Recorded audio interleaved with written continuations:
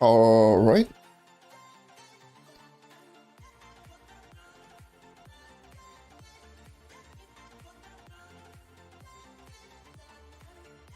Okay. Put this real quick. Edit the video.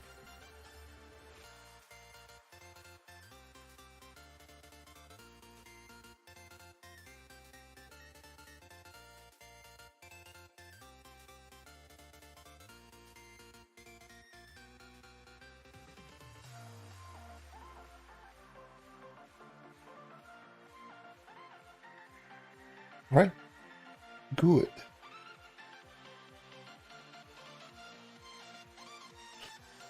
Why is it such a pain sometimes to navigate through this?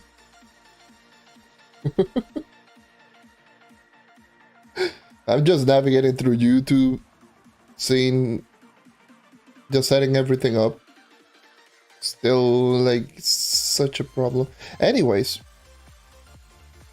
but it should be good to go now. Hey, how's it going, everyone? Welcome to another live stream. Today, I'm just going to be doing my weeklies because I haven't done them. So yeah, it's just going to be the regular, just doing my own weeklies. I will be doing the delves. I will be doing the 5 stars. And probably if I do have more time, I will probably do the tomes as well. But yes, if you can actually just tell, I still haven't even set up the Xbox holder. But yeah, another thing that I have been doing on the background is that, yes, as you can tell in the title, I got all classes already at 40,000 power rank. I decided to sit down and just started upgrading all of my gems because if you can tell by the time that I grinded the last time, when I was grinding, what was it? I don't remember. I think it was just casual grinding. When I checked, I was running like 500 to 600 sparks on each color. So stop spamming, by the way.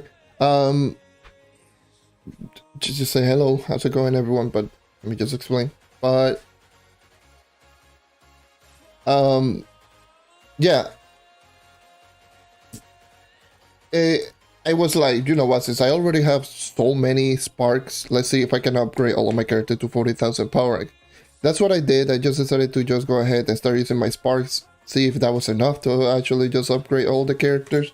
And lo and behold, it was more than enough.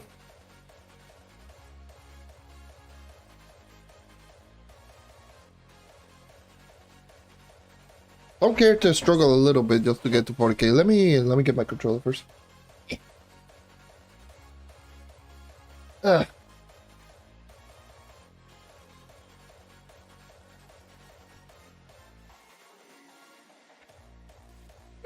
Jesus. Sorry about the lag. Anyways, shall we get started? Let me just put in Trove. Trove, alright, good. Let me just change the screen.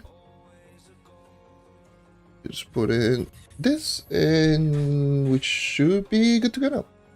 Alright. Anyways, hello everyone, hello, how's everyone doing?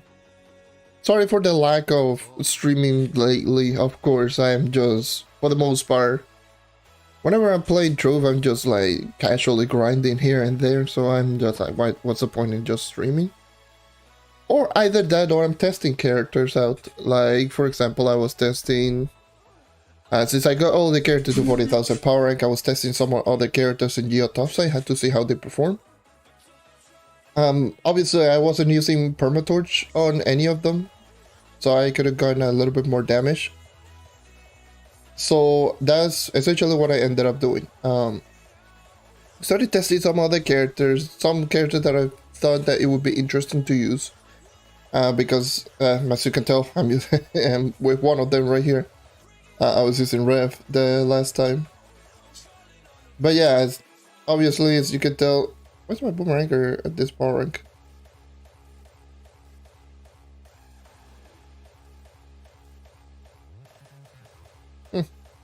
Maybe I forgot an upgrade, I don't know. But yeah, this is my lowest power rank. Oh no, I ran out of patron. God damn it.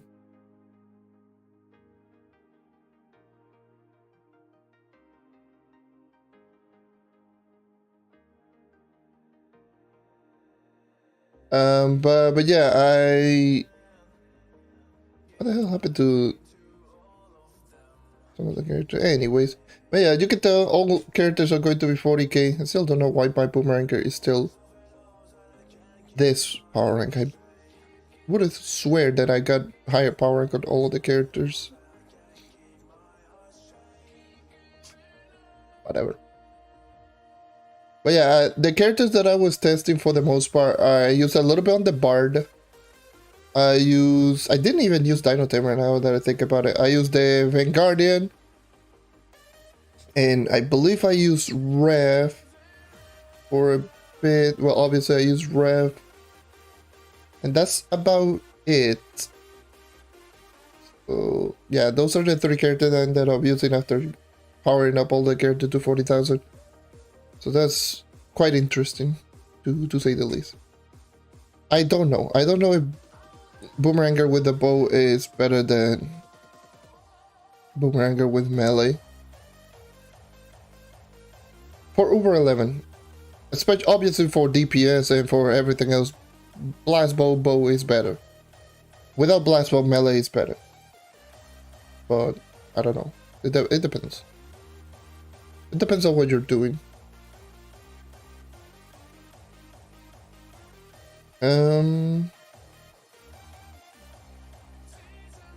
So yeah, as you can tell, like I just mentioned, my Gen Sparks were the 600. I managed to end up just remaining with the 200 to 300 on each.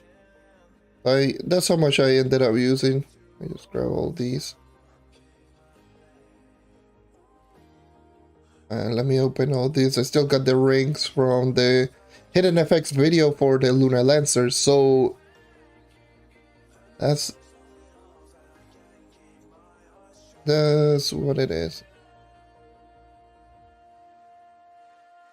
My XB1. For a future character, you go there, I guess.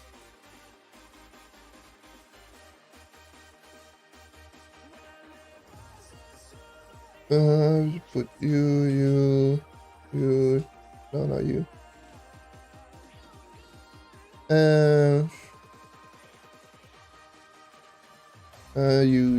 You.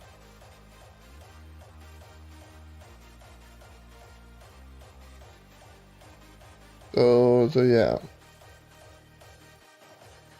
Yeah, all characters are 40k. I could have had them for a while back and I just decided not to do them. I was like, oh yeah, let me just wait until the video. It's like, why?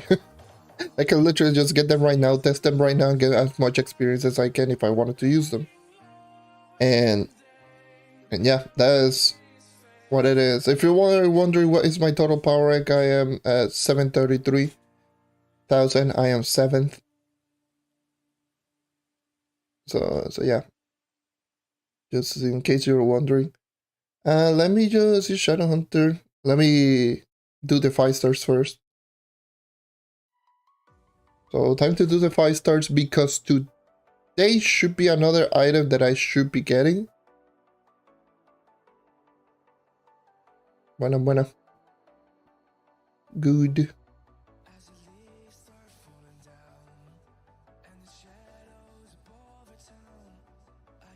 Nice. I wasn't I wasn't able to just join in during that day.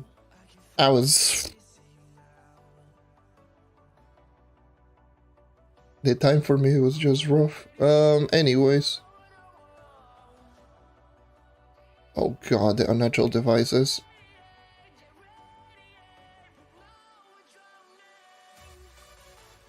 So yeah, I will be able to get at least one of these today. One of these two. This is 100 mastery points, which should level me up once I get in mastery. That should be 875 today.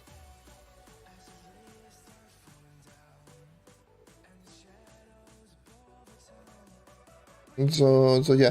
I also have been doing some little experiments as well.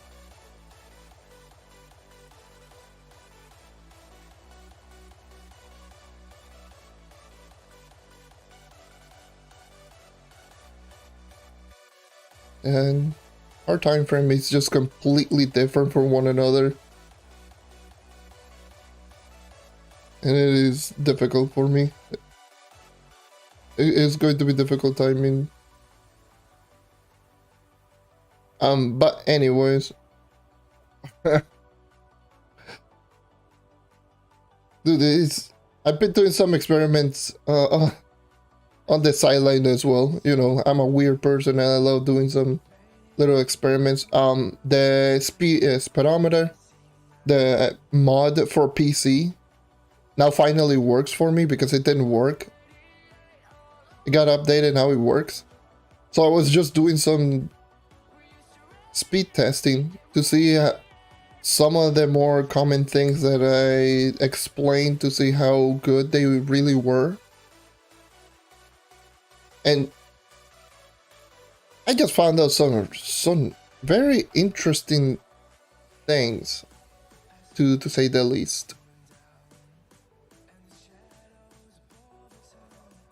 Now, first of all, I didn't realize how good jump dodging really was. And it is good for certain classes. Shadowhunter is just one of them. Jump dodging, it is something ridiculous. Also, another thing is just going to be this. If you don't jump, or once you do land into the ground, that's when you lose movement speed. So you have plenty of time. I didn't realize how much time you actually do have for doing this. But the explosion has to be pretty fast, from what I could tell. Yeah.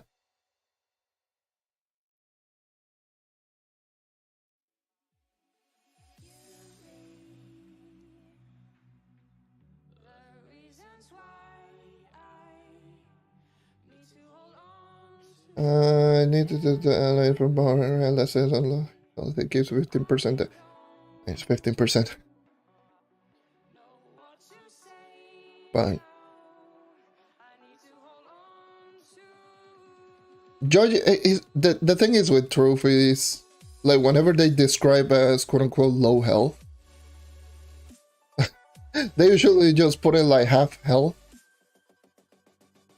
Like, oh yeah, this is low health and it is half of your HP. Like, what the hell?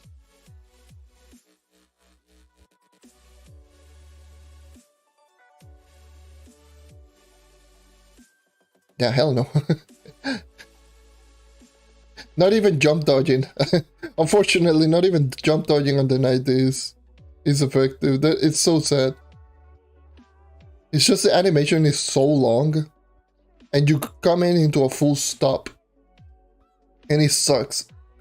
When I saw it, I'm like, God damn, at the very least, I know on the floor is, like, it's obvious, it's not meant to be just really good dodge. Not even the best classes with good dodge, like Shadowhunter, you know, gain a lot of, you know, forward momentum. Ooh, put this under, let's see if I can get the hairstyle.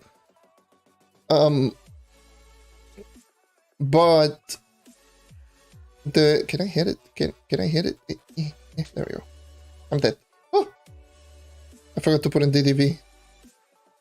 Let me just put in DDV.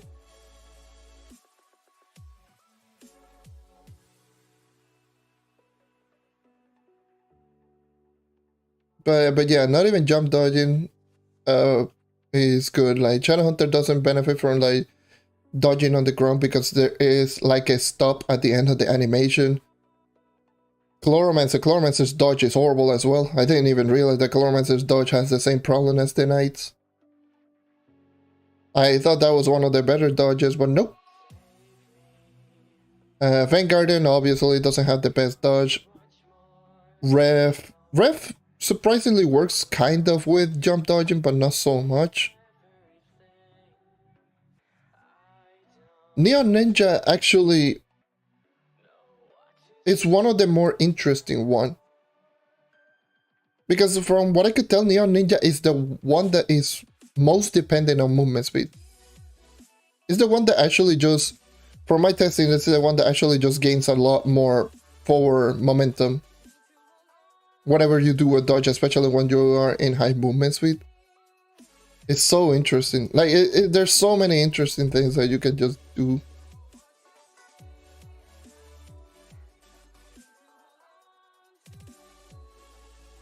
Yeah. Es la mejor clase para farmear, la que te guste más. Esa va a ser mi contestación, by the way. Estás preguntando a la persona que usa el Knight.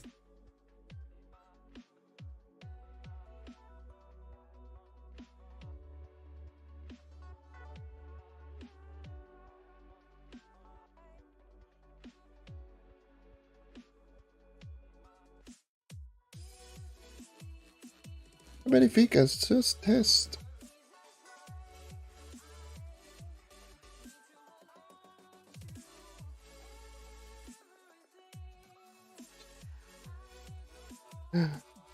Ese Hunter's Under.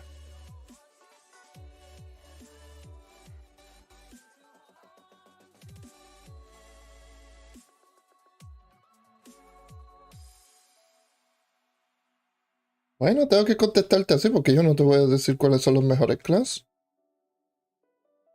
Va y pasa lo mismo que siempre pasa. Les digo les digo lo que yo pienso que es el mejor clase y después dicen, oh, pero ese clase aburrido. Oh, no me gustas. ¿Qué diablos quiere? ¿Para qué diablos quiere preguntar?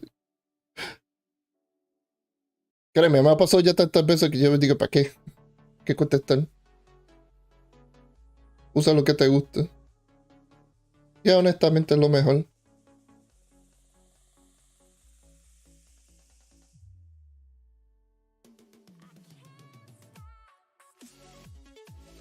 Cuando el Ice Age estaba en el top, yo diría, oh sí, usa el Ice Age. Si creo mi opinión es mejor que pero el Ice Age no me gusta. ¿Para qué diablo pregunta?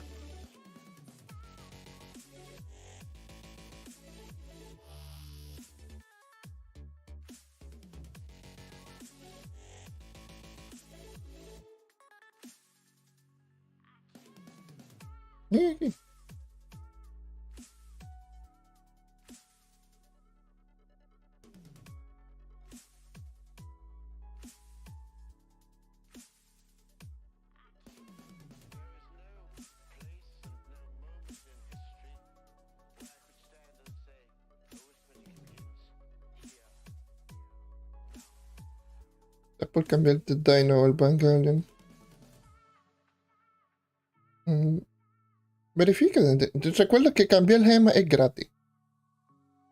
Todas las gemas de cambiarla, eso es gratis. Eso puedes experimentar y ver qué te gusta más. Freedom.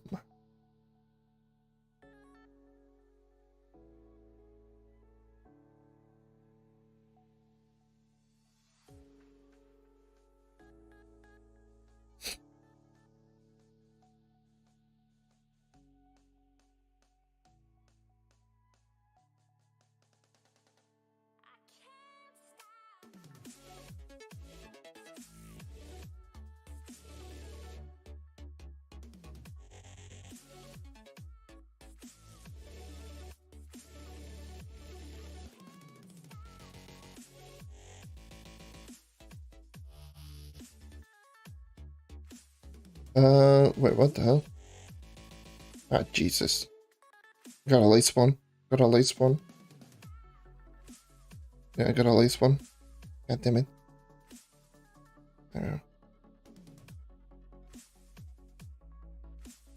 Didn't check all of them, but yeah. There's some cases where you actually do get late spawns. Which sucks. Happened to me one time and I lost one 5-star because of it.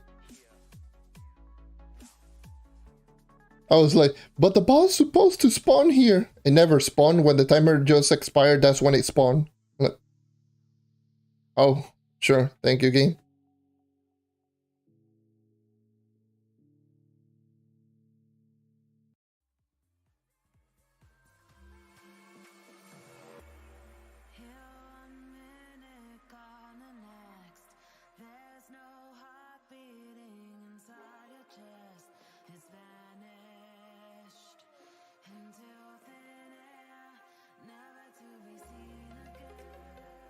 Well, now that I'm done in getting all the classes to 40,000 power rank, I focus a little bit more on, a little bit on more on vids.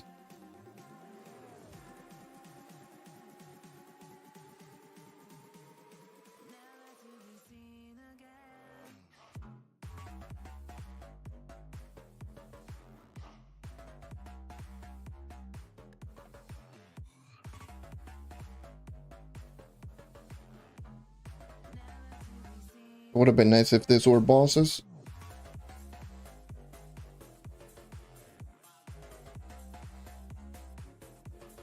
Like this one, like it would have been like this, easy.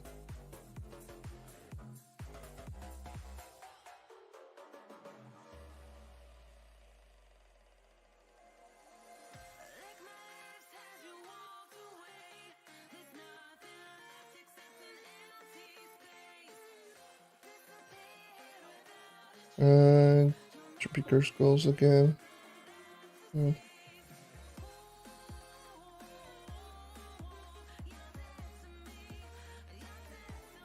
I'm still just debating whether or not should I go with Solarian as my next class. Because I've been just tempted to just do Vanguardian as well. Because I feel Vanguardian is such in an interesting position in the game. But I want to do Solarian as well because it's, you know, the new class, woohoo. Even though everyone knows it's a DPS class, it's not the best in dungeons. Oh well.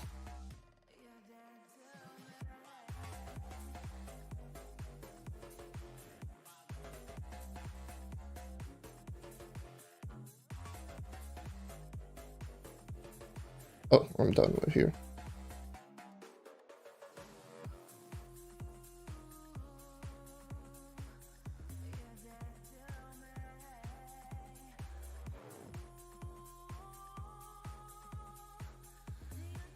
Sí, más fácil. Lo he mencionado muchas veces en videos. Sí, los enemigos de Topside tienen... No, tienen el mismo Darkness. Lo que tienen es menos vida. Tú le quitas lo mismo que tú le quitas en los... Que los mundos normales, excepto Thunder Uplands. Thunder Uplands tienen más Darkness. Sí, eso es así. Thunder Uplands tiene más Darkness que todos los enemigos. Pero... Elemental Worlds, todos los otros biomas y Geotopside tienen el mismo Darkness. Lo único es que Geotopside tiene menos vida. Es lo mismo con V10, by the way. Oh, boss. Get a kill. There we go. Shadowhunter being Shadowhunter.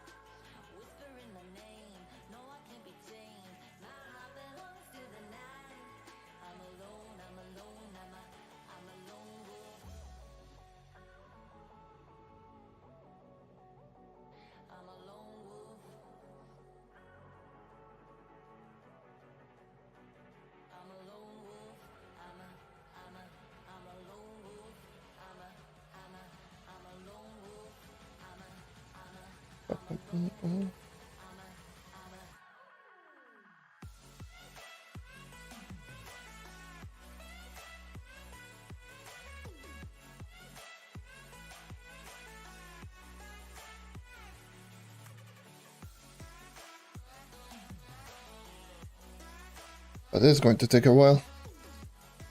It's going to take a while. It is going to take a while.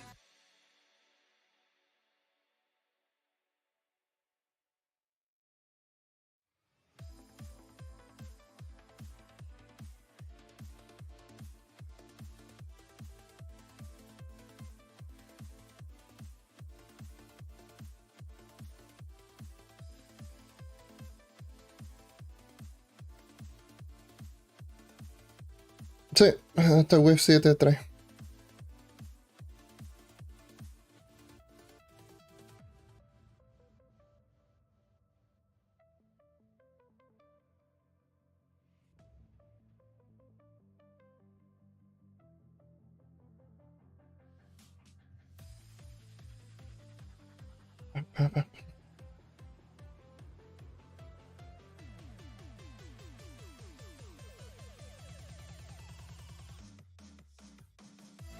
Yeah, let's go.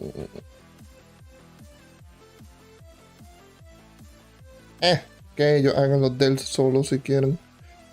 Yo estoy bien. No necesito tanta la ayuda.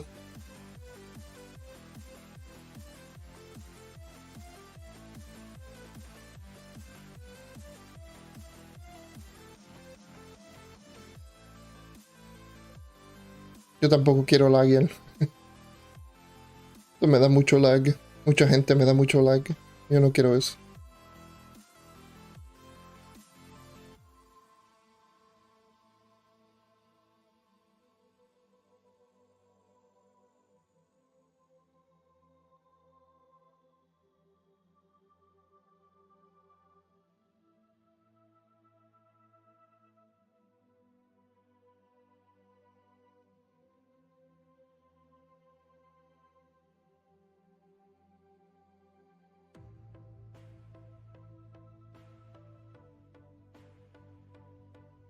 Um.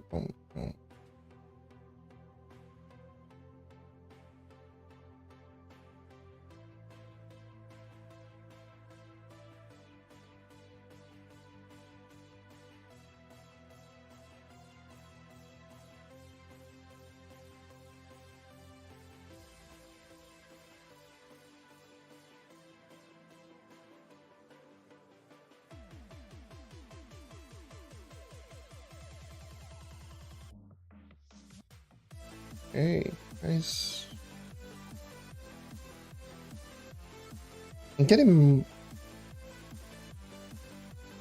Now it feels so natural of using pads, like button pads on the back of the controller when playing Trove now.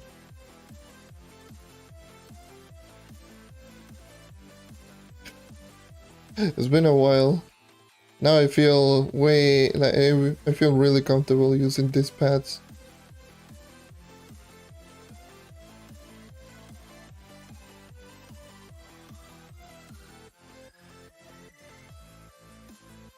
Ew, comodidad. Cringe. No jugar el juego. Ew. Prefiero tardarme más para moverme.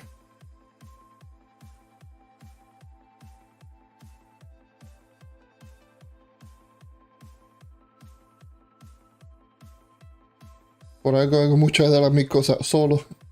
Por algo yo hago... La mayoría de las cosas yo lo estoy haciendo solo.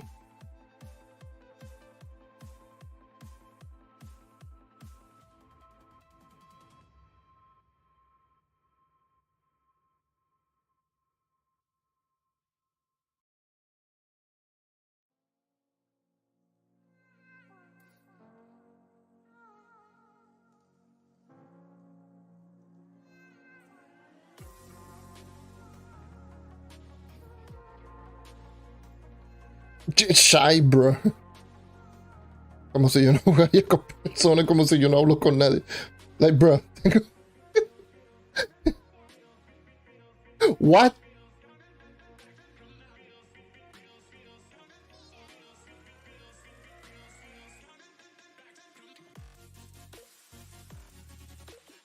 No, me da ganas de ponerle explosive chai. Bro.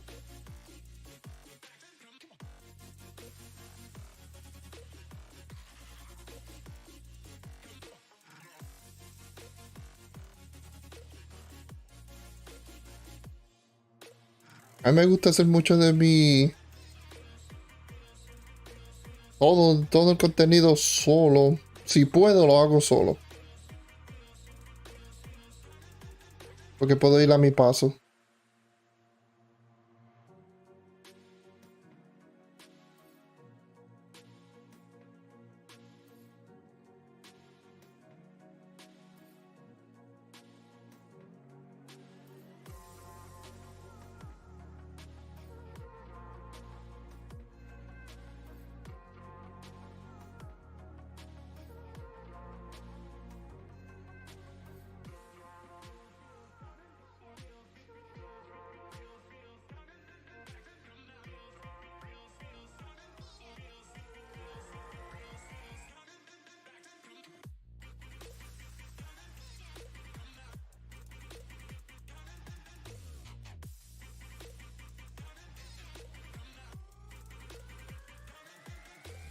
Mm.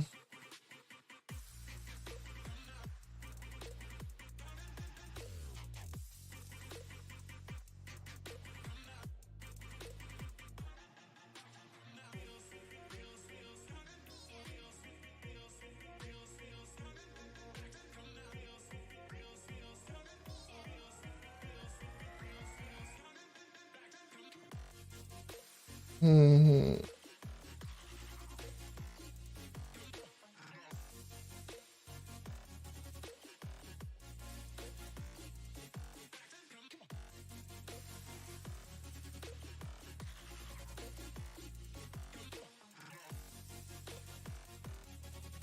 De mí, mm,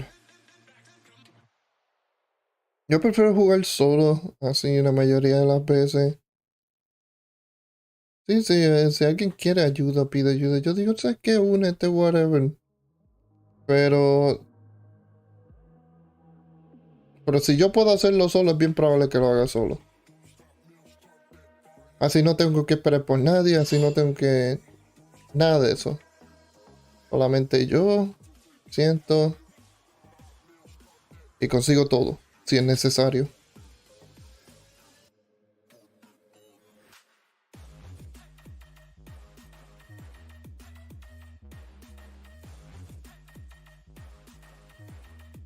Así como yo he grindeado la mayoría de mi tiempo, todos mis semanales, hasta cuando era con Leviathan, es lo mismo, cuando podía hacerlo solo, lo hacía solo.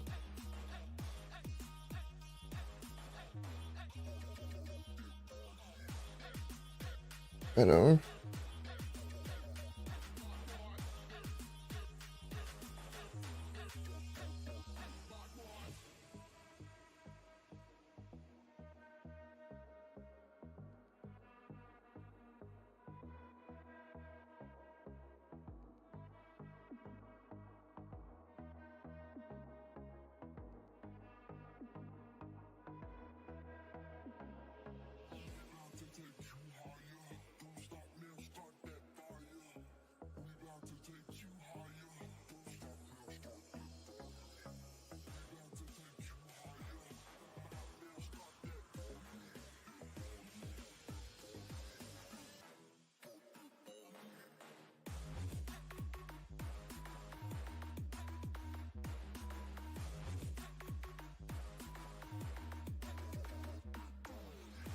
las únicas veces que yo grindeo en grupo, usualmente cuando salen las actualizaciones,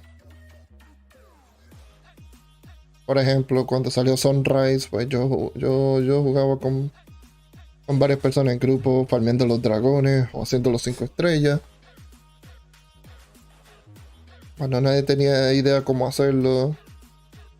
Obviamente que los Paragons, cuando todo el mundo estaba grindeando experiencia. Um, Cosas así, tal vez eventos. Si requiere grindar algo como Delves.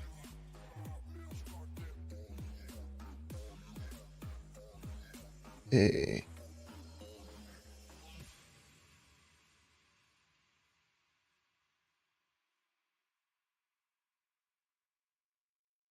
y ya. Eso fue. Esos son más o menos los momentos que yo usualmente grindo en grupo.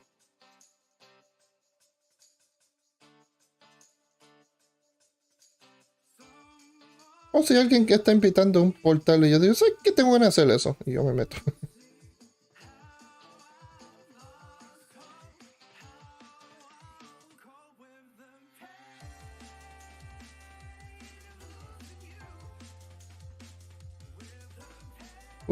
Lag. Hello. How you doing?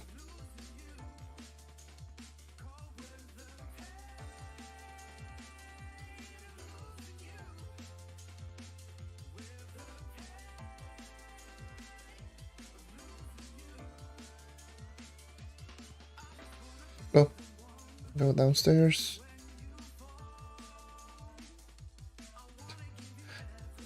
Uno saca muchísimo. Es raro porque yo nunca vendí mis piñatas cuando yo estaba grindando Paragon.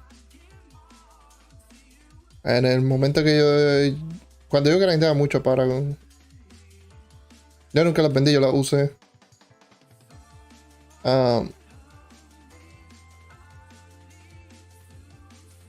O sea, eso yo lo usé. Que lo único que terminé sacando de todo eso fue un anillo Cristal 4. Bien basuro.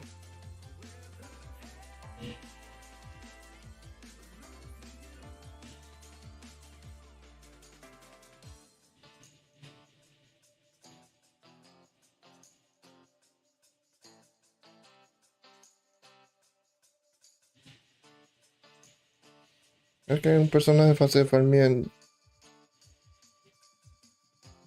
Maybe. Tal vez. Tal vez haya un personaje fácil para farmear. ¿Qué es?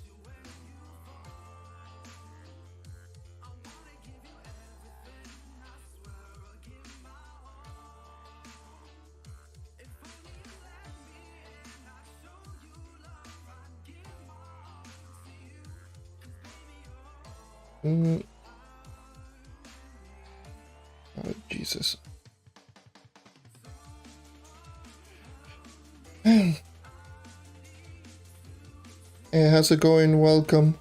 By the way, I'm not checking too much on the chat like all the time and just keep going back and forth like this. Because obviously there have been some cases where I'm just not paying attention and I lose the 5-star.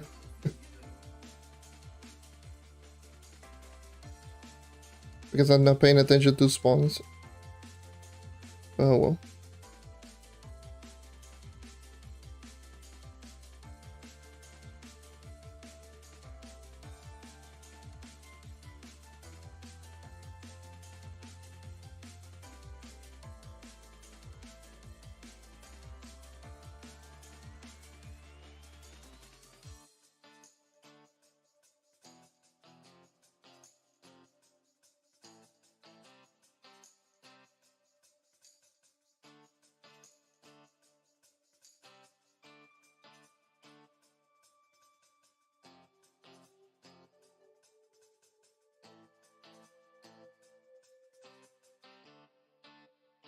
¿No puedo hacerte el dino?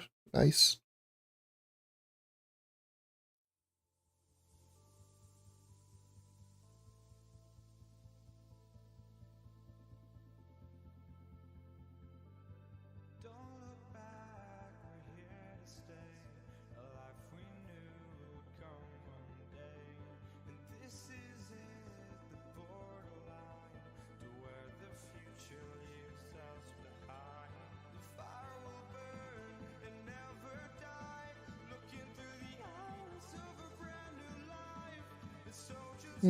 Boss.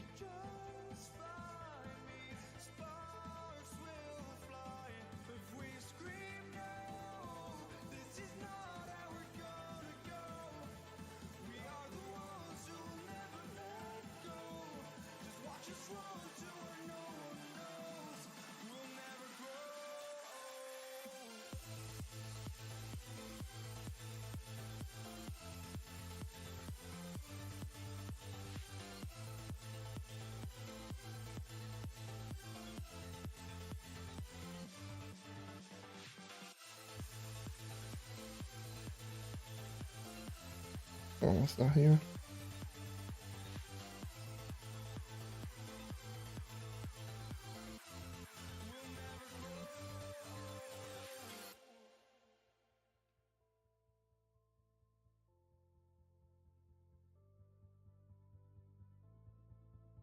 Okay. Should be boss. Boss? Yeah. 43.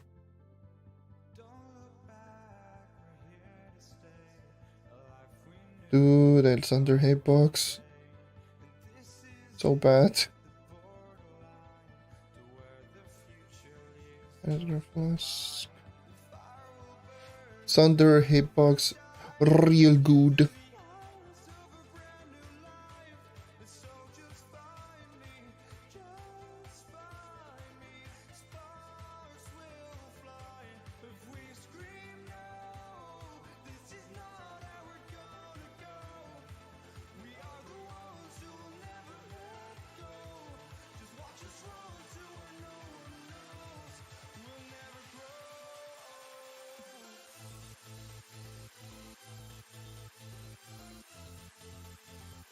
Been noticing, yeah, a lot of people really has returned to this game. What the hell?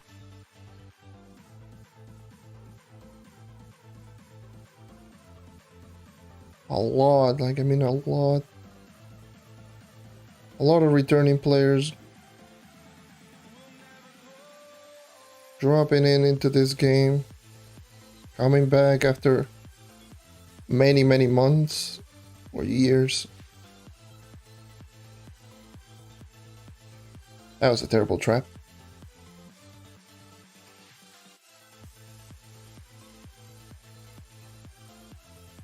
Alright.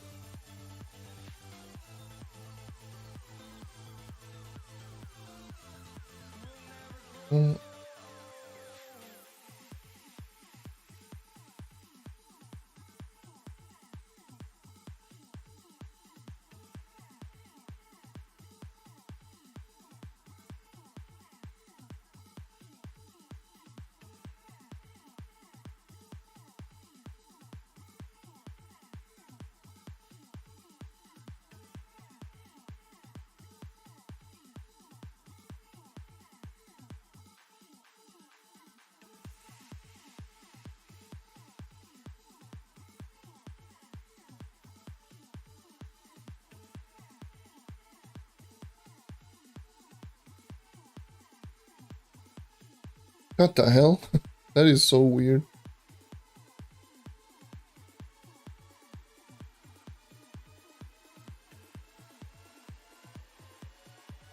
Hey, how's it going? Welcome. For me, not much. Just me, just doing my own weeklies. Getting all these undercharged crystals to craft another mount so I can level up my mastery. Oops.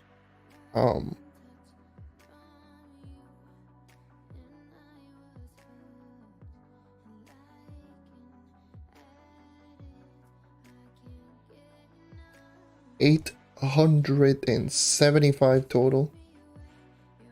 Crazy.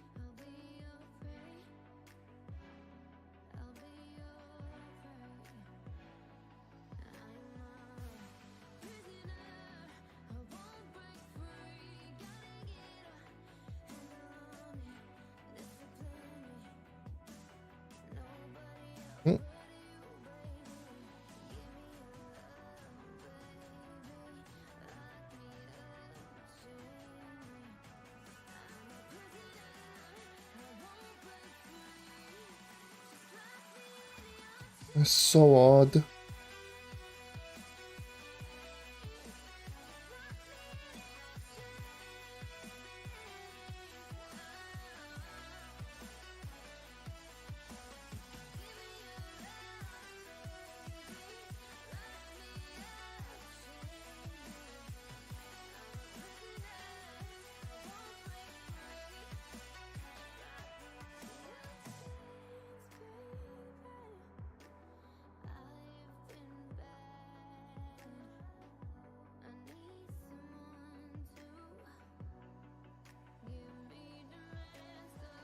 Hey, there we go, jeez. Alright, so, ow, okay, my bad. Goddamn boot.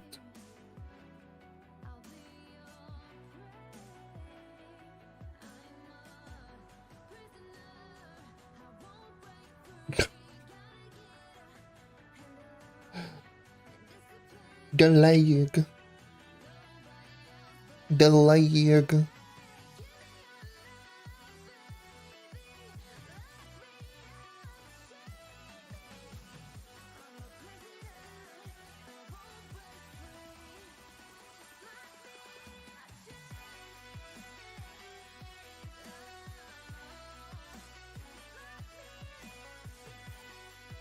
Is it tomorrow Harvest Day? Or is it on Wednesday? Because I believe that I'm very close to my last harvest on the plants.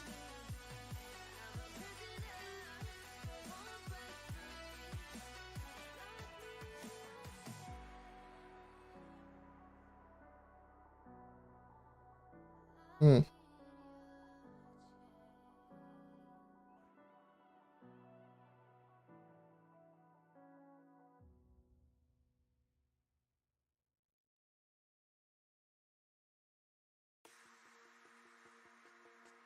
Shadow Seeker being Shadow Seekers.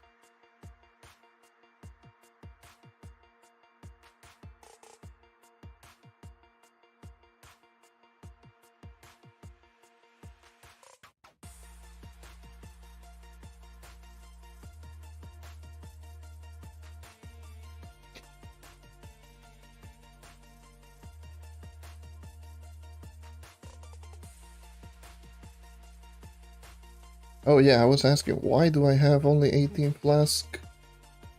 I don't have my Permatorch equipped. My Permatorch is on... which class it is? Solarian or is it on Vanguardian?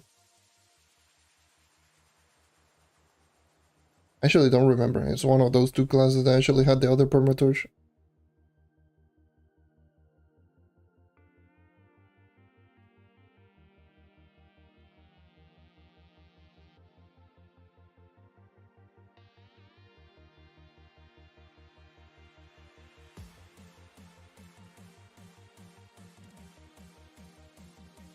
Mm,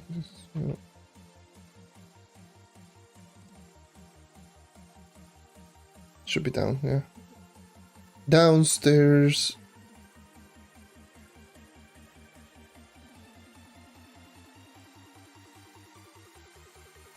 It's not boss, right? I don't remember. That's 52. 53 is boss.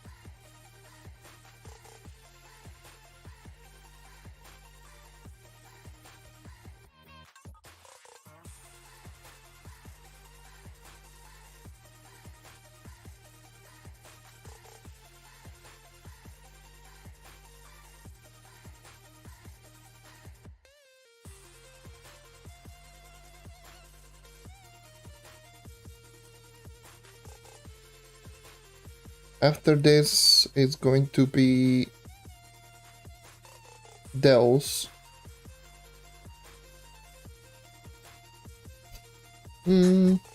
What depth should I even do? I don't think I'm going to do high today. Today I'm going to be probably doing 90s. Yeah, I think I'll do 90s.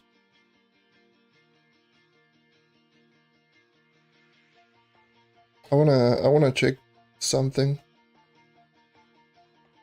No, god damn, hitbox is so bad. I wanna check something. I wanna check if the EXP still works exactly the same way.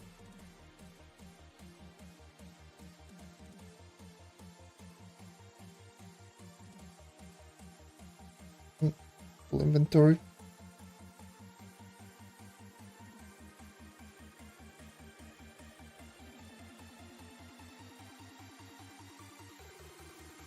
Bruh.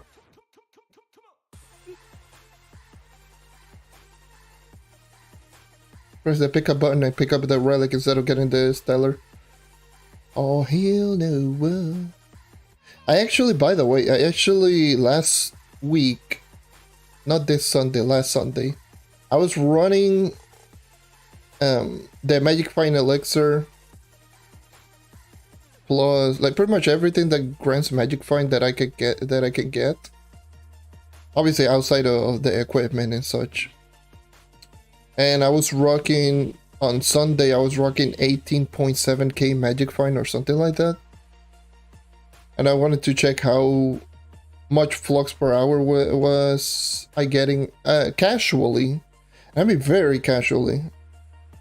Like in some cases I wasn't even paying attention into the game. At over 11 geotops I was getting around 1.1 mil to 1.1 mil in the hour that I actually did grind it. It was around a little over 1 mil. The amount of stellars that you do get is just ridiculously crazy.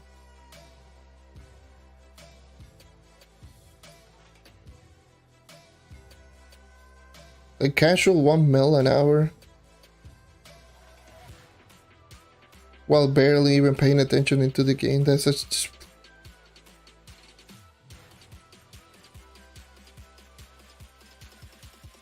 It's so crazy.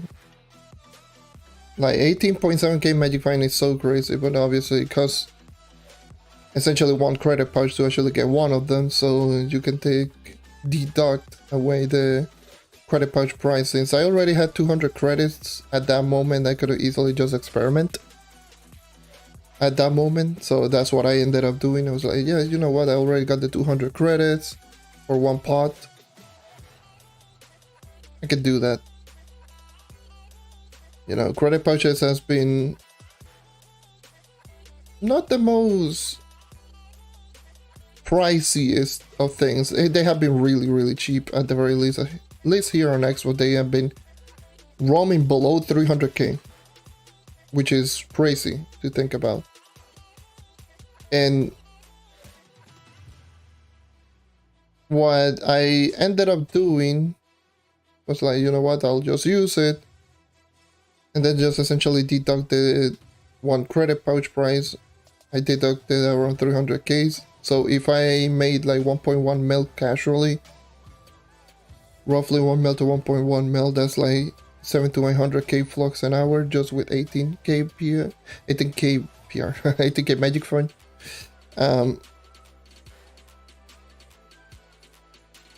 Which is just so ridiculous. It's so ridiculous.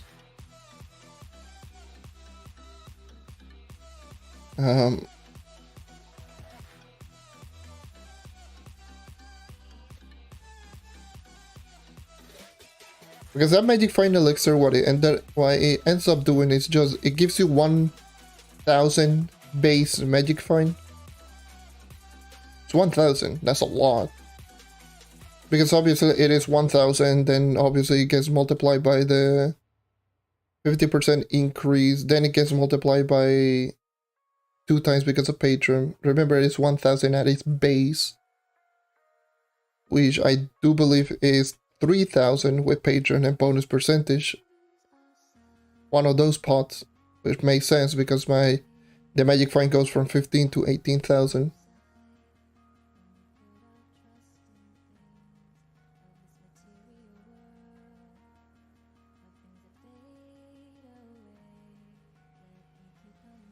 It's so crazy.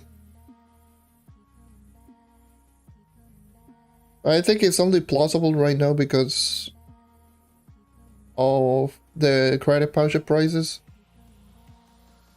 But if we were talking like credit pouches before this sudden just price drop across the board, I would probably say obviously it's not worth it. Definitely on PC it's not worth it.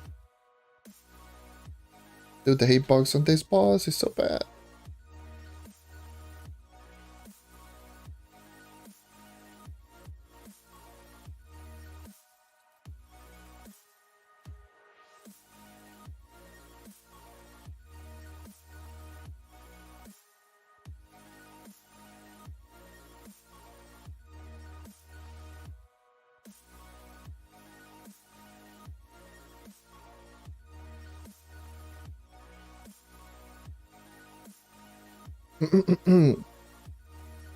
Yeah, 18 point. It was like 18,764, if I do recall correctly. Something like that, like 18,864 magic fine.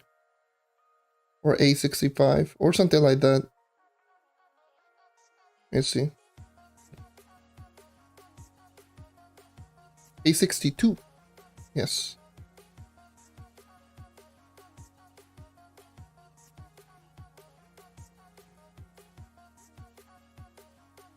And I made sure to do it after unlocking Stain. So this was with all of the dragons, including Stain.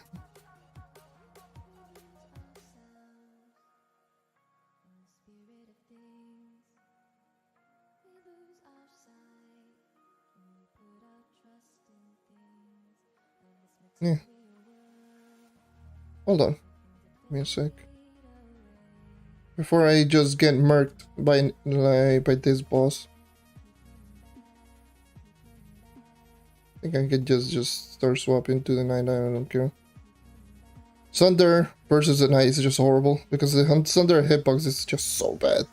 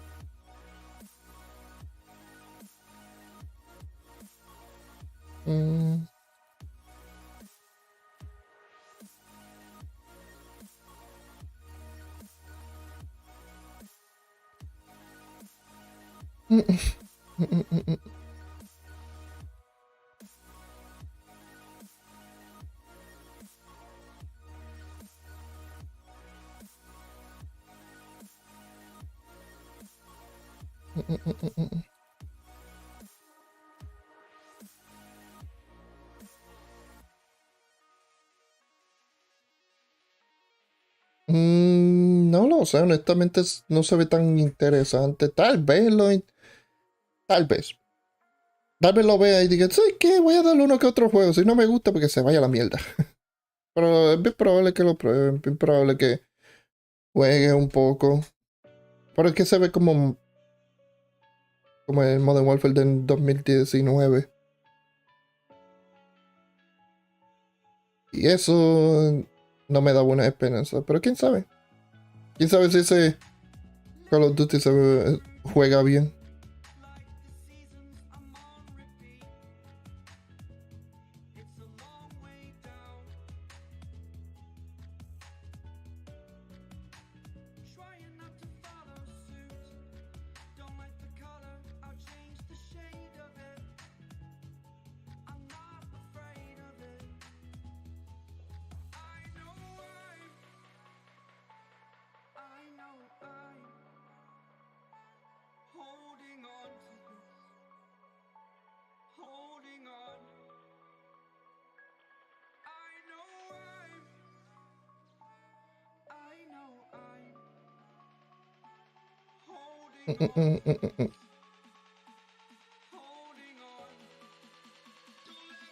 I actually have been wondering a little bit.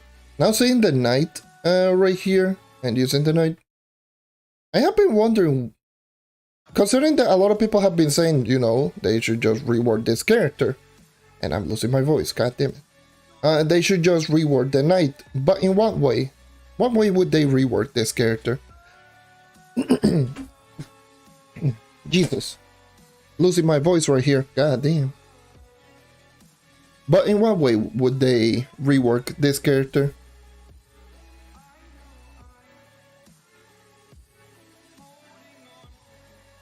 I'm actually so curious about that one.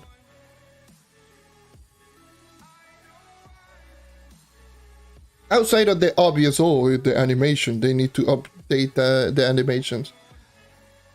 Because that's a little bit too obvious. Like, outside of that, what would you do in order to rework? Obviously, I got my own set of things that I would love. Like, for example, Coco Dodge, Coco Smash, please. Like, why are they even there?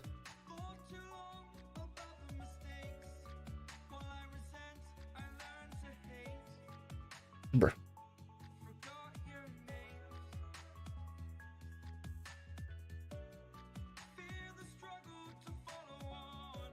How convenient. When I'm almost finishing this, that's when it appears. Alright.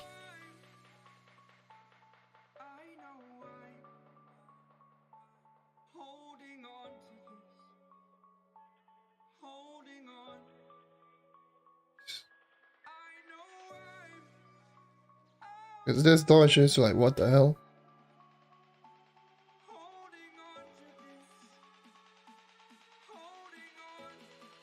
This is hitbox so bad.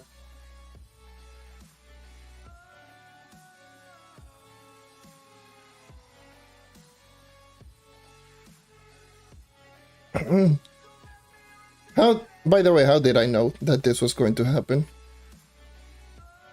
I just knew that this was going to happen.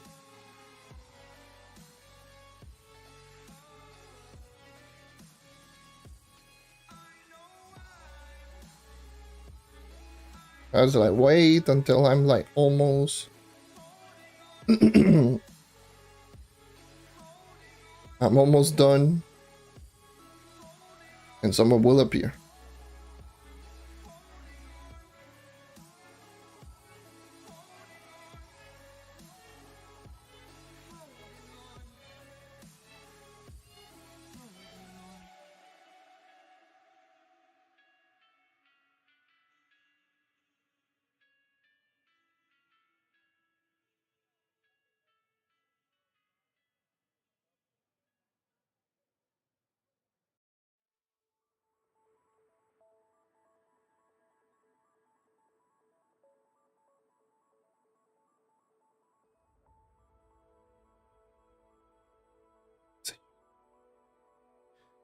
Yeah, I got you, I got you.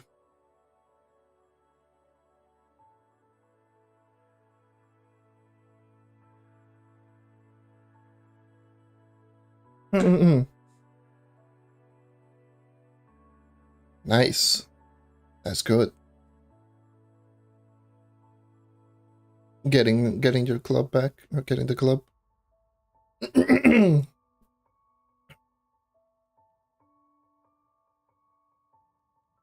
It's just crazy giving the president to just a random because broken Trove be broken.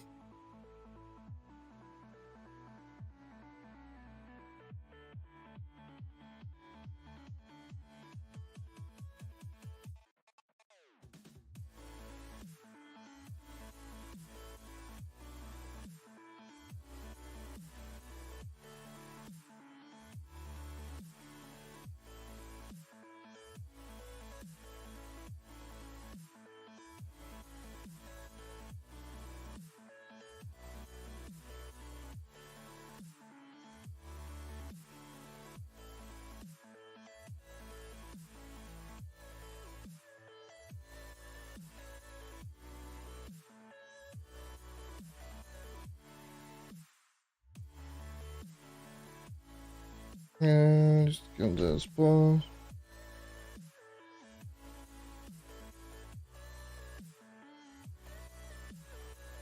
Should be the last floor.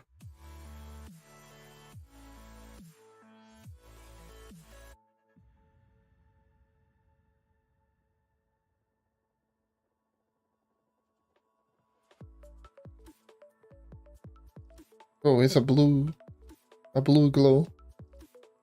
Sunder. I need to keep jumping just to actually just hit the boss because sometimes it doesn't do it. But it's not moving. Okay, that's good. There we go. Done. Alright.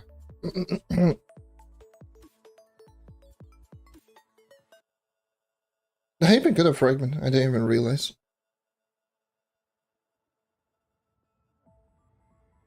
Okay.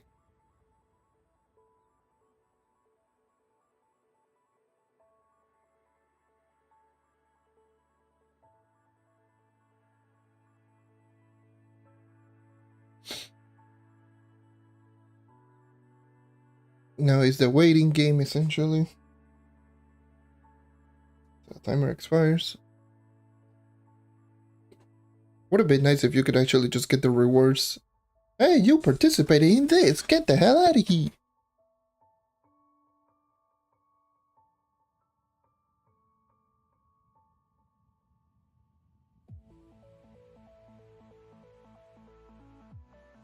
Okay. Now.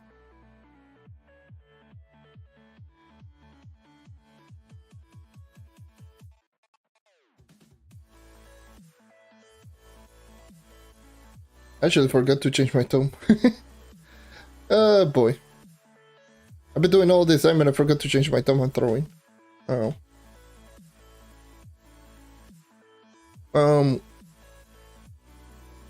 Alright. So that would be 15, so that would be 90. Could probably even get even one of these two allies, but I'm not going to get any of these two allies. Now it is time for me to get either of these two. The most cost efficient is this one. Out of these two. $750 less a radiant power cell. For 2 more unnatural devices.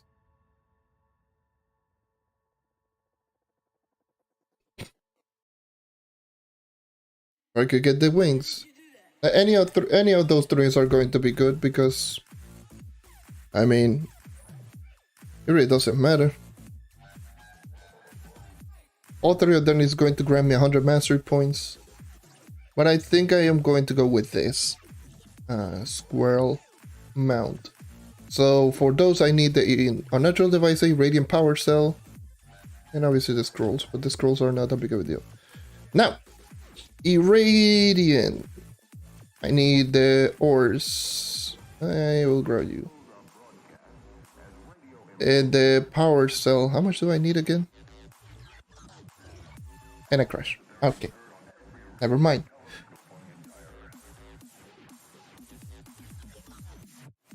Trove, the only game that you navigate towards the menu and you crash.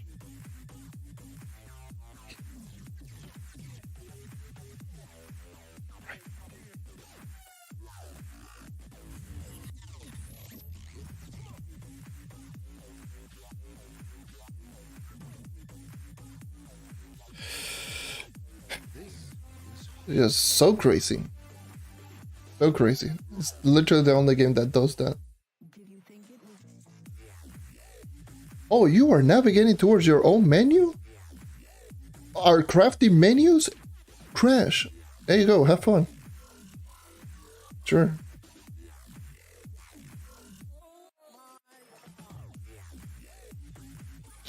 Alright. I go slowly. Okay.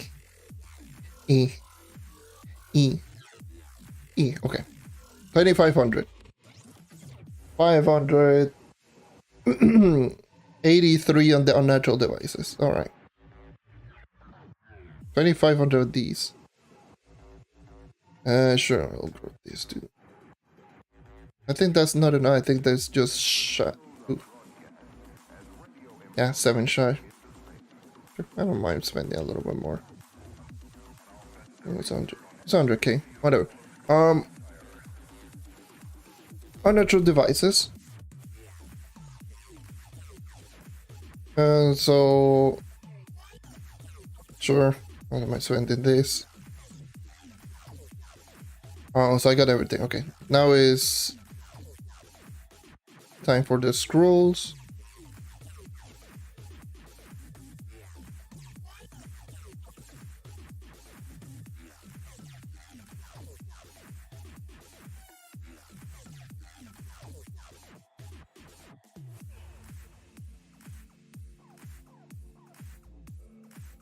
And level up my mastery.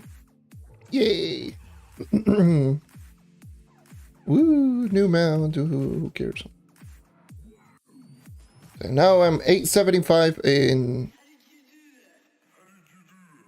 mastery. I'm now 46366. What the hell? That is a power rank.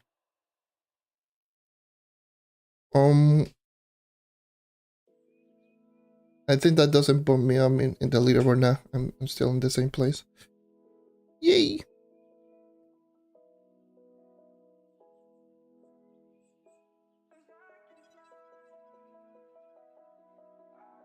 Alright.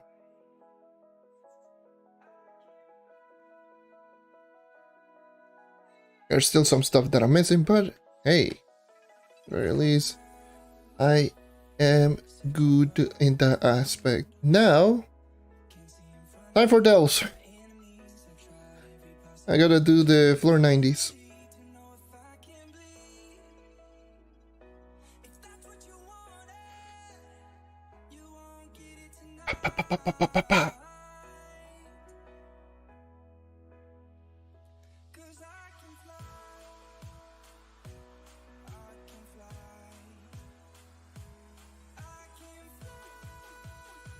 But I'll use the knife for a bit. I could be using Draco just for the sake of it. And you know what? I'm gonna smack my way through victory.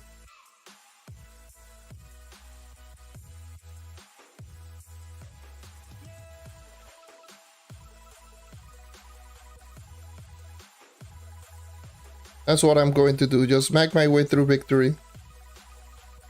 As the knight should.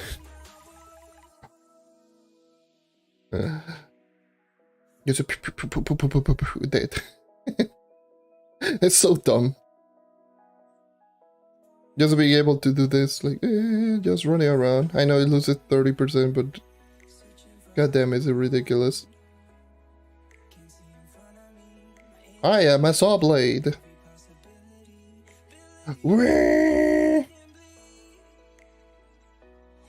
Yeah, I'm going to be running now. Can I?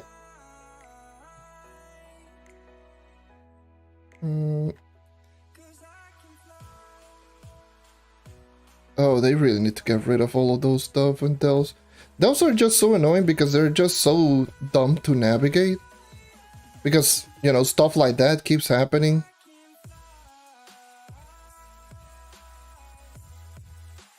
And yeah, it's just so annoying.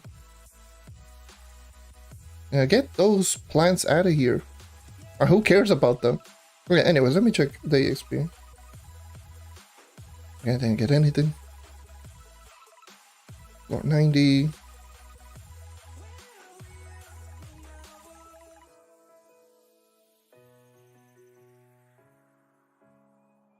Why do you give me one of these boss memento?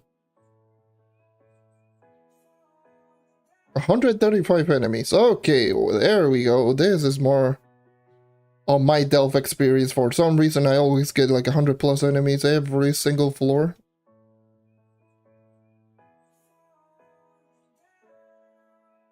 No matter what floor I'm doing, it's like, oh yeah, kill 150 enemy, kill 200 enemy, kill 280 enemies. It's like, bruh.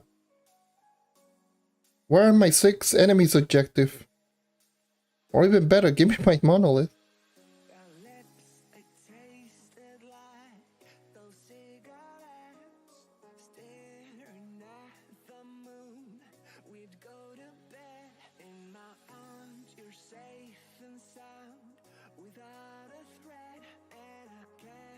I am going to smack my way through victory. Woo!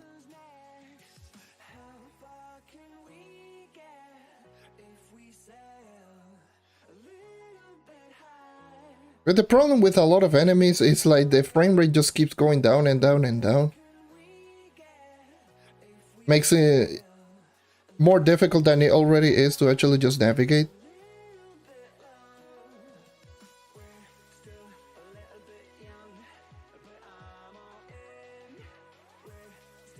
Let's go into manual pulls.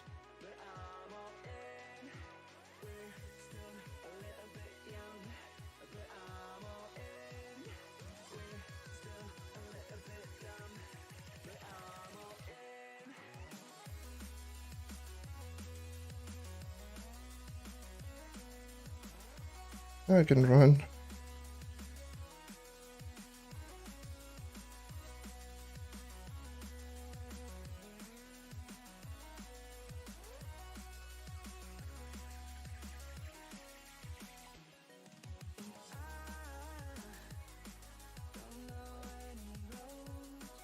What's up, passage? Let's see if I can get a shellbird here.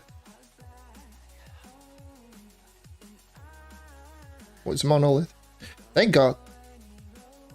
Let's hope that these are the good monolith, actually, because sometimes they do spawn like terrible spawns on monolith. Well, that is a good one, I guess.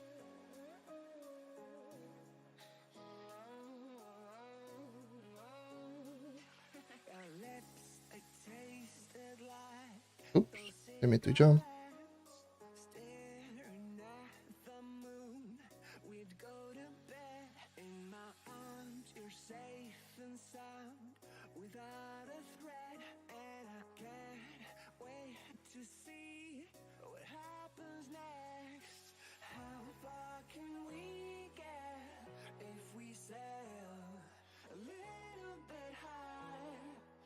I believe like, when was it, like 2-3 weeks ago?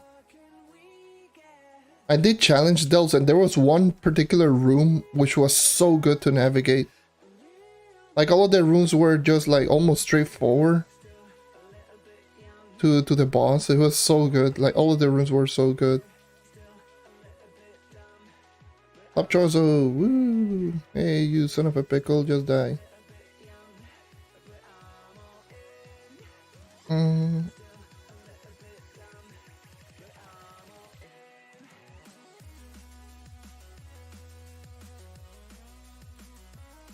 Yep.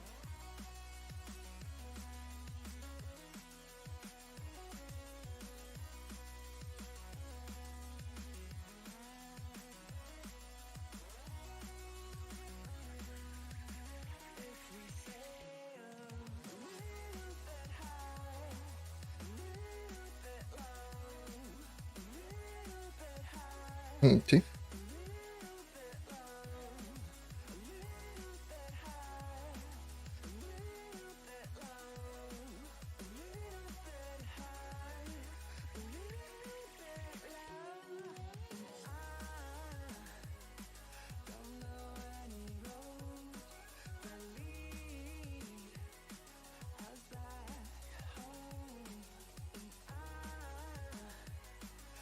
I'm not gonna do this.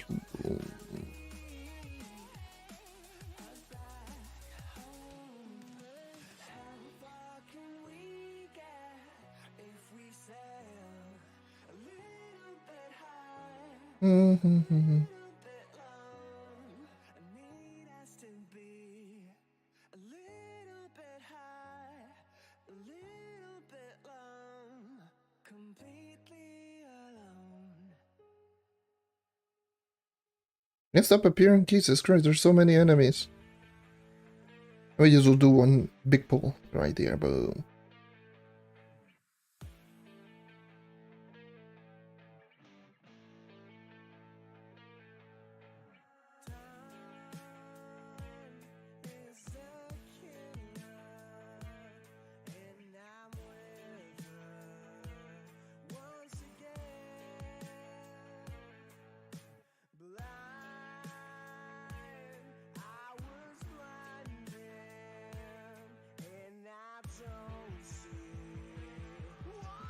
Those are so difficult. They're so annoying to navigate. They are so annoying to navigate. Also got rid of the EXP that you actually get in floor 90s. That's so lame.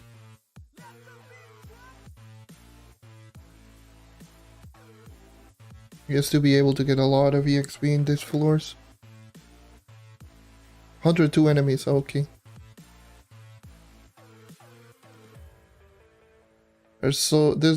Those are just so annoying to navigate. Which is a shame because in those you can just pull, like, you can just run really quickly. It has so, like, it has a path painter and vacuumatic for pulling and moving really quick. But the problem is, it's like, you move so fast, but the rooms are just so, you know, it's a literal hallway, it's a passage, like the rooms are so small that you end up hitting every single wall.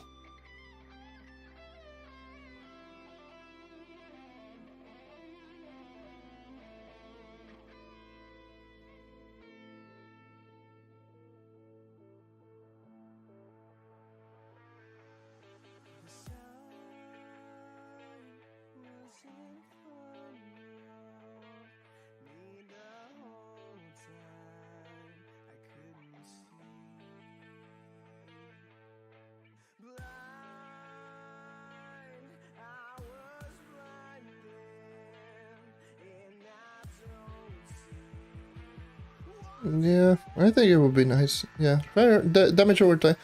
It's the thing is with damage over time is like, especially recently they started adding damage over time on characters. Like damage over time, for the most part, most of the things that they did before adding damage over time into the game were just minions. Like stuff like Colormancer, Tombbracer, Luna Lancer, Draco, etc, etc. Like that was the actual damage over time, because the damage over time on abilities like the Revenant's Bulwark Bash, Stinging Curse, all of those things, for some reason they never used to do, well, they don't do crits. So they never actually did like a really good damage over time ability. Ever since they started going over the Shadow Hunter with the ultimate ability and Sacred Arrow, they've been starting to do like better damage over time abilities. So I wouldn't be surprised if they do. So I wouldn't be surprised if they just add in damage over time on Draco.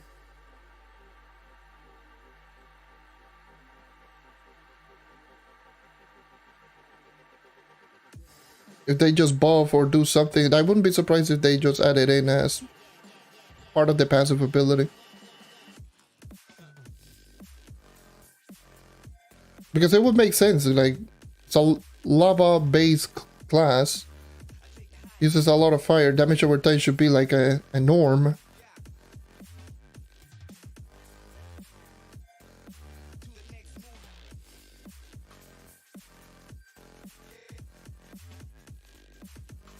So I guess that's probably the reason why it is a minion type character, because I believe that's what they were going for. But obviously with damage over time, all of them used to do like no crits. I was like, well, you know what, better alternative, yes, let's just drop minions.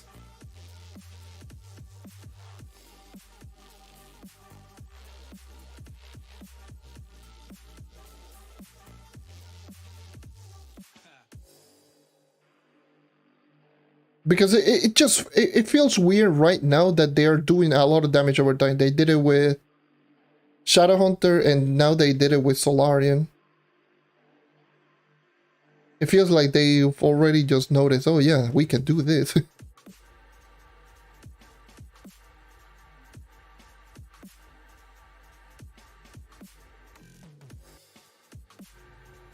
Yeah, damage over time on Draco would be nice. Probably it would be nice if they just added into Spitfire out of all of the ability and basic attack in Spitfire, more so Spitfire than basic, just to make the ability just a little bit more usable and make that ability just a toggle ability that you can activate and deactivate whenever you want.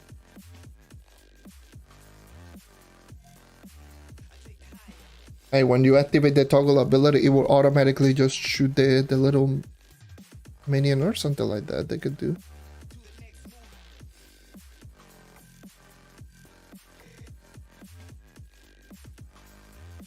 Because goddamn, it's so annoying you having to use the basic attack and then all of them keep pressing the Spitfire ability, canceling your basic attack for an ability that is just super difficult to notice. Ooh, that was... Ooh. Ooh. That was pretty nice. that navigation. Just threaded the needle like right there.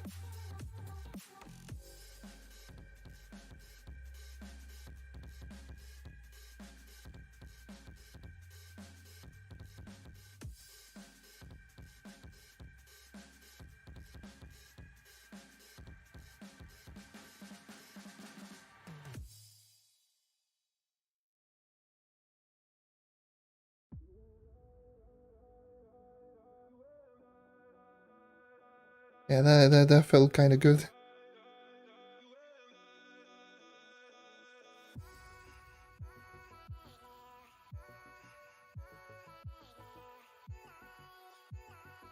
A bleed effect on basic, holy Jesus. Make the night basic attack even stronger.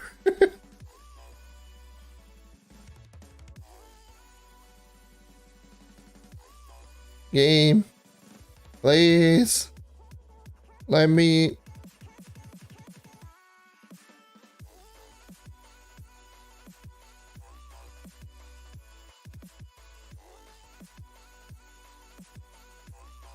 I'll just kill this room.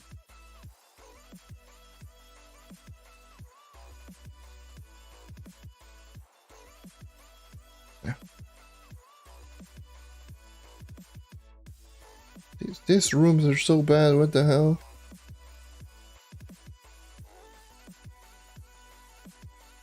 Where's the get with terrible rooms?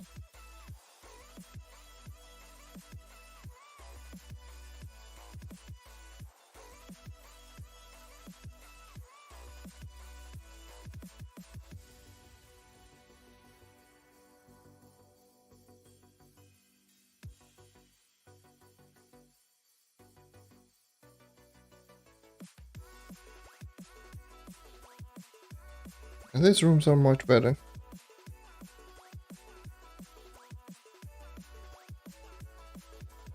Imagine the night with a percentage movement speed buff.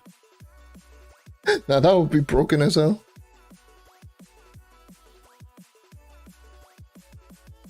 Imagine if overcharge was 25% rather than 25 base movement speed. Holy Jesus!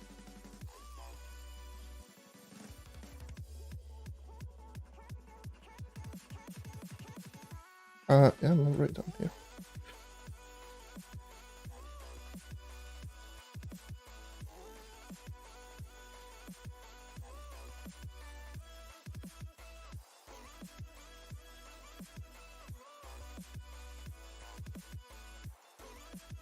That'll be so crazy.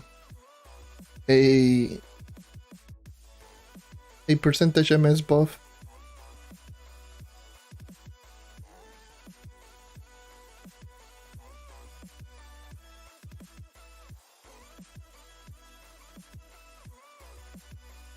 That would just, whew.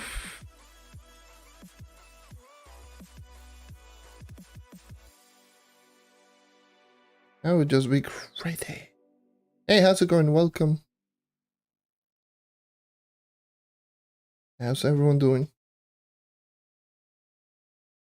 Yeah, just a percentage movement speed buff.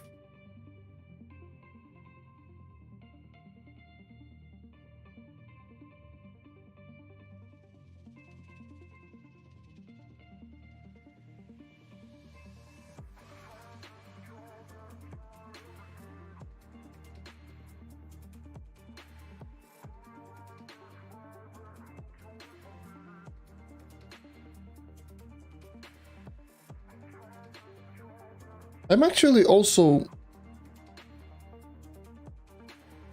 very curious how they are going to approach the next class rebalancing.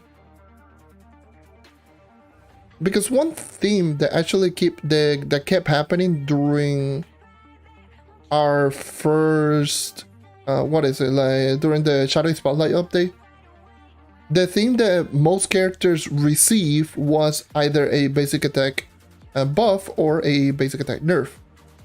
Most cases was a buff, and the cases for the Gunslinger for some reason it was a nerf. But for the most part, like, it was mostly basic attack based, the one that actually got the bigger increase.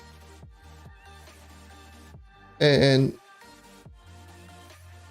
yeah, yes, I'm doing weeklies. So I don't know if they're going to, oh god, 153 enemies. If now with the next class rebalancing, if they do it, who knows, maybe they will start buffing ability damage, like the damage on other ability rather than basic. Because I feel that a lot of abilities, in terms of the damage output, especially the slower one, the damage seems to be kind of underwhelming, if I'm being honest. The damage increase that some of them receive. For example, Smash and Spirit Square receive a damage increase from 8 to 8.5, which is a 0.5 increase, which is barely anything if you actually put it into actual context. The Vanilla Sword went from Candy Barbarian from 6.5 to 7. The Revenant's Bulwark Bash still remains at 9.5.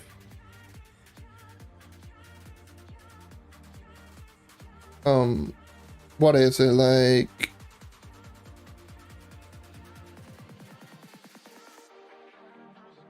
Which other character? Like Vanguardian, Ibin didn't even receive, like Ibin and Plasma Blast, neither of them received damage increase.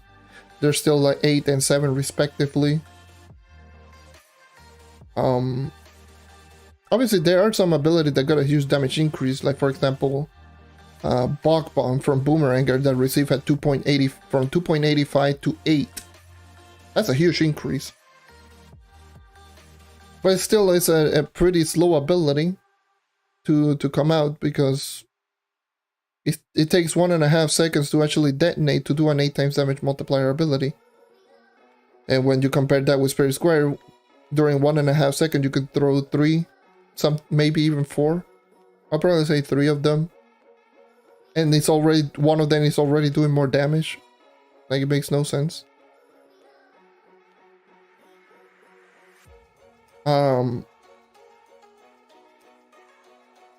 But yeah, as you can tell, a lot of abilities actually aren't particularly just really strong. Most characters right now at this very moment is just basic attack, basic attack, basic attack. So right now, if the character has a strong basic, then the character is going to do pretty well.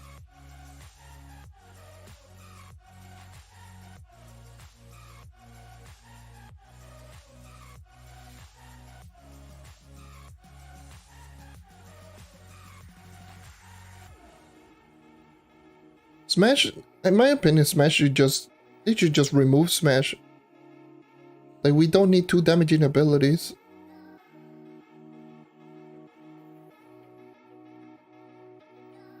Smash should not be in the game when Spirit Square is already there. Because both of them pretty much serve the same purpose. It's like going to end up being like, either you use one or you use the other. And at this very moment, you use Spirit Squire over Smash any day of the week, because you do same damage well faster, and while bringing you so many more benefits, especially overcharge, stun, range, momentum building, etc, etc. You know, all this stuff. So I don't know. Ese nombre, bro.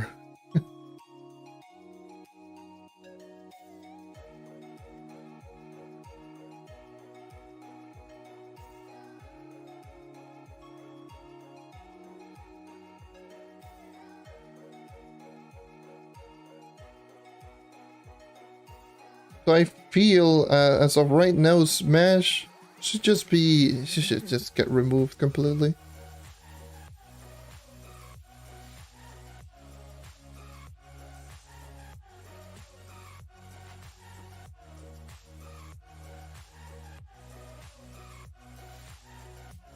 Like, the only way that they could just make Smash useful is make it better than Spirit Square, and if they make it better than Spirit Square, then what's the point in having Spirit Square in the first place? It's like, it's such, in such a weird position.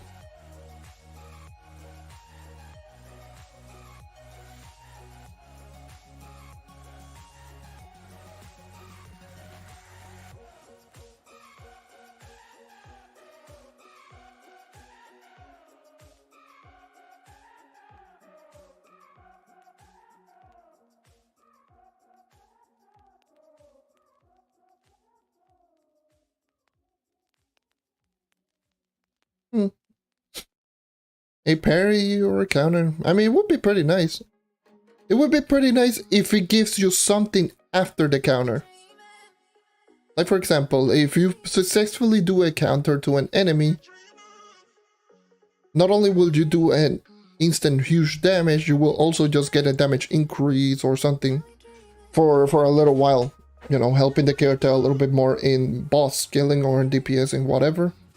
And making the ability just feel more, you know, of a niche type of thing. Because if it is only like an ability that is just, oh yeah, a counter, that just, you know, gives you an attack, I don't feel it's going to be useful in the slightest.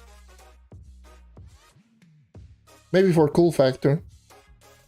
Like if you're running, like, yeah, here you go. I'm going to do accounting. Just destroy the enemy. There you go. There you are. So, whatever, dude. This room is terrible, anyways.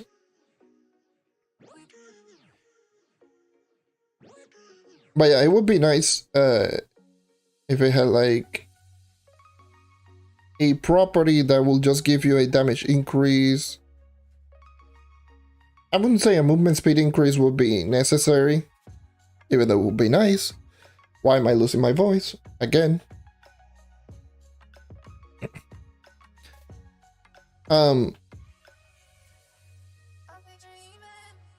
What I say, like, it would be nice for sure if it did give like a damage increase rather than a movement speed increase. It would be nice if it got like a movement speed increase, but I don't think it's necessary at this point. I mean, more movement speed, you never complain about more movement speed, if I'm being honest.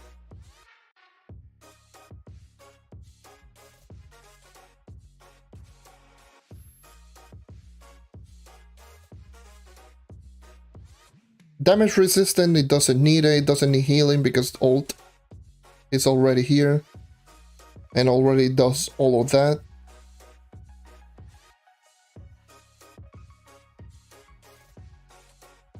Like the character, the only thing that the character is missing is a damage increase. Essentially. I feel if they just add in something like that. Maybe a 5 to 10 second, you know, 25% damage increase. Total physical damage increase. Making you do 25% more damage for 5 to 10 seconds or something like that. Will that increase the DPS exponentially? Not really. I mean, 25% more DPS, but that is not going to make the character ridiculously strong. But it's still going to make it better, and it's going to make the ability useful.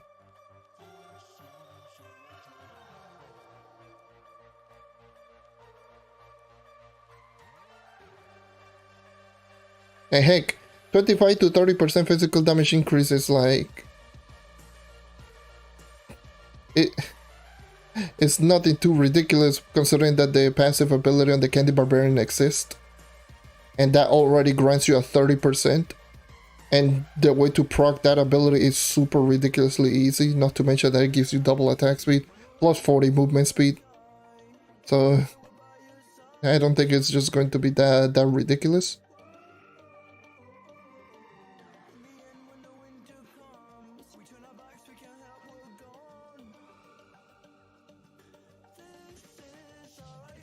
So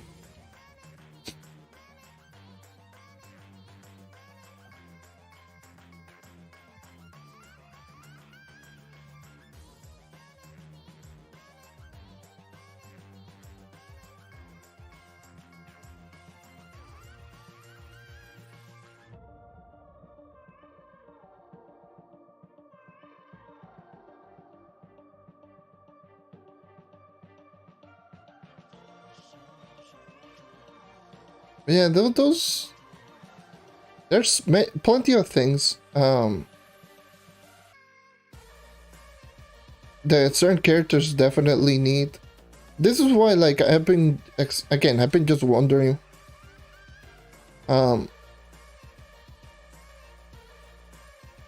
what people actually wanted to see as a knight rework, because whenever they just mention which character should get a rework, they always just mention either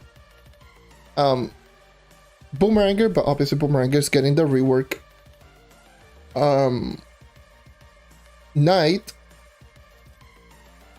and Gunslinger for certain individuals like myself. And holy Jesus, that is a lot of enemies. My frame rate is going to go to the crapperoni.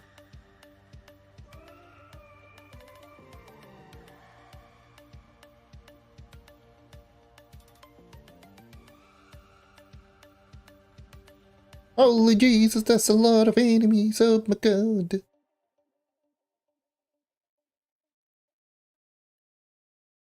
Frame rate, where are you at?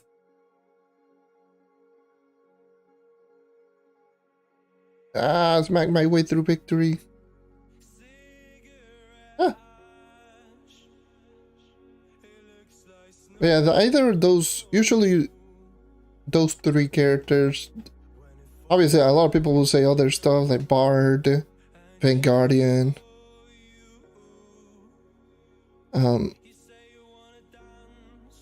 whatever, like Faye, maybe.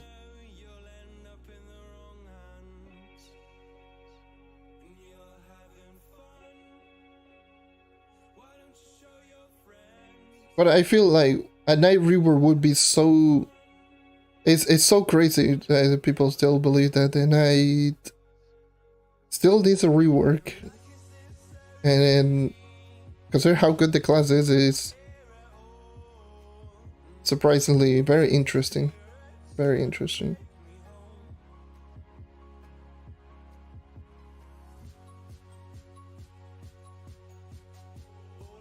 Yeah, they should really look into some of the hidden effects, because some hidden effects makes no sense.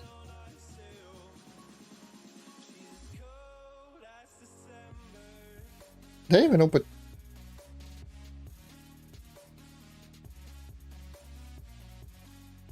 More, okay. Cool.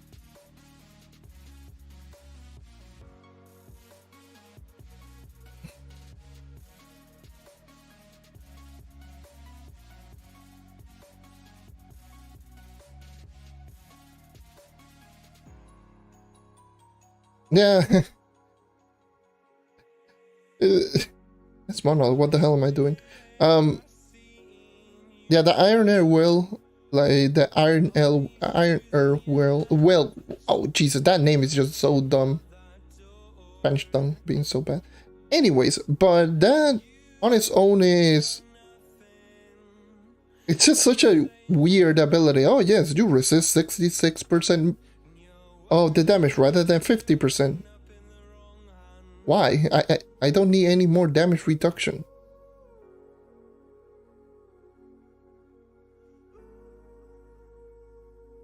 Give us a damage increase if you for those who want DPS, the most amount of DPS. Smashing is just such a worthless ability because it gives you cooldown reduction on the ultimate ability while using Smash. Why? You barely use Iron Will for the most part. And you don't use Smash. So Smashing is just such a what the hell ability.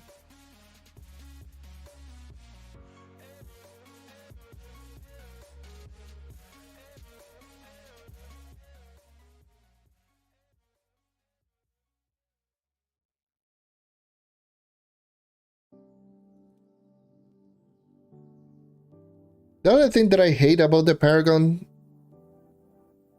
I really dislike, is the fact that whatever you craft the ring, you only get 2 out of the 3 abilities. And once you do get one of the two out of the 3 abilities, you have to constantly keep spending primal loops in order to maintain that buff all the time active. Like, it makes no sense. In my own personal opinion, what they should honestly do is just make it indefinitely and just make it cost 1 prime loop just to change the ability to another ability. Plain and simple. Because there's certain things that just makes no sense. Like, for example, if you actually just activate the incorrect ability on an ability that you don't want. Let's just say you want, let's just go with the example of the Knight. Let's say you want Overcharge on the Knight and you end up just unlocking Smashing by accident. Like in the case of my ring, I do have Overcharge and Smashing. Let's just say by mistake I just activate Smashing because the menu can be quite glitchy sometimes. I have to wait essentially 2 weeks in order for me to actually just remove that. It's not like I can actually just remove the ability to get another thing. It's just, you know, I had to wait.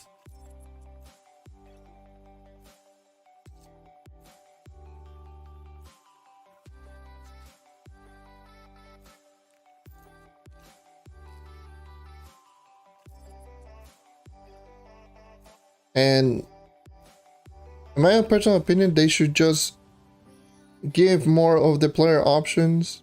Like for example, if they just accidentally, it's so weird just having to say, you know, accidentally just get one of the other abilities. That's how bad some of the other abilities really are. And in my own opinion, again, they should just leave all three abilities on the, you know, on this ring effect, on the rings in general. All three of them, not two out of the three abilities, it's just all three of them.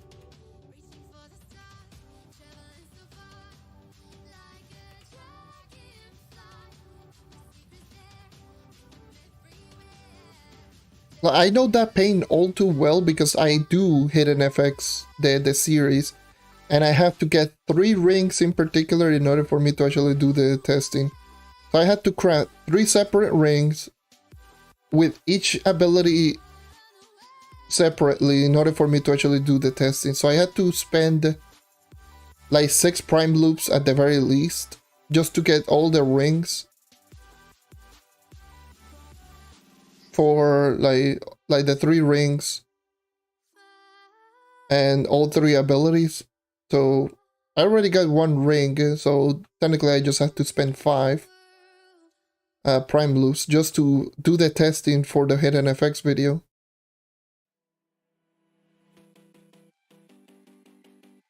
So I do feel like all those things should just be indefinitely, in my own personal opinion.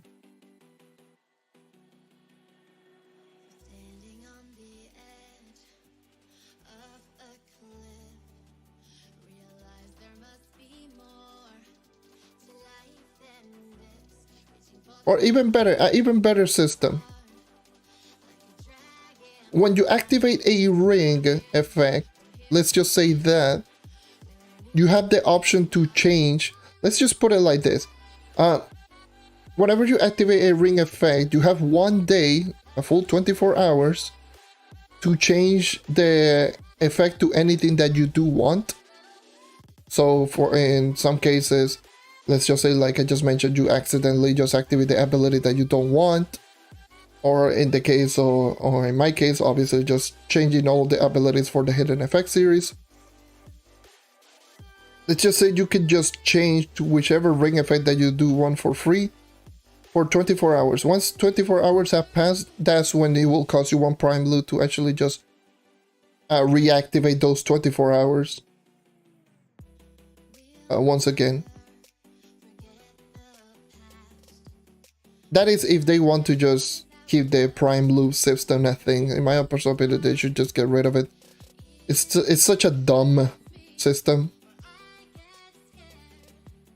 In the first place, like in my own personal opinion, like it's such a dumb system. Like you shouldn't just put in a time gated and an item and a resource behind an ability that in some cases there's very little purpose. It's like, for example, this is in the same realm as something like if they just put in, oh, you have to use a class gem key fragment every week for you to activate your own class gem. It feels like that. This is how it feels like. Well, let me just do that, see if I can actually just get Shelbert. So it feels just like that, like if you actually had to spend resources for a class gem. That's how the ring effect feels right now at this very moment.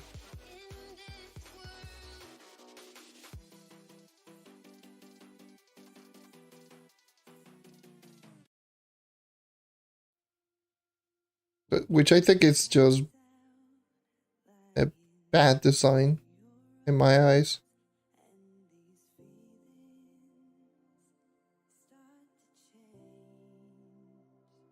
I get it, getting Primalus is not difficult or too difficult to actually get them.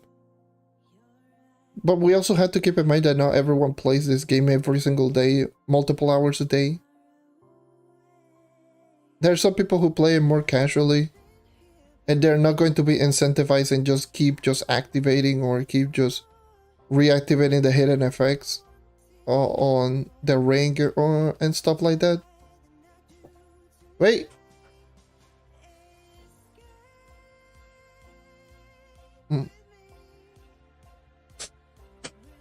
So yeah, that's why I feel. I always felt that this mechanic is somewhat dumb. Even yes, despite that I can just activate the hidden effects whenever I want for the most part because I already got so many of them. But I always think about like the other players, for example, that really doesn't play a whole lot. This game is like, god damn. Look at the amount of things that you have to do in order to just maintain an ability that in some cases it might not be even a big change for the character that you're using. Like there are certain characters that hidden effects really doesn't matter, so what's the point in just time gating the characters for those particular abilities?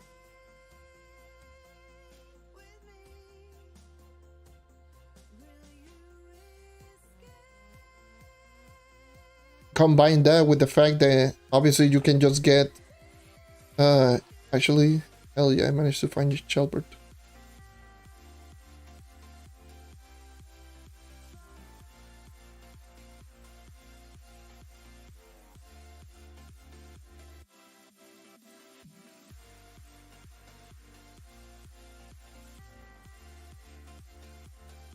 Please don't give me the same ally once again. More free range. Nice. Much rather just have more free range. More electrolytic crystals.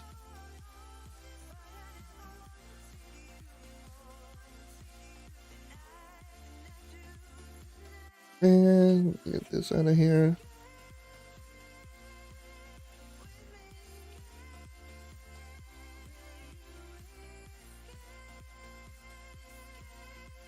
Alright, I can look like that stained dragon. Where is the personal chest?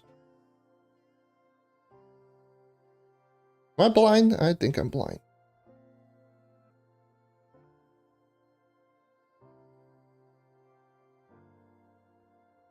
No, whatever.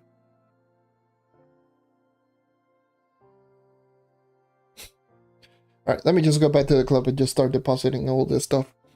But yeah, it's such a it's a terrible system, I will say. It is a bad system in my eyes.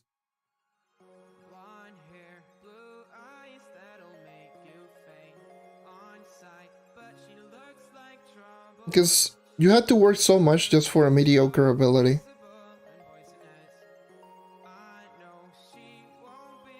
And in some cases, abilities that are just borderline useless for some characters, which are just going to be worse than just not using anything at all.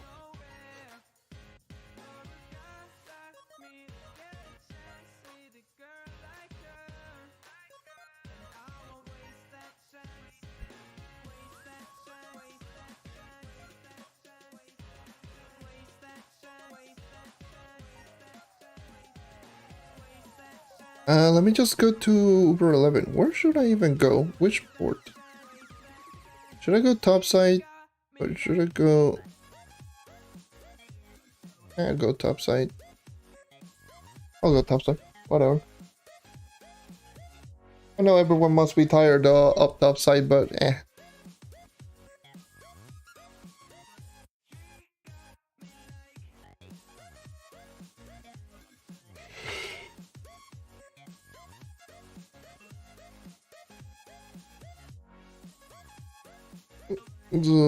The eh?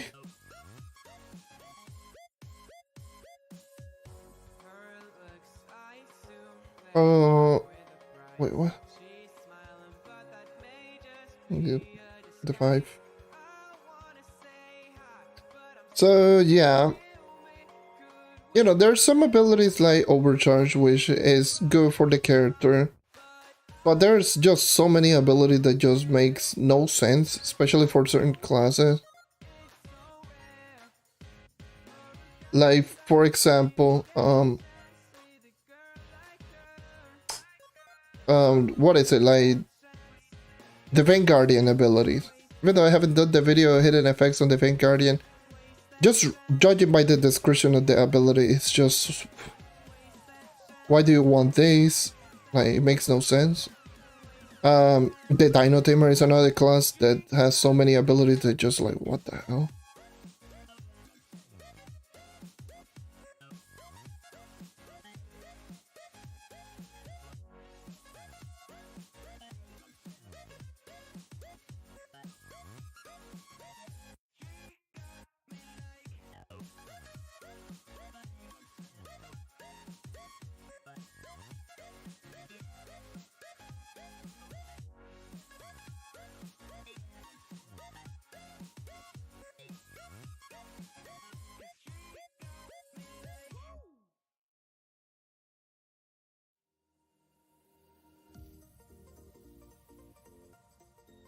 The hell is that world boss doing? Just camping in a corner.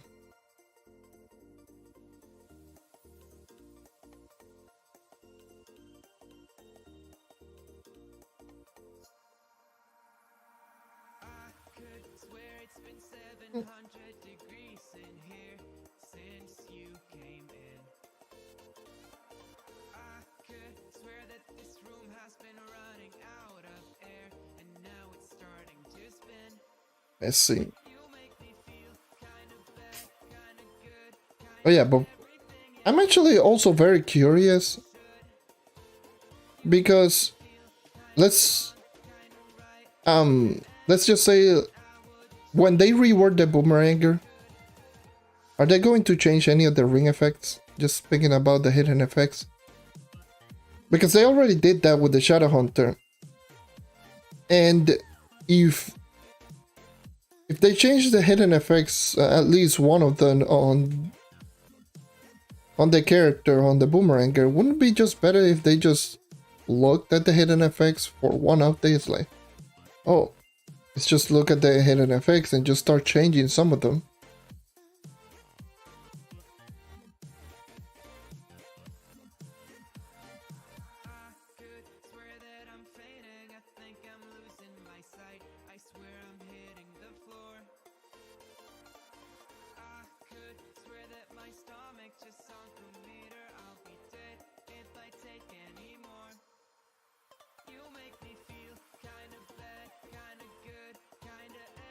Yeah, they're going to revamp Knight's Vanguardian class gym.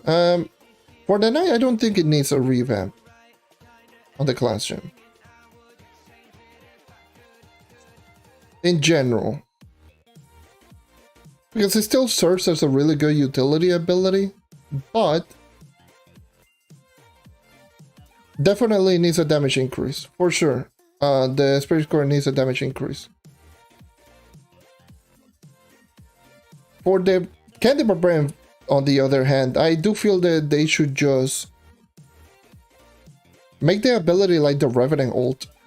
Rather than you having to hold down the ability, just press the ability and you can just pull enemies towards you. The idea that I always had was just make the ability toggle. I really like a toggle ability that just keeps pulling all enemies towards it. And once you do, you know, press the toggle ability, you can just pull all enemies and you can just use all of your ability. That would be really nice for like spin to win Candy Barbarians. Because what you can end up doing is just activate the ability and then just start doing spin to win while pulling all enemies and killing them with your vanilla whirlwind and just moving around really quickly. So that's one thing that I will say, that at least the Candy Barbarian would be nice as a class gem, rather than just pulling enemies, having to hold down to pull enemies. In the case of the Vanguardian, I do feel that the Vanguardian's class gem is just so underwhelming.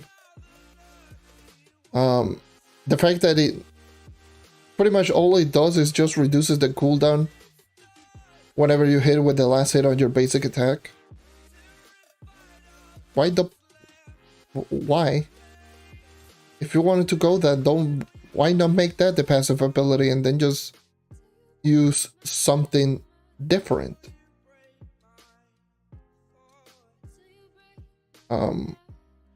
What I would guess, what I would guess that they should do, I don't know if that was a boss in that room. What they should do, honestly, is, first of all, they should just consider just getting rid of the cooldown on both Force Flash and what is it?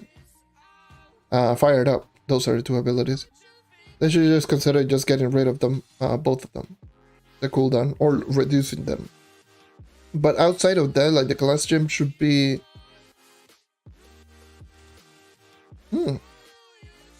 What would they do for the class gem? What would I think they should do?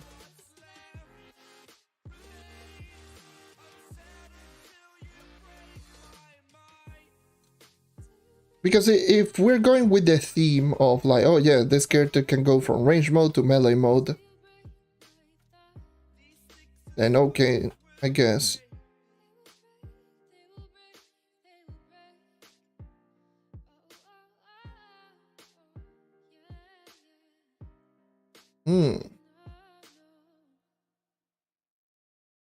Maybe. No, that will lose the purpose of like both character being range mode and melee mode being unique. Because what I was thinking is like, maybe just whenever you activate Force Flash, you also get the effects and benefits from Fired Up and vice versa, but as maybe a slightly weaker version. So the attack speed and the damage increase, and whenever you're in range mode. If that's the point, then you will just make the range mode even more worthless. So I don't think that's a good idea.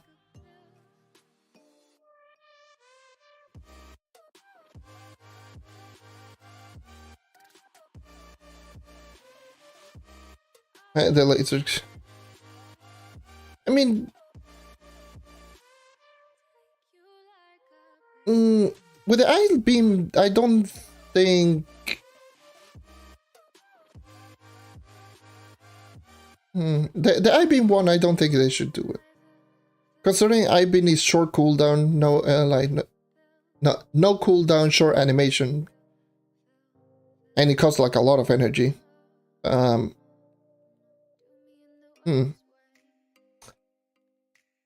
also the flying. And the flying, it should just be something like ridiculously good. Like you had to move really fast.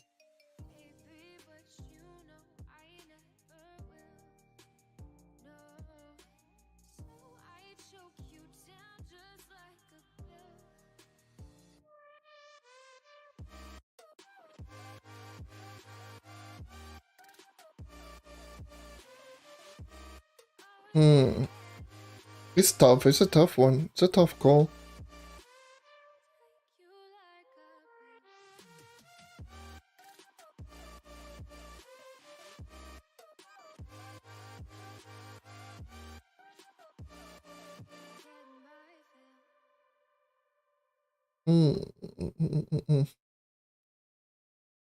What would be a good one? While keeping the character's identity the same thing. You know, both a range melee hybrid character.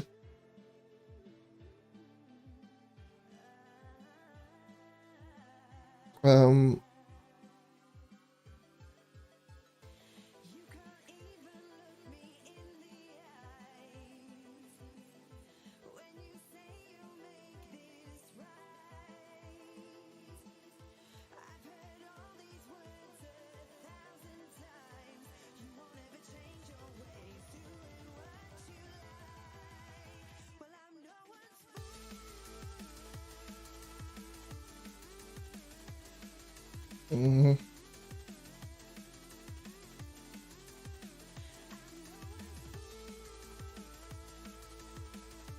Yeah, well, 3,000 credits, yes. 3,000 credits. 3,500 is barred. But yeah. It's definitely a class that deserves better. For sure, because it's a one of the more expensive classes to actually just get. It's the same thing as Solarian.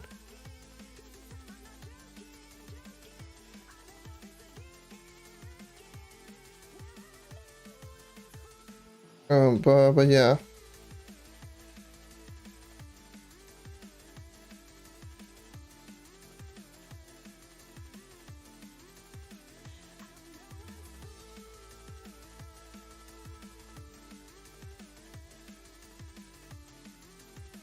Yeah, it's weird. It does more damage. Like, it's so ridiculous. Like before they will still probably argue it was still better. Nice basic over Vanguardian, but right now it's just leagues apart, both of them. Like before Shadow Spotlight, Night Basic was still better than Vanguardians, but right now it's just undoubtedly, like, now it's so obvious. It's super obvious.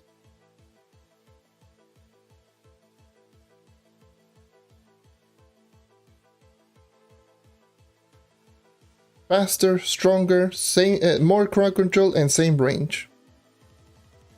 Okay. that is a Night Basic then versus Vanguardian. It's like it is faster, stronger, same range, and much better crowd control. And that's without the passive ability on the Knight.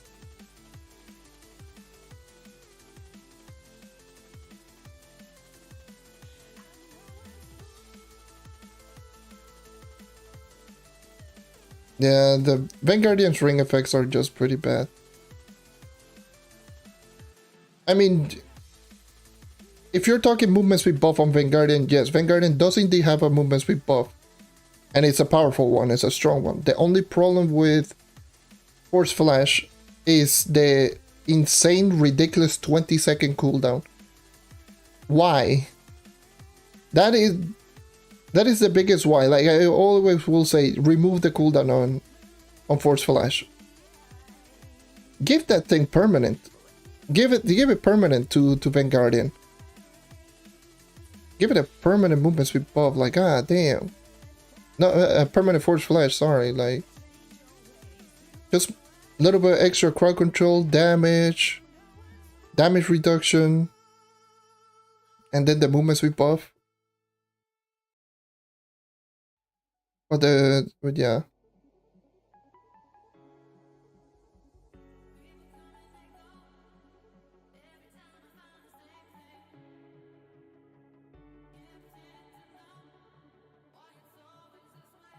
That's the reason why I don't particularly like, not that I don't like, but it's just that I find it odd on the Vanguardian that they don't remove the cooldown. I mean, that's the thing, it just feels outdated. Considering that before, when the Vanguardian was released back in 2018, obviously movement speed buff was just completely rare. Movement speed buff was just only attainable on very few characters. And the movement speed buff that those characters received weren't particularly strong. The only one was Neon Ninja. But nowadays, like, a lot of characters have received ridiculously, like, strong movement speed buff that either are really easy to activate, have no cooldown, or if they have a cooldown, they just give a ridiculous amount of percentage movement speed. Which, by the time Vanguardian was a new character, I believe the only two characters that could just have a percentage movement speed buff were Draco Lava movement speed and Neon Ninja. And that isn't just particularly just insane.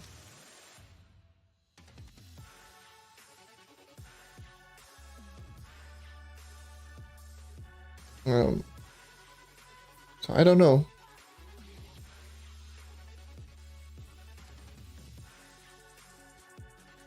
It's like the Vanguardian is in a such a.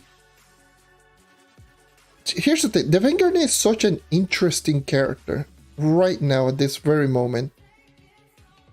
The character's kit is ridiculously good,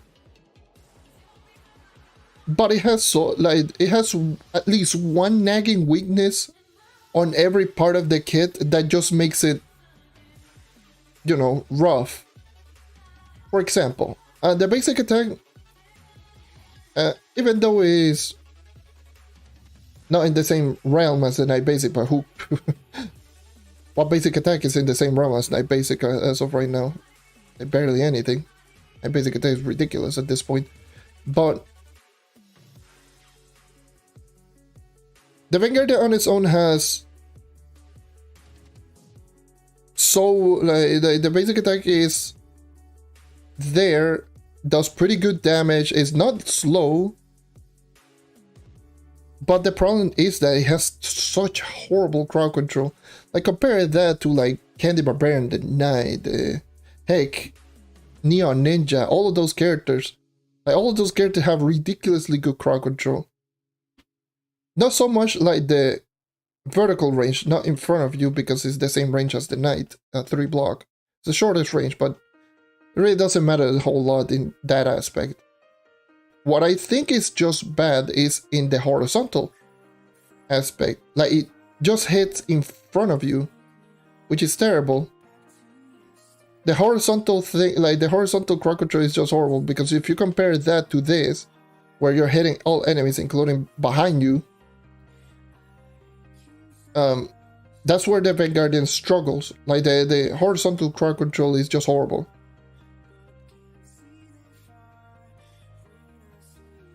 So that's one part of the kit that I think is kind of rough. Then if we move on to I-Beam, I-Beam is a ridiculously good ability. No cooldown, 8 times damage. Really extremely short animation, pretty much almost instant cast. It's one of the fastest abilities in the game, but it is very susceptible to lag. That's number one. And we're talking about Trove right here. So it is extremely susceptible to lag. That's number one. And then the other thing is going to be that it costs a lot of energy. A Vanguardian's I-Beam costs like 40 or 50 energy or something like that. It's a lot. I think it's like 40 energy. But anyways, it costs a lot of energy, which is kind of rough considering the Force Flash is the movement speed buff, and it also costs energy. And the thing is, with Force Flash is a ridiculously good movement speed buff ability. It's actually one of the better movement speed buff in the game, because it gives you a little bit of a ring. It pretty much gives you a mini pyre disc that does 2 times damage per second for 6 seconds. Which is not high, but obviously it's not bad. It gives you a 25% damage reduction, so you take 75% damage, so it makes you much more tankier. And it also gives you a plus 30 base movement speed increase, which is really, really good. But it has a 20-second cooldown. And 20 seconds of cooldown is quite a lot, it's quite big.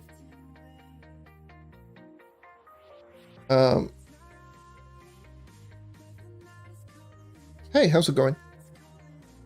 And then if we move on into range mode, the problem with range mode Vanguardian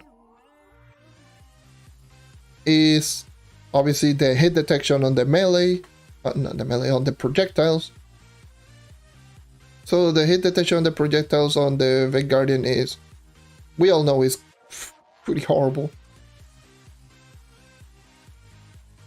Plasma Blast, it has the same problem as I-Beam. Does 7 times damage, no cooldown, projectile ability with really good crowd control, but the problem is susceptible to lag as hell, and it costs a lot of energy. And then Fired Up, really good buff ability, giving you 50% attack speed, 50% base physical damage for the whole duration, but again, 20-second cooldown.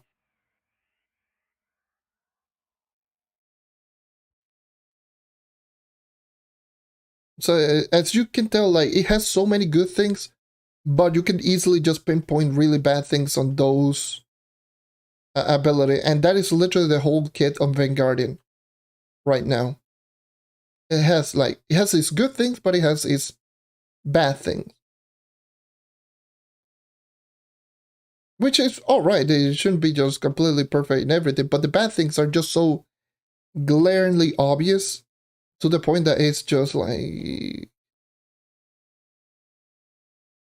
that it makes you wonder why do this when you can use another character that does almost exactly the same thing but better.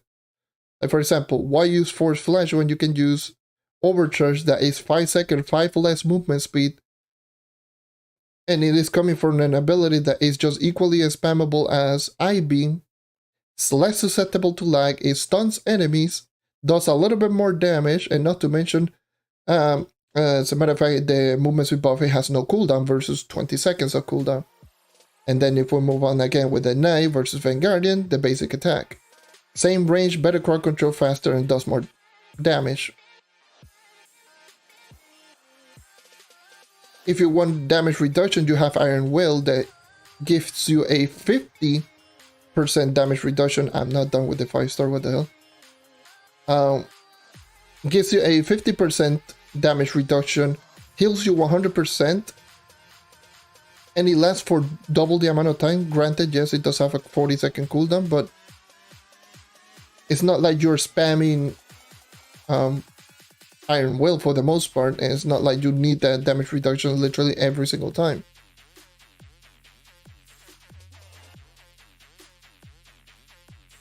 So as you can tell, it's like, why do this when you can do that?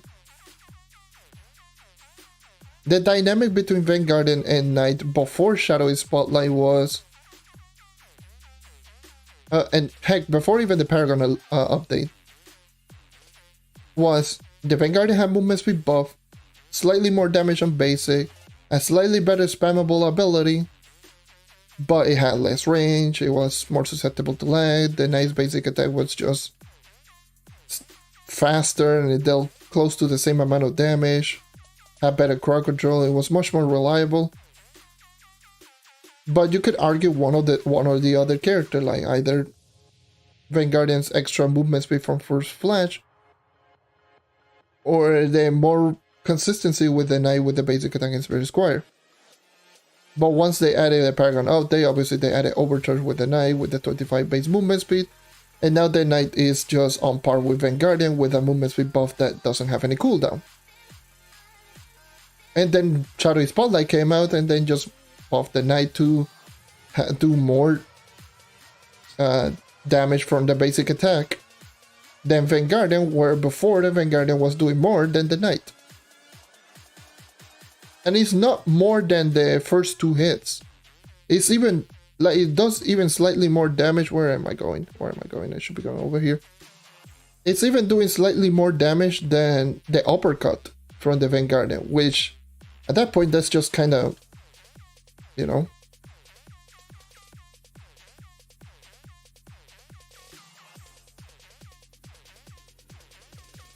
Now the uppercut on Vanguardian is 4.5. And the Knight's basic is 4.55. Again, while being faster and while taking into account that it does have the passive.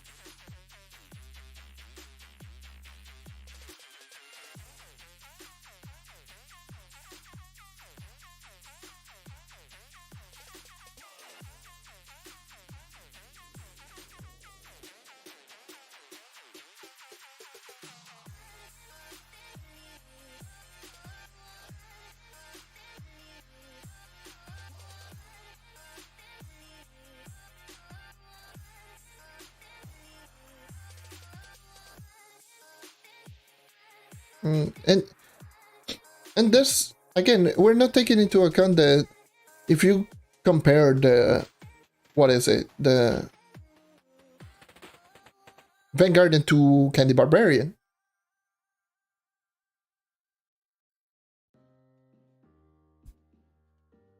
Like, compare both characters now.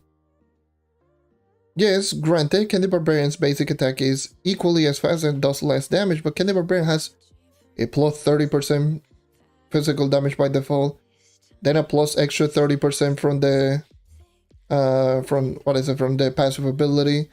That gives you double attack speed, so you are technically attacking for the most part like a max attack speed. Combine that with a plus 40 movement speed, which is greater than Force Flash. Spin to win being a thing.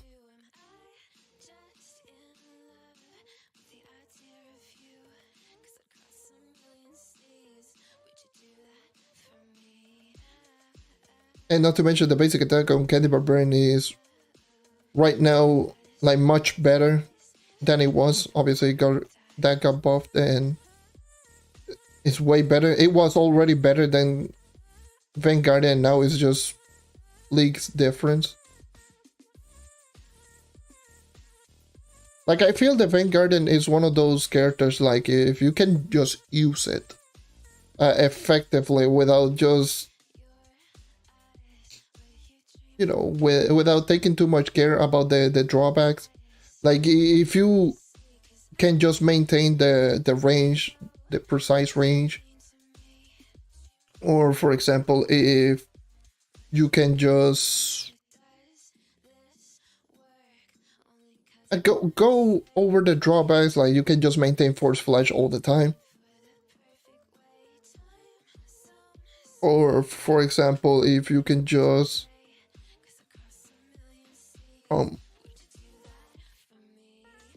yeah, if you can just pace your I beam so you don't have to just over spam the I beam for all of that, for like the lag that keeps happening with I beam. Like, if you can just go over all of those little drawbacks, the Vanguard is really good. Because it still has all of those things that I just mentioned, I just listed. Like, still has the movement speed buff, basic attack still does a lot of damage. It has the instant momentum abilities in I beam. It has all of that things, all of those things.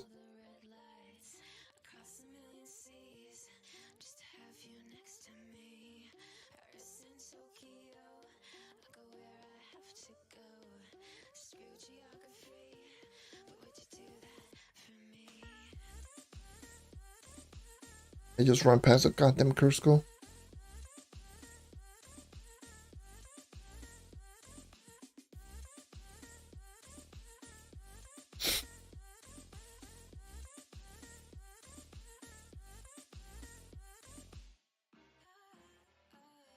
That's why, like, I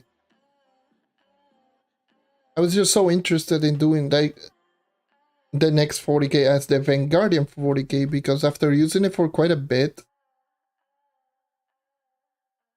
it just feels that's what I look at the character. It's like, if you can just get past some like the notable glaring weaknesses, which are going to be obviously like all the things that I just listed, which, you know, you can do it. Like, it's not like it is a the weaknesses on the Vanguardian is not the same weaknesses as something like the Gunslinger with Slowfall, where there's nothing you can do about it. The character is just designed to be just pretty mediocre for dungeon grinding. But in the case of the Vanguardian, like you can go around the weaknesses, and that's what I think it makes the character so interesting in my eyes currently.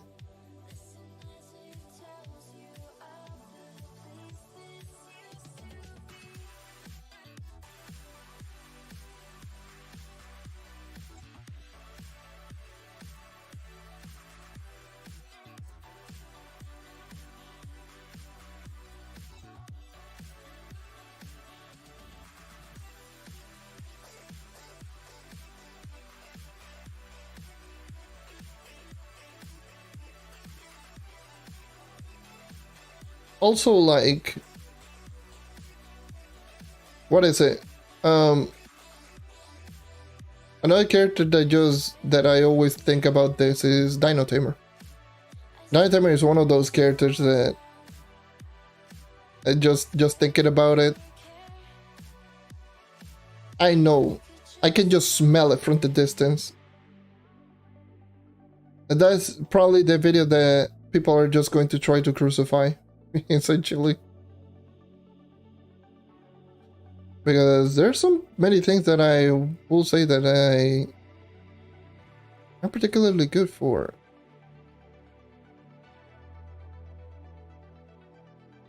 For Dino Tamer.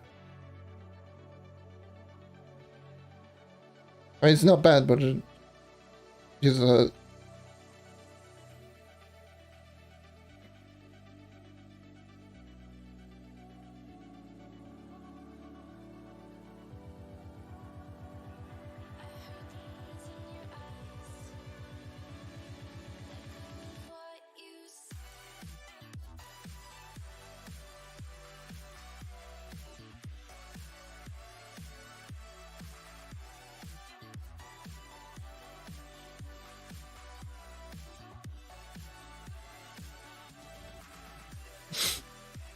yeah, that would be nice if they just replace the range mode entirely, but obviously that's by design, so I don't think they will do that. But who knows? I mean, they changed the Lunar Lancer from the passive ability transformation into an ultimate ability, so wouldn't be surprised if they do that. I wouldn't be surprised if they just make the punches just range as well as melee. So you do 1, 2, 3 combo, but you throw punches. But you had the same basic attack. The same close range basic. I don't know. Combine both of them. Honestly, if they just remove range mode, I wouldn't be too opposed to it. They could easily just you know, they could easily just, what is it, like, remove range mode and just give the force, the fired up ability into force flash, and that's it. That's it. You go Bank Guardian. All of my classes do have crystal level 4 gear. No ring. Hand, weapon, and phase, no ring. So all of them do have it. So yeah.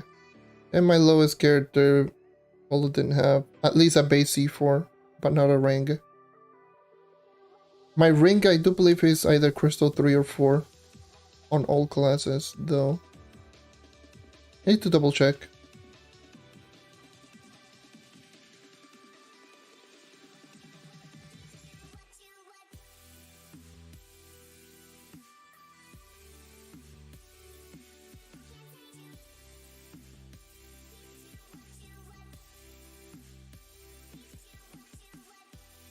But yeah, if they just remove it, I wouldn't be too surprised if they do.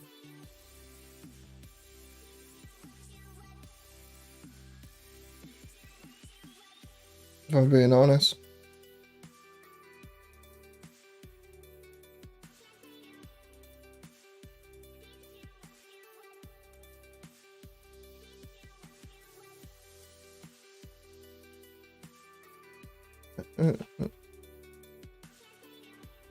Oh.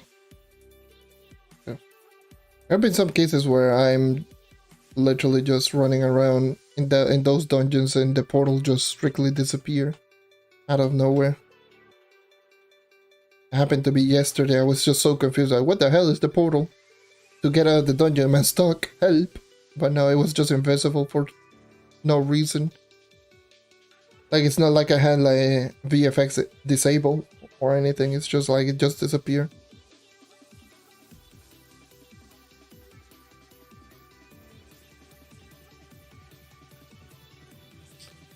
Did I ever get the Paragon Wings? Nope, I never got them. Unfortunately.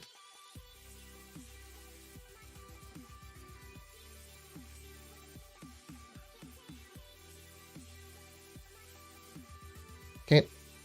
Stupid knockback, Jesus, so annoying.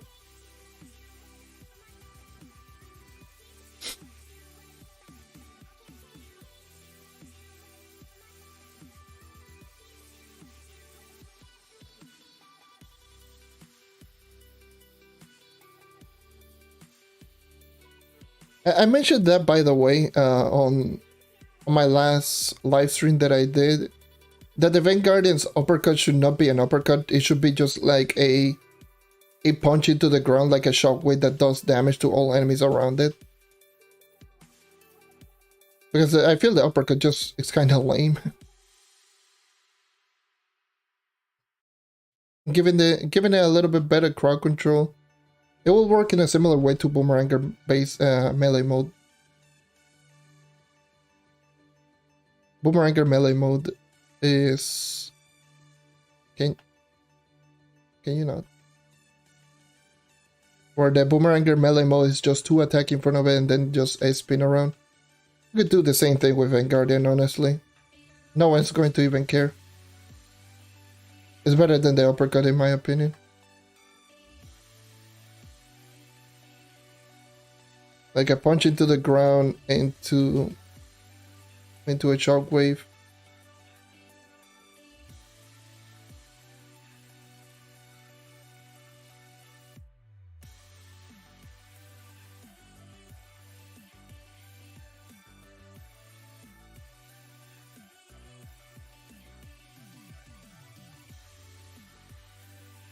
That'll be really good.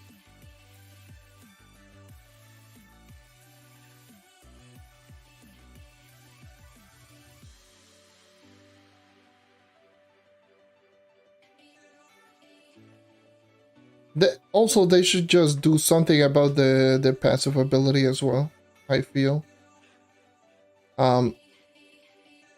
Flying in this game is kind of useless, I will say.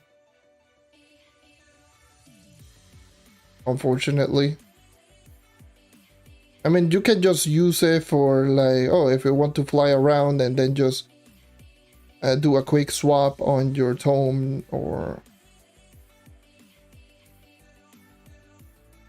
like this, you can just go here, just check. Number within 1 and 5, 2. I will say 2. But yeah. You know, these are the only things that wings are going to be useful. You know, just changing stuff in your main menu or whatever. But outside of that, like, the wings are so slow. And also the other thing is going to be for dungeons that have like the lift to go upwards, so you can just go upwards, like the 5-star dungeons or whatever. Like, those are the only things that I feel like the wings are useful.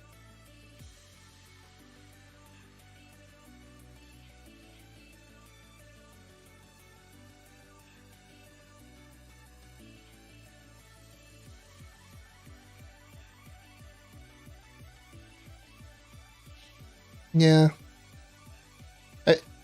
And which is a shame, because there are so many wings that I think it looks cool. Like, for example, this. I feel it would have been nice if you could just have a something that will just toggle your wings, so you can just walk with your wings all the time and look like this, for example. But yeah, it's...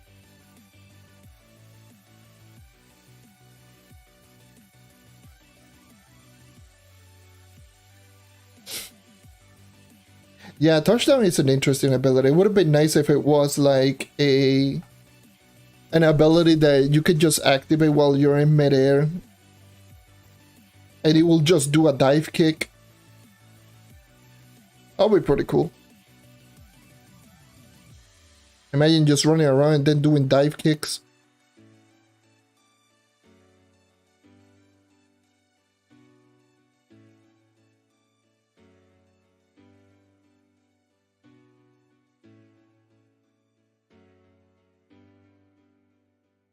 Just like the just like the grapple, but taking less time to activate. Like, goddamn.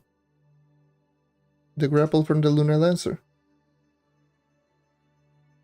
But yeah, that's why I feel like wings, they should just make it so that there is an option for you to showcase the wings like all the time, just running, so you can just run around with the wings on your back, and you know, if you want to flex, rather than just having to use a stupid goddamn Pegasus mount like Lunaclipsy or something like that.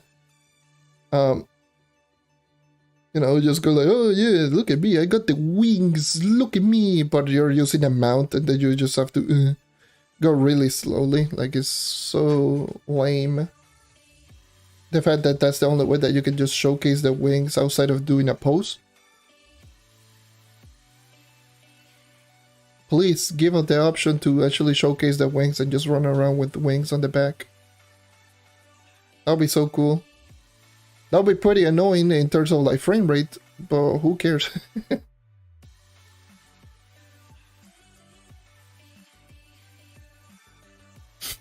They spend so much time in like just creating unique wings, and you're barely going to even showcase to anyone. It's like, look at me, I spent like so long to actually get these wings, but I can't showcase because wings are pretty mediocre. They're slow. The maximum flight speed that you run is 105 with either the Air Primordial Dragon or the Fate Trickster's wings. I don't know if it is 105 or 110. Who cares? Bottom line is that you are already faster just running around on the ground.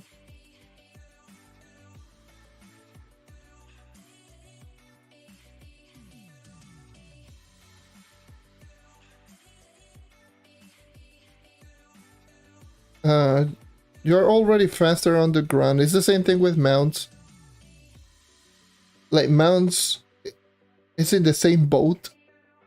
Oh, sure, you are running at 125 with night movement speed. Alright, sure. Or maybe even better, slap on some movement speed equipment and then just activate Trailblazing and maybe a movement speed buff, and then you're already faster. Or if you're in the end game, just Trailblazing, that's it, you're already faster at 125. Like, it feels like I'm running somewhat slow right here, but even despite that, my movement speed is still 157, which is already way better than that. And if you combine all those, then I'm in 249. That's without Pirates. With Pirates, it's like 285, like my movement speed.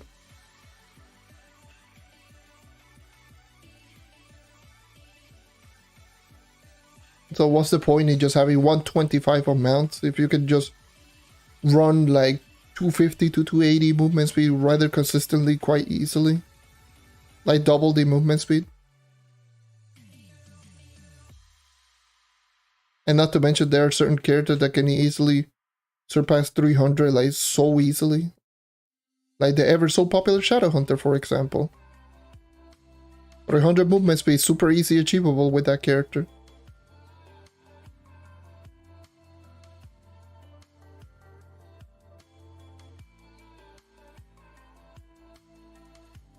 That's why we always will say this game needs quality of life. They need to just recheck some of the things in this game that feel outdated, honestly.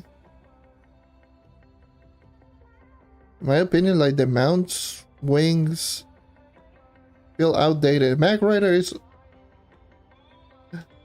they're already pretty useless in the first place, but Mag Riders are right now nowadays it's the same with boats. It's like showcasing. And Mag Riders and boats are pretty useless as well.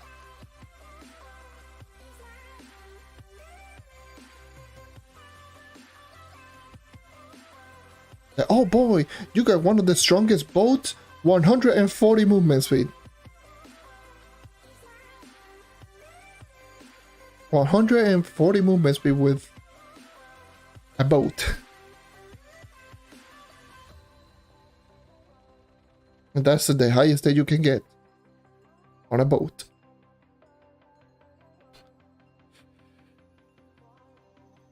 Alright.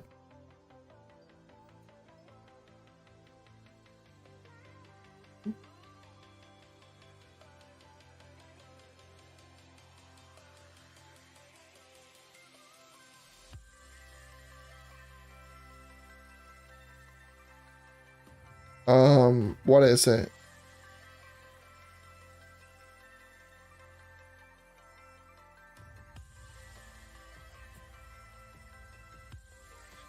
What's the other thing that I was just going to say?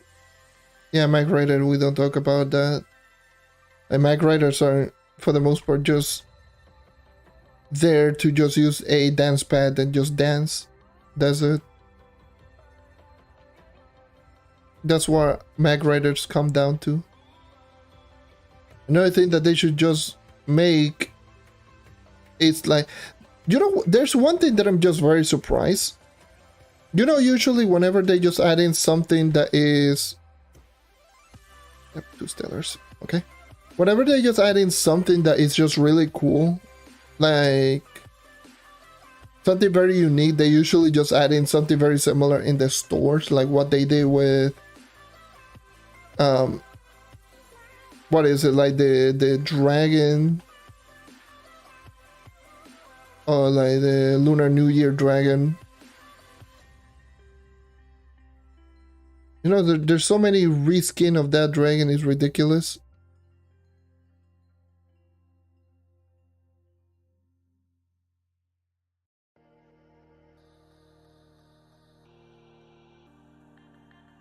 Obviously with the Dread mount as well, like the Dreadnought mount. That's another perfect example. You know, the Dreadnought, when it was completely unique, and then they just added in multiple versions of the Dreadnought mount. I'm very surprised that they didn't do the same thing with the Paragon Aura. Not the wings, because... yeah, this looks very similar to the Paragon wings. I'm just going to say that much.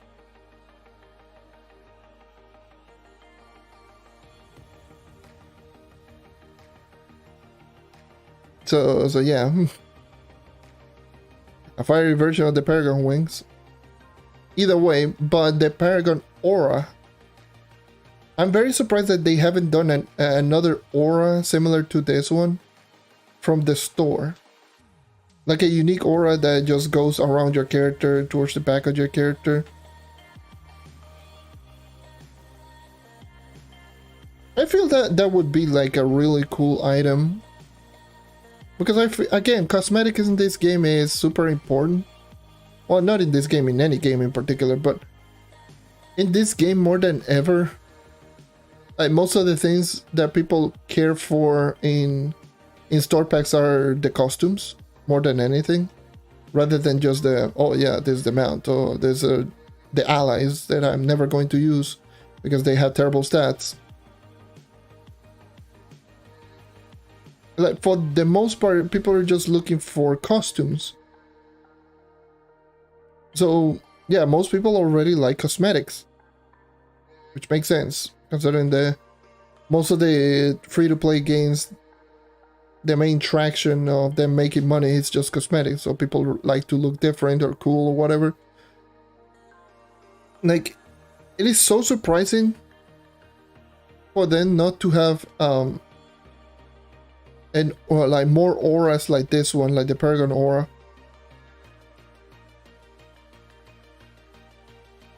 Like they should just go with them, because my god, like the aura that they dropped in with the Bomber Royale. If you haven't seen them, they're terrible. Some of the worst auras out there. And I'm very surprised also as well that they haven't dropped any really unique looking weapon aura. Similar to like the poison aura or whatever. Because again, Bomber Royale auras are kind of meh.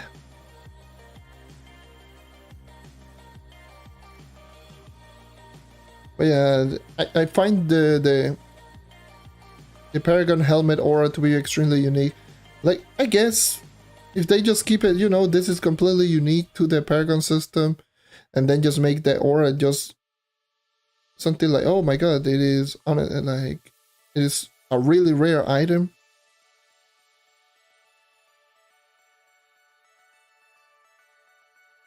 Sure, why not?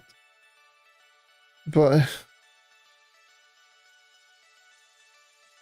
considering the track record of just reusing asset or reusing the skins for certain things, I'm very surprised that they haven't done the same thing, but with the Paragon Aura.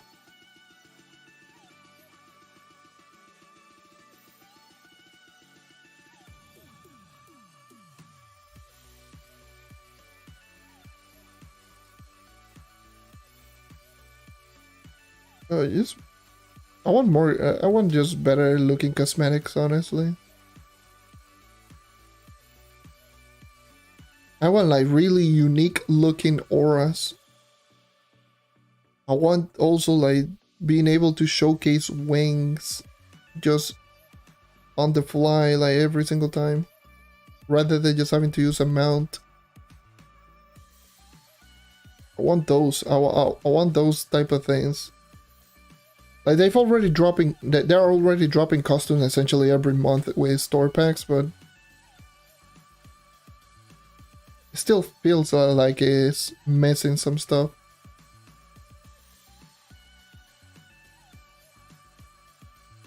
Because if you could tell, like in most MMORPGs, like if you actually look at someone that is at the end game or has like cash up items or stuff, they always look like so over the top. And if I feel in Trove there's nothing like that.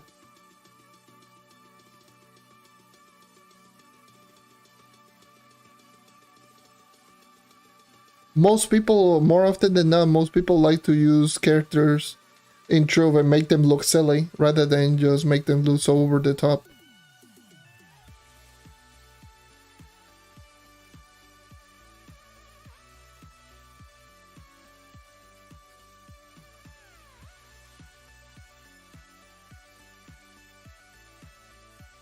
I know, that's maybe just me. I feel that that's just me.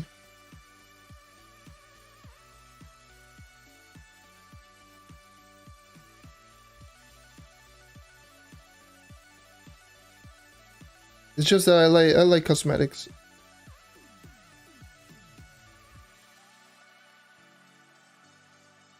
I wish I knew how to mod like costumes or something like that. I'm not going to spend time just trying to mod in a costume. Because I really would like to just make like a somewhat modified version of this costume. Like too similar to this one with a jacket rather than a suit. Like a coat, more like it, like a coat rather than a suit.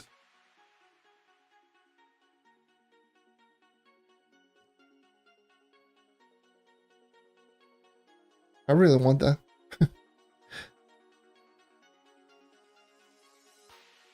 Yeah, I'm already doing way too many things in the background, so I don't think just learning to do a mod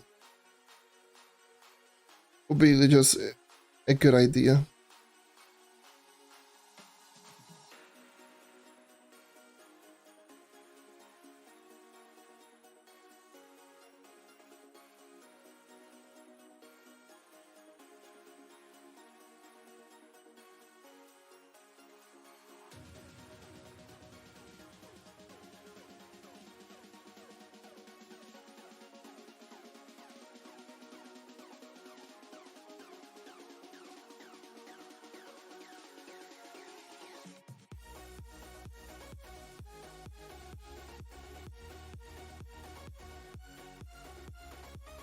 Like it's already just running into my head how it will look like. I think it will look cool. If I manage to just mod it out and it looks like really good in game or how I'm thinking it would look. Oh, that would be so sick.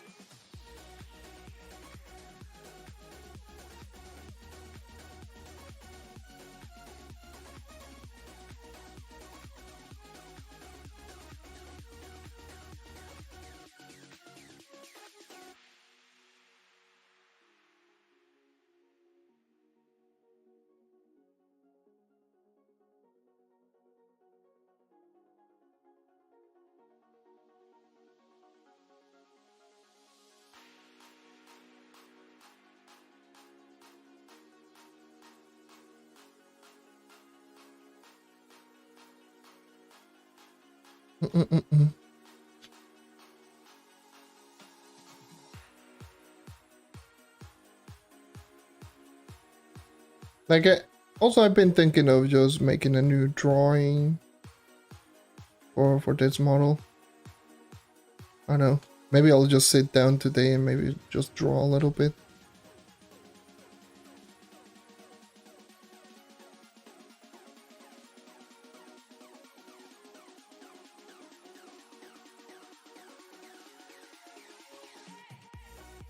I've been enjoying just doing some random draws here and there, doodles or whatever, even if it is like sketching something out. Honestly, ever since starting to do like the artwork for the 40k intros, like I've been just enjoying just drawing once again. Because here's a little fun fact for those who may or may not know.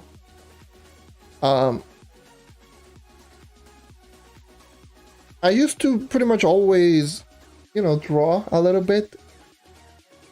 Again, I'm not the best when it comes to drawing. You can tell by this model. So yeah, this model is not the best looking out there, but hey, at least I was able to draw it. Using a mouse, by the way, in case you're wondering. I don't use tablets. I don't have a tablet. A poor bastard.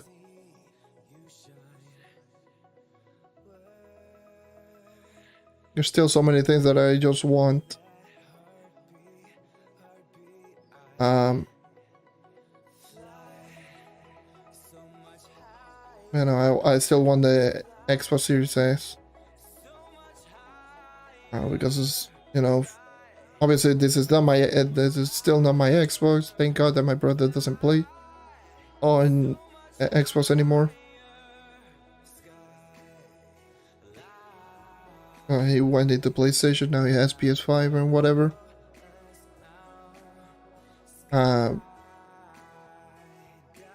Aside from that, like, there's so many cases where just using the Xbox Series S, Series S or X would be just much better for other types of game, because I didn't ever mention this, but whenever I used to play Apex, I used to have like frame rate problems, especially in certain areas where my frame rate would dip down to like the 40s or even 30s.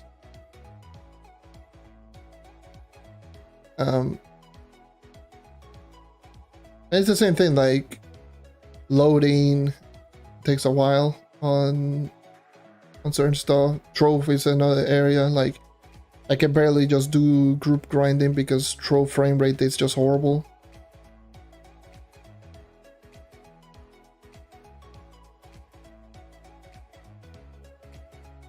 Even though for the most part I just do solo grinding, but usually when I get invited I'm like just running around like 5 frames per year.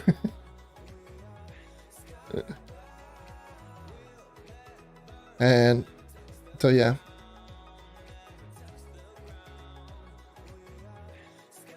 Yeah, I would definitely love the Series S. I would love a capture card so I can stop, you know, streaming and recording from the Xbox companion app, so I can give you higher quality stuff, like high quality recording and streams.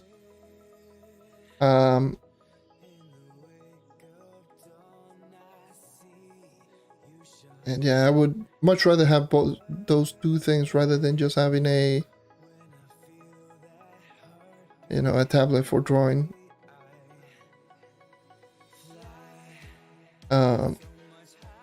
But yeah, just that's a little fun fact. I've always just drawn for the most part. Even when I was little, I used to draw here and there. Not a whole lot. Like I never practice it. I just drawn sometimes here and there. And then when I was in high school, I used to play this game called Tory Bash. If you actually just check my channel and check literally the first videos that I made 12 years ago, actually. Those videos are from the game Tory Badge, and if you actually see the character that I'm using, I drew that character completely from the ground up. Like, I made the character completely. And in Tory Badge, one of the ways that you could actually make money, like, or the the in-game currency was trading people just screenshots, like people that were just good at drawing will just be able to make texture items for the other people's characters, and I used to draw from time to time. I wasn't particularly great at it, but I would just do that from time to time and just sell them for in-game currency. So yeah, I used to draw a whole lot. Then I stopped. Then when my computer broke 2 years afterwards, and then obviously I decided to go back and I started to go back and started doing other stuff and not do anything drawing related. So I never was just drawing like at all until 2017, I believe. 2017, and my computer broke in like 2014, so that's 3 years in difference. 2017, during the time frame where I was living through the aftermath of a category 4 to 5 hurricane, which was horrible. And so obviously, since we didn't have any power for months, I would sometimes just occasionally just bring in any notebook or something, then just doodle or start drawing. Like, I believe I drew because back then that's when I used to play a whole lot, and I mean a whole lot of Rocket League. So I drew like some Rocket League using a pen. Not even a pencil, it's just a pen. So margin of error was like non-existent, and I was able to just drew certain cards without barely making any mistakes. So I was taking it very, very carefully. And then I just stopped completely. And then I started to just come back and started doing some artwork here and there when I was doing YouTube. Shortly after doing YouTube, so obviously with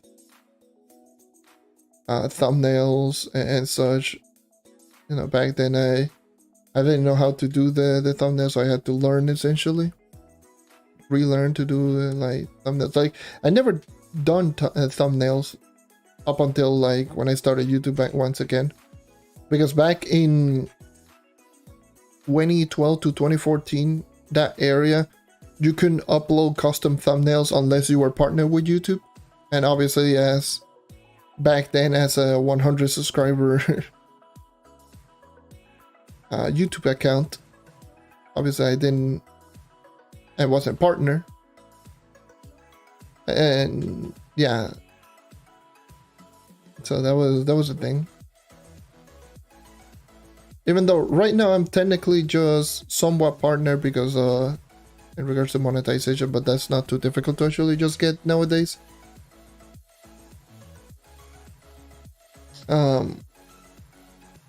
What is difficult is verification. That is, whew, that is something that I don't think I will ever achieve. For verification, I do believe you need 100k subs. Good luck. Good luck, me. 90. almost 96,000 to go.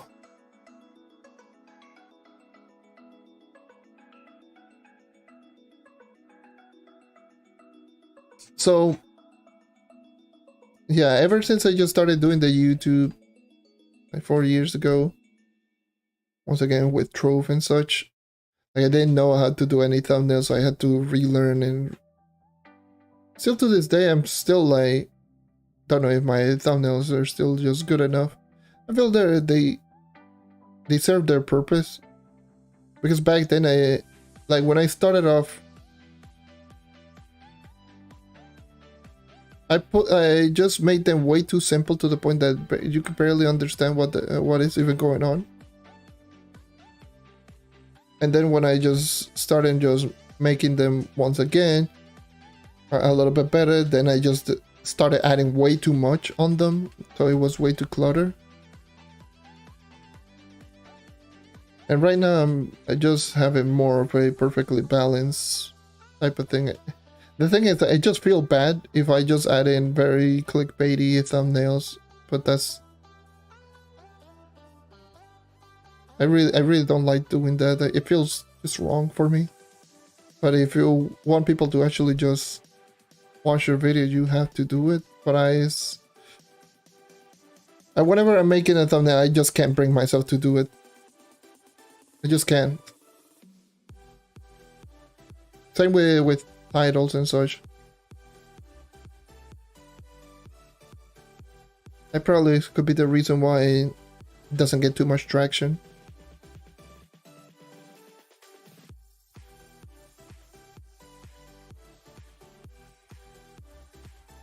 It's like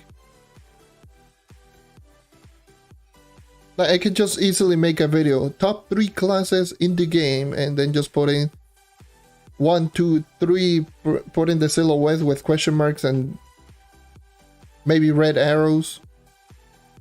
Best classes, type in something like best classes, and then just Trove, and that's... Trust me, that video, if I do that, that video is going to do really well. Immediately. I just know that. But I don't do that because I don't feel good in doing so. So yeah. It's lagging. My Xbox app is lagging.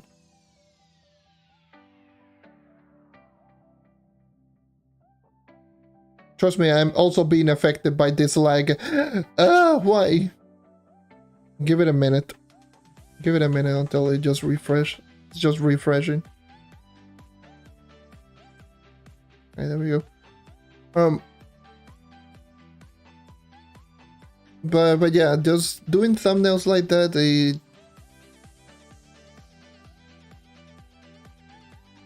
that wasn't even the Xbox app, that was actually Trove. I thought that I crashed.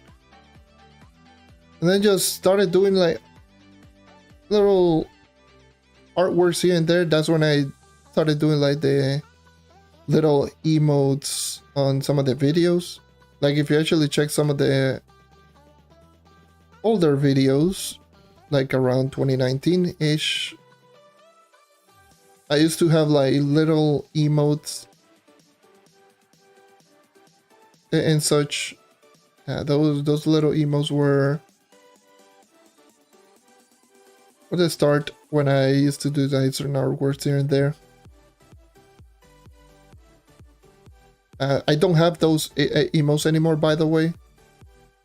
Those are in like the old hard drive on the old computer, and I don't know if that hard drive even works at this point. Maybe it does, but I mean, that computer is in Puerto Rico, and I no longer live in Puerto Rico. It's like back in my parents' house.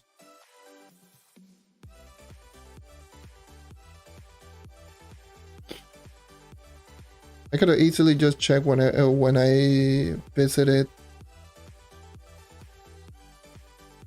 last year. And now.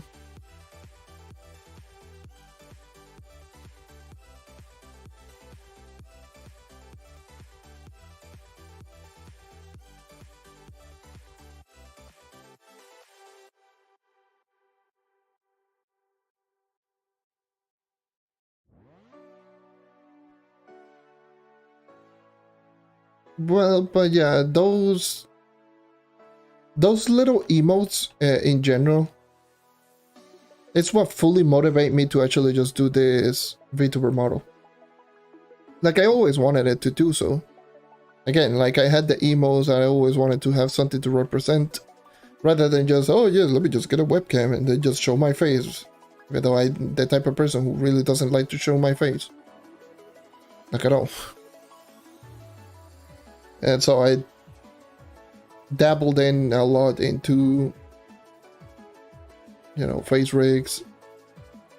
Well, I didn't dabble into, but I checked in regards to face rigs and such. I thought that looks cool.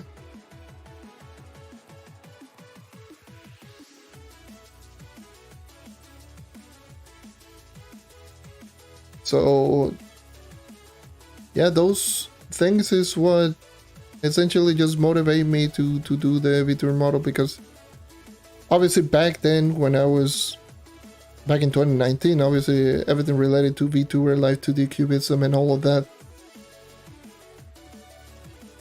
like, no one was explaining any of that, and I wasn't going to just go ahead and learn from scratch without knowing anything. How does it even work? So now that there's a lot more tutorials and just explaining how to actually make a model, that's when I just sat down and just started doing a model.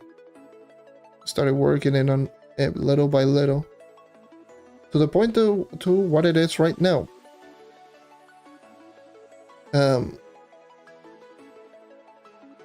Even though this, in my opinion, is kind of poorly made, I know. It's poorly made not because I feel like the only thing that it did really well, I think I did quite well, was the rigging process. So rigging, so movement, as you can tell, like responsiveness, like it is pretty responsive. You can actually just tell when I'm moving left and right and such. But the artwork could have been done a little bit better. Though in terms of how it looks, is maybe because of the layers. To make a VTuber model, you have to do a lot of layers, and let me just tell you a lot. Just the eye alone, you had to do. You had to do the sclera. You had to do the. You know, the eye, the pupil. Well, not the pupil. You have to do the eye, the iris. If you want to add in the eye shine as well, then you should have the eye shine just separately. Eyelashes, especially just having the eyelashes separately to one another, so like the top, the bottom, the side. And if you want to have anything extra, then obviously those need to be separate layers. So just the eye alone, for one eye, is like at the very minimum like 5 to 6 different layers. And if you want to add in more, then it is more. And that's for each eye. And then obviously there is the one for, like, if you have a nose, which in my case I technically don't, but because it replaces with the mask, which that's what I ended up doing. Like, I ended up doing like the middle part pretty much more like a nose, just a little more bump to make it look a little bit more three-dimensional. So it looks like, oh yeah, it doesn't look like a flat image. So there's that. Then there's going to be the mouth. The mouth, there's multiple layers for the mouth. There's like the top lip, the bottom lip, this the skin on top of the lip, so when you close and open, it doesn't, you don't see anything. Then you have to do all of the layers individually for each the inside part of the mouth. Like, for example, the tongue, the teeth, the back of the the mouth and such, like all of those things needs to be separate layers. And then not to mention in like the line art for like the head, the ears, the shading, all those things, separate layers with one another. And that's just from the head. Then it's the same thing with the neck, with the body. By the way, I'm just doing my tomes.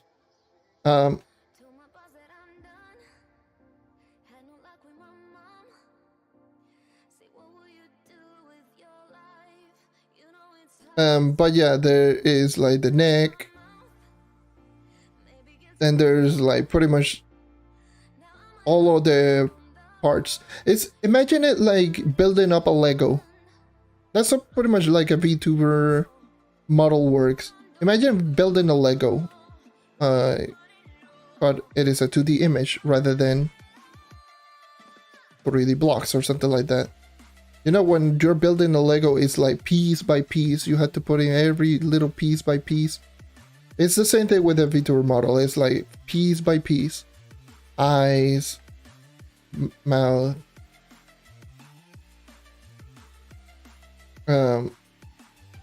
all of that, like essentially everything.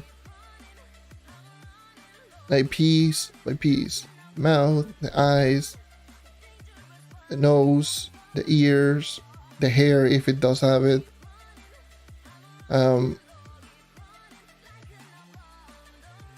Then the neck, the chest, all of the top area for the clothing.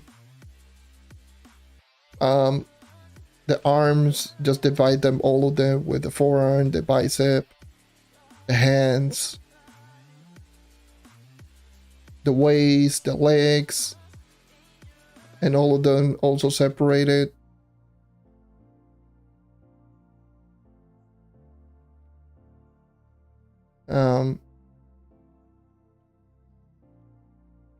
And that's just the artwork process. Once you do get all of that, then you have to just rig every single part by adding keyframes. Like, you know, you had to add in keyframes for like the eyes, like for eyes open, semi-close, and then just, you know, everything just in between, just closing in. Those, you know, those are keyframes that you had to do. Same with the mouth. And then the rotation for the head, you know, up, down, left, right, all of those. Diagonal. Then do the same thing with the body.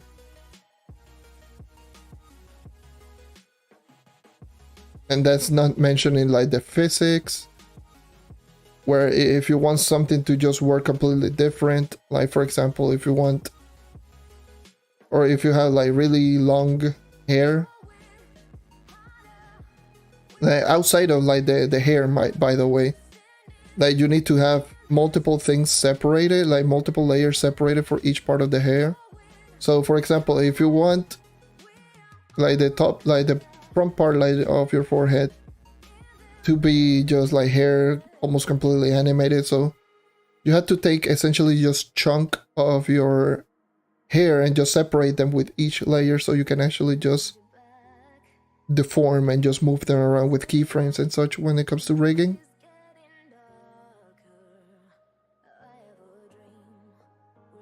And yeah, those are all the process I do have to do in order to actually just make a model. That's why it took me 2 weeks to actually make the very first model, which is essentially just the same as this one, but without the part in my neck and the things in my shoulders. Not my shoulders, yeah, pretty much everything around my neck. The neck collar and the little scarf. That alone took me 2 weeks, and that's just multiple hours every single day for 2 weeks. Because the process is so long. But once you do have it, I mean,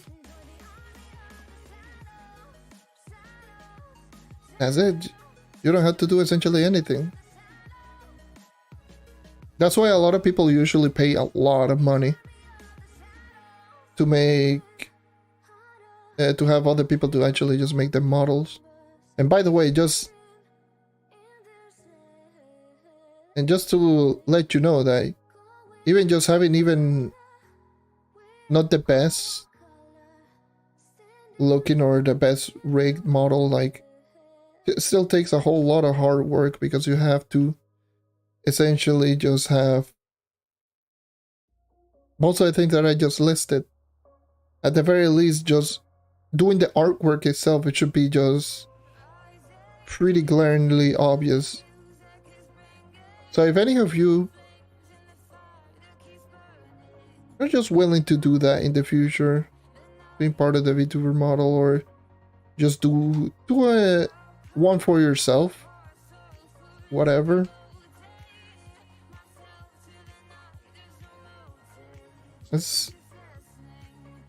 I remind you that this takes a long time, but once you actually do get it, I feel it's well worth it. I feel like with this, it feels much better for me to actually have this than not have anything at all. Don't you think? Like, I think it's just better. Just have me in the corner, just moving around or whatever. Even if it is just talking and just barely moving and just looking back and forth and such. Like, it brings a little bit more life into the streams and such.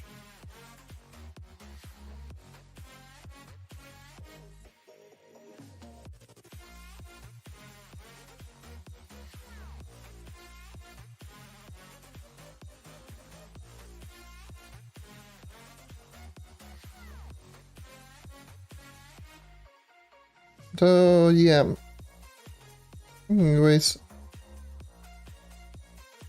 thanks to the VTuber model, just making it completely from nothing. I always just dabble back into GIMP and just start messing around and just drawing here and there. So yeah, this alone just motivated me to just go back and start drawing. I've been slowly improving, but drawing with a mouse sometimes is kind of rough.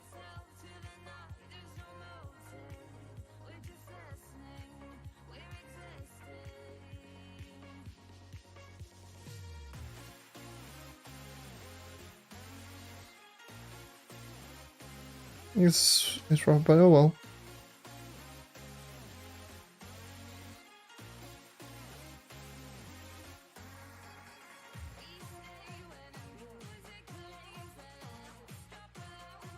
That's why, like, in the future, I will, like, you know, I will definitely love and maybe redo a model, maybe redo this model. But that's something that I might just do way down the line. That's because I already know the amount of work that it takes to actually just make it, and I already got other stuff to do. I don't think it's the best idea for me to actually just go for it.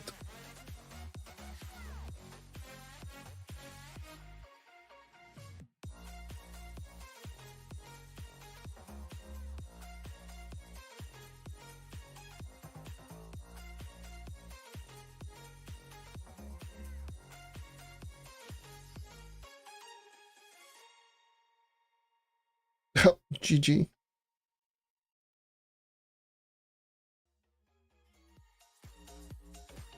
Ah, Ben got kicked? Yeah, I got kicked. Is it the glove full by any chance? Yeah, this club is full.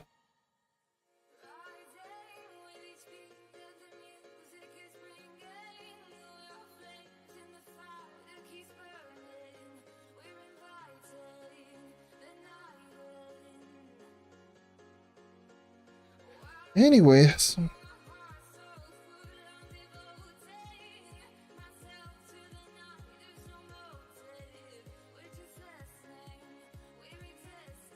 as always, by the way, for those who are wondering what is going to be the next upload, the next upload might end up being a 40k, and I don't know. I'm still just deciding whether or not should I go with Vanguard or Solarian. Like both characters, I do have the artwork for both of them.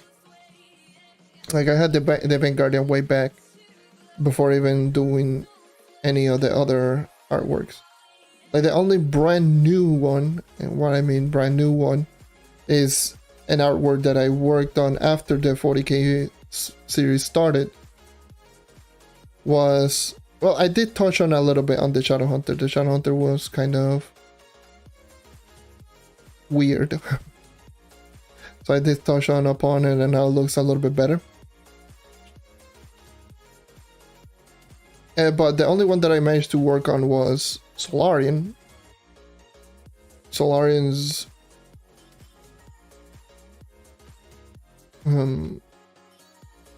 definitely is the one that I made only afterwards, after making that, after starting the 40k Pier series.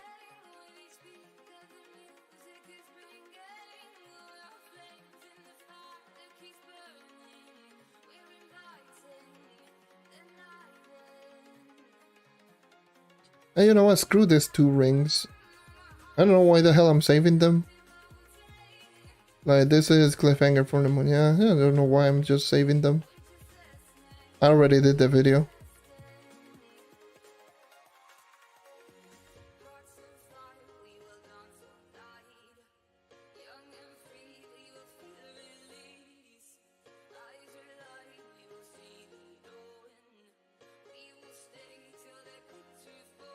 But yeah, I think I'm still might just end up going for Solarian. Just for the simple fact that it is the new class.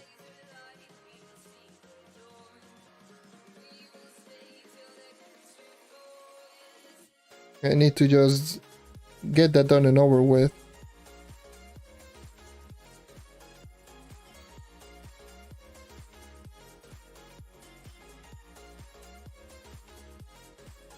I mean, I could technically just go with any character now.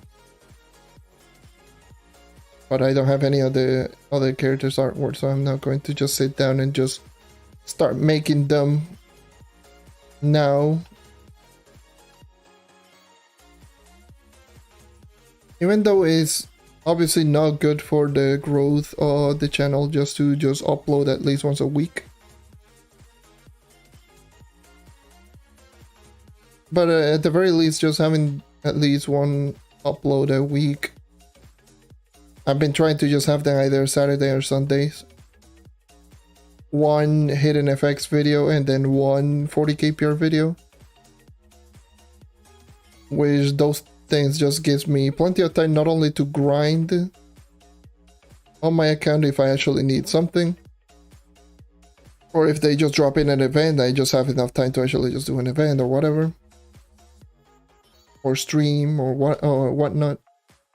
Like all of those things, I can just do them. And then throughout the week, I can just prepare, and then during around the weekends, that's straight writing, recording, and editing.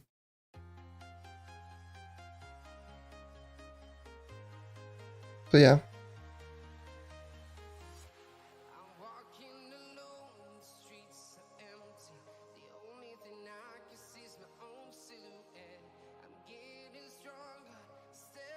If I had the artwork, I might do them more frequently.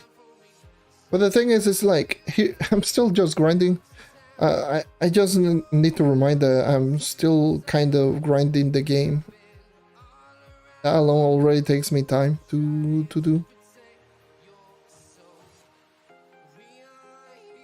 And one 40 kpr video for the last two 40 kpr videos that I've done, both of them have been over 12 hours each in terms of just making the editing, like the full editing process on the video.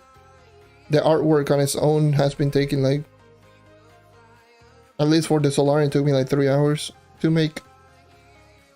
Around 3 hours.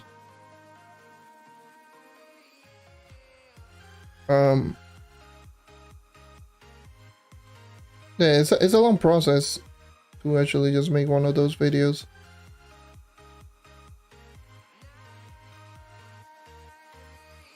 Which is why I'm essentially led me more towards that.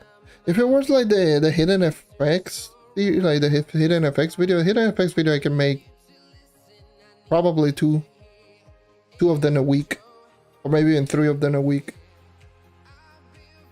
If I strictly focus on them.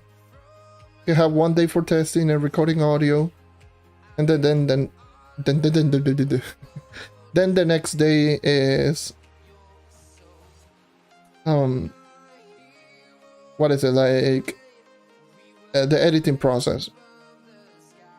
Since I already had the formula and everything behind the hidden effects video, super easy to actually, like, I've already done it so many times that it's pretty easy for me to actually just go back and start doing one of them.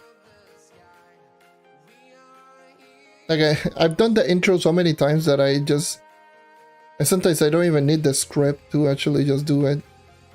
Just hello and welcome to another JMP video. Welcome, I'm your host Renee, and welcome to another installment of my Trove class Hidden Effects. This is a series where I'll be going over all hidden effects on crystal rings. I will be going over 1 class per video, and I will try to explain how does every single hidden effect works. These are all solo hand tested. There will be a lot of estimation in some of these testing abilities. So if you have any of the correct values on any of these videos, make sure to drop them in the comment section down below. Then I just proceed to just say the next class. And then afterwards it's like, make sure to drop a like, since it does help me out more than you think, and also subscribe. We're on our road to, now it's 5k. And with all that being said, let's get started with blank characters hidden effect. And then that covers pretty much the whole intro, the whole first minute of the video.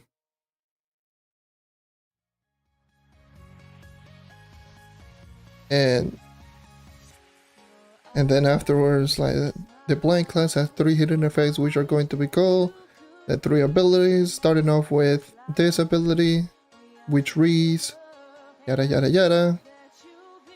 Ability description. And then just afterwards is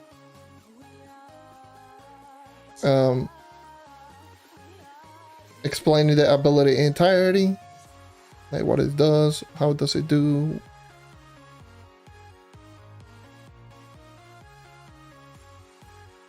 which those are the numbers based on my testing. Just testing the ability itself, doing comparison to if it is like damage reduction, how much it is with or without the ability. If it is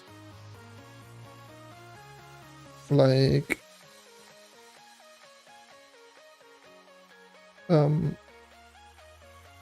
what is it like, if it is like a damage increase, then how much damage do I get? Again, in comparison. If it does something specific like a chance or something, then obviously I just use the ability multiple times to see how often does it proc. And usually after doing it like probably 50 to 100 times, I just see how many times do I see it. Oh, okay.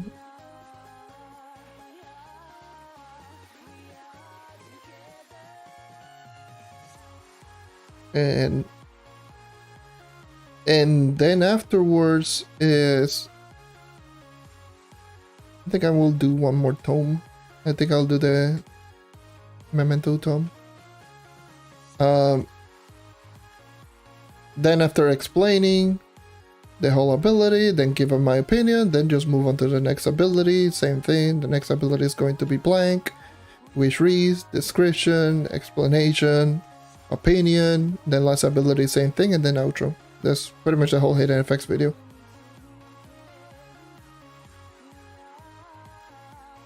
Also, another thing that I've been doing, that I did on the 40 KPR videos on both the Knight and the Shadowhunter, I probably might end up doing this for the rest of the series.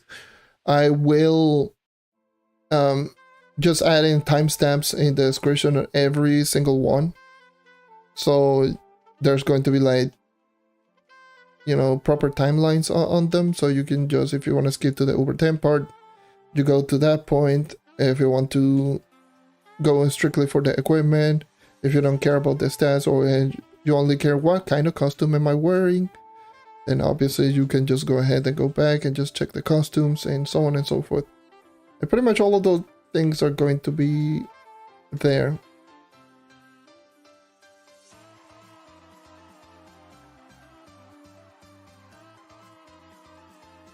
So for sure, that's definitely something that I will do from now on. I already did it with Shadowhunter and the Night video for both of them. So if anyone ever asks, what is the equipment that you have on your Night? Check the 40k per video. Literally exactly the same thing, but I'm only like, what, 30 power rank slightly higher than that video. And that's just because that video was made before getting the Stain Dragon, which shouldn't be that big of a difference. Stain Dragon is not like an insanely good dragon in terms of stats. Like, what kind of, that's the wrong button. Like, what kind of stat do you actually get with Stain? It's essential. Like jump, health, and magic fine, like bro.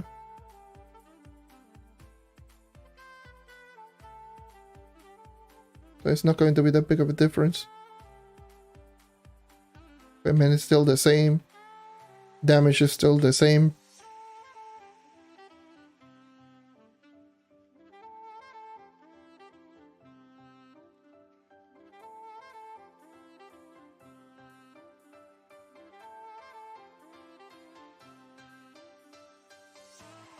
Yes, I'll do that 5-star anyways, I'm already here.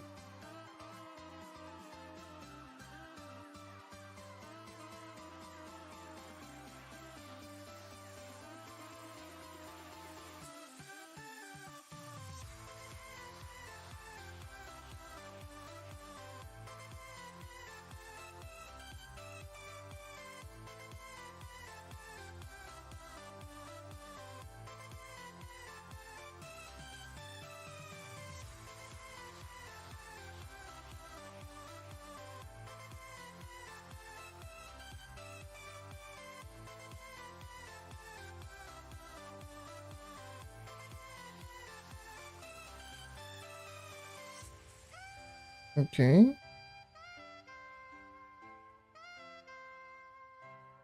A 43-second 5-star dungeon in over 11. That's not bad. 43 seconds on 5-star. Including from the start. That's not bad. This is crazy. Anyways, but yeah, that's the thing that I might just end up doing for the 40Ks in general. Just have them have timestamps on them.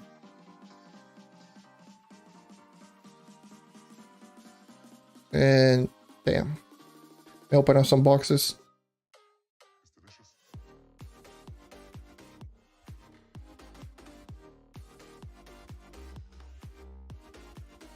See what I can get. Let's see if I get any gem that is just replacing any of my level 26 or 7 gems.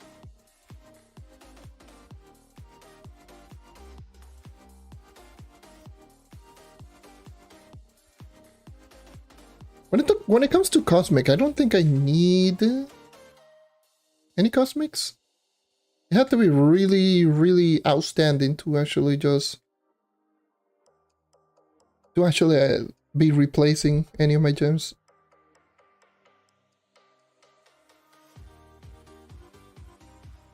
Anyways, what kind of gems did I go? 698. This. Ooh.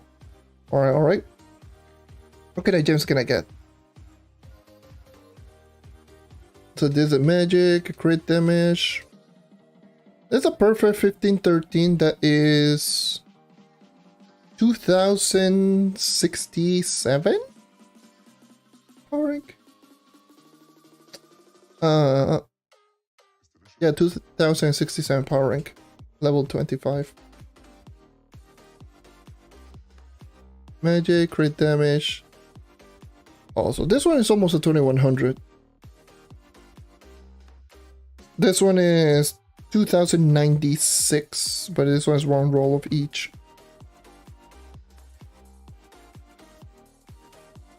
I bet it's 2096.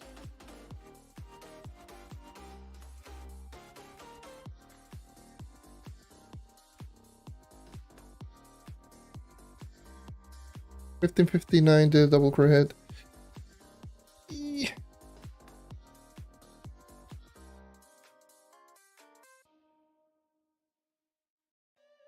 Triple. Damn, that is a horrible gem. Holy Jesus. Horrible. That is a triple critical hit roll gem.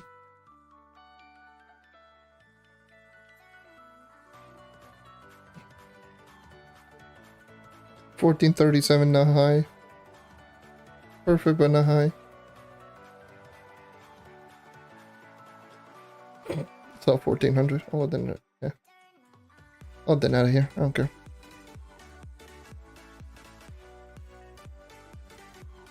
The top 3 characters for farming are the 3 characters that you like the most. I don't know, man. I really don't know which are the top 3 best characters. And the Shadowhunter's one of them, I guess. But I don't know. I haven't used all of the characters. I'm not going to just talk without any prior experience.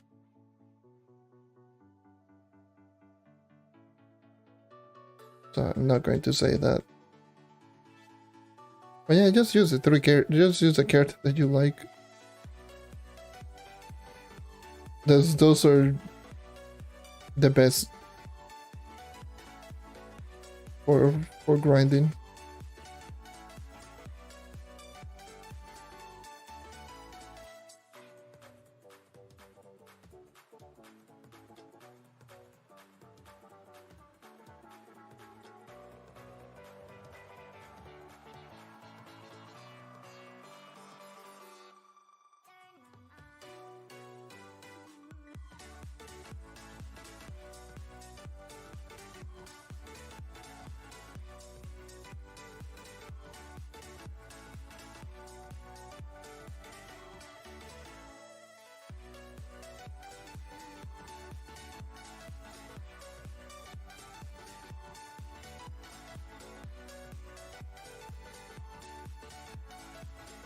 Damn, a 3-star. A 3-star non-karma.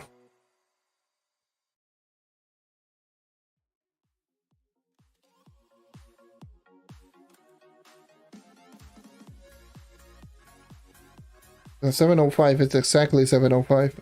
This is the minimum 3-star power rank, by the way, in case you're wondering.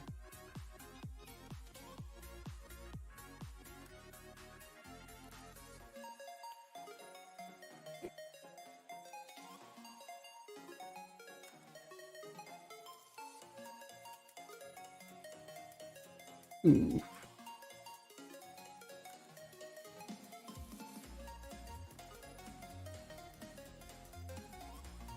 It's terrible.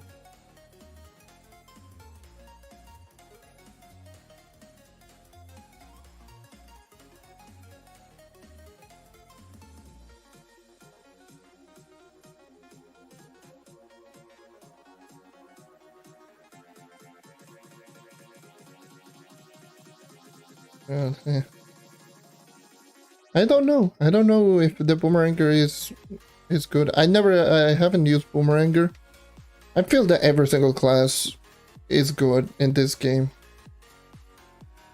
Including Gunslinger. I know Gunslinger gets memed on of being the weakest character, but Gunslinger can still be good. Trove is a game about stats more than anything.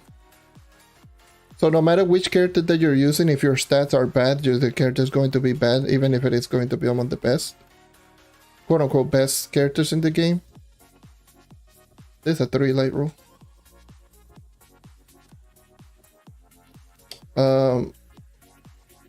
Good stats equal good character, so yeah, I would probably just say maybe, I guess. Just test it out, give it a shot. If you don't like it, then swap the gems to another character. Again, swapping gems is free.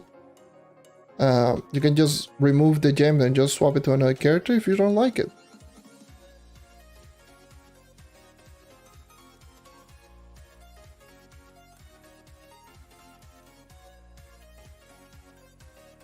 Again, I already answered this question before.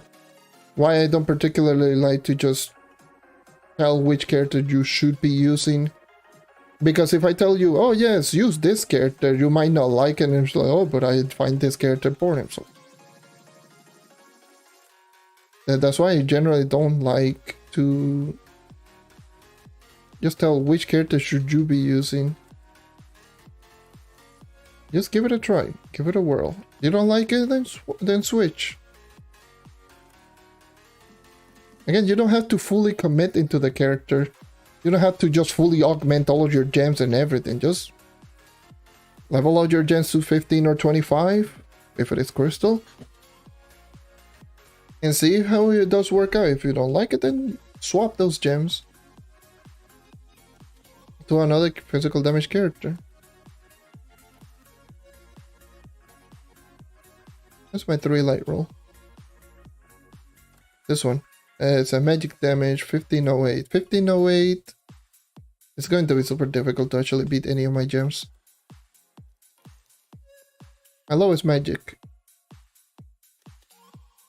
1508. 1508 is going to be 2400, which is going to be no, not even 2100, level 25. At 26, mind you. So you 2120, nope.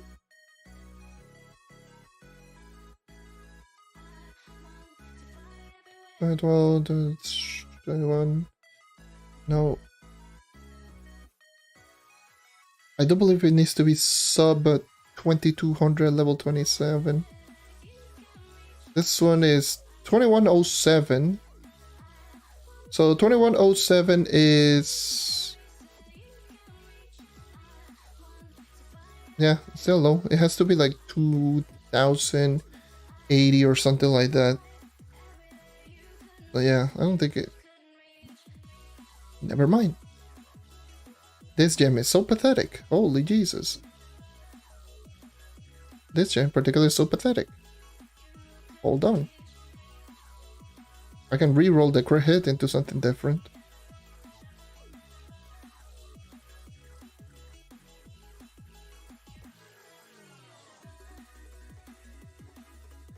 $2054.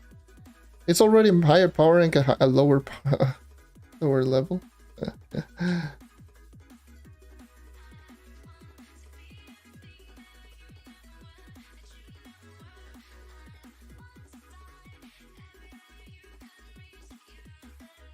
All I need to do is just remove that crit hit and just get crit damage and wow. Yes, I have a level 20 saying it already has more light. 1143 versus, oh my god, game. That's a hell 1080. You.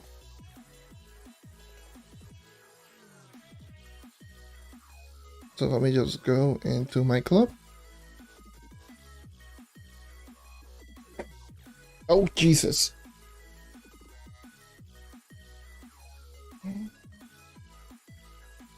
So let me just re-roll that gem.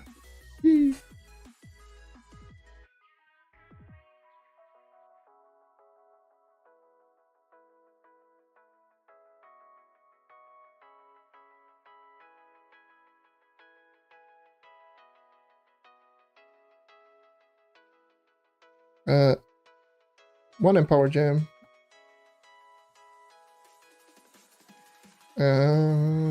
Nothing. Okay.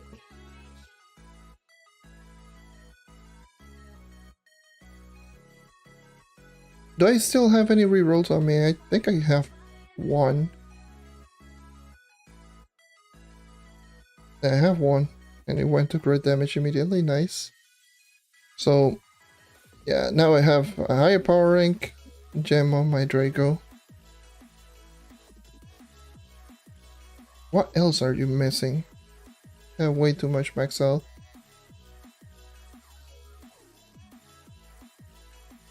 I'll decide to do just some rerolls in the future. And just get it to 100%. Crit hit. Because right now it's 86.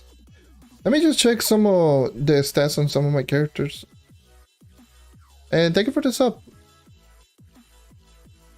So DT is 104, so DT is pretty good. Vanguard, and I know the Vanguard I did rerolls is 105. Yeah, no crit hit weapon, 105.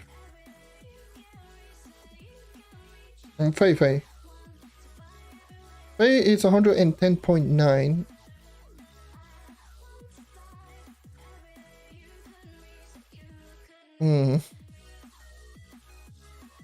I can remove this one, then maybe slightly aug another one to get it to 100%. So maybe this one I can squeeze by something. Oh, never mind, I got crit hit weapon. Never mind, so I'll go crit hit weapon. So I'll get rid of the crit hit weapon later. Still second stat, so I'm not going to even try to go. I already checked Draco. Gunslinger. Gunslinger is 105, no crit hit weapon. Yes. Candy Barbarian. There's certain characters that still need some reroll. Yeah, Candy Barbarian is 88. So Candy Barbarian needs at least one reroll.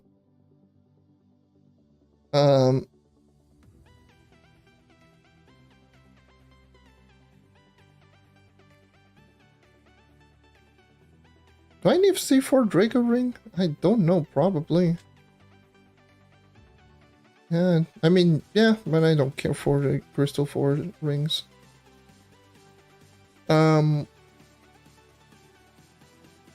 You're 112, so you need a reroll out. I need to just get rid of one of you. Probably you. 112.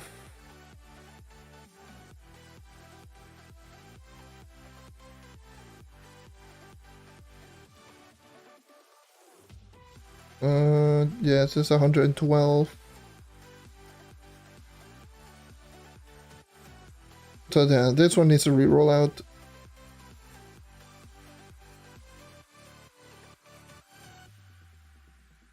You got a ring. Oh Jesus! And you don't need to give me the ring. I'm fine. Oh Jesus! I need to get rid of this gem.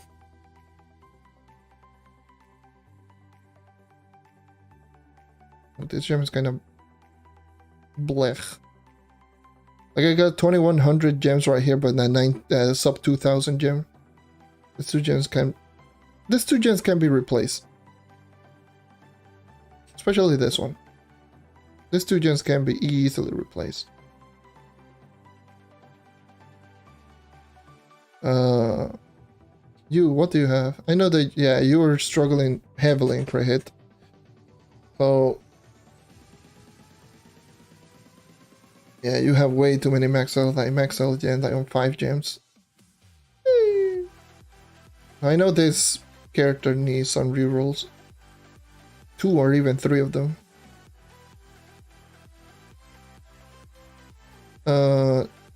Oh yeah, Lunar Lancer definitely with a solid 121 critical hit. What up? I'm a pro, I know.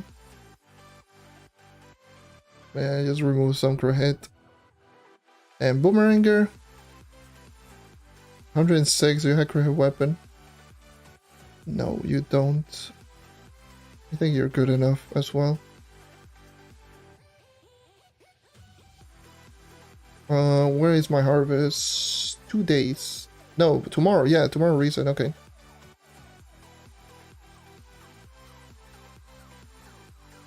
Alright.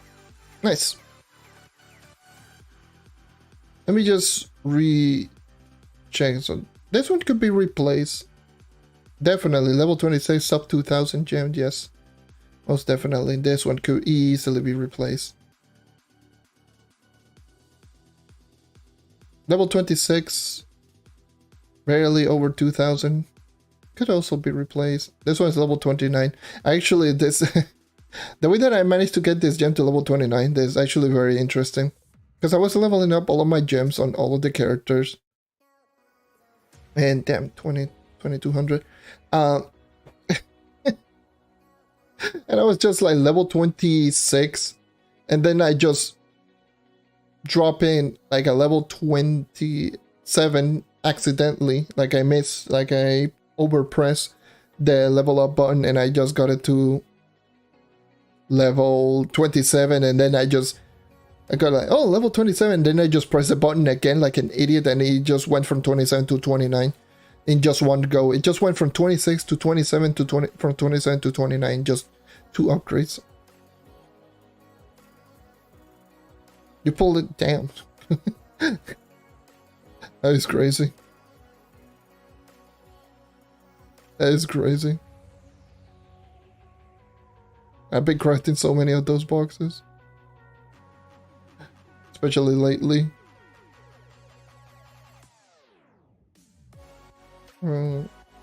You.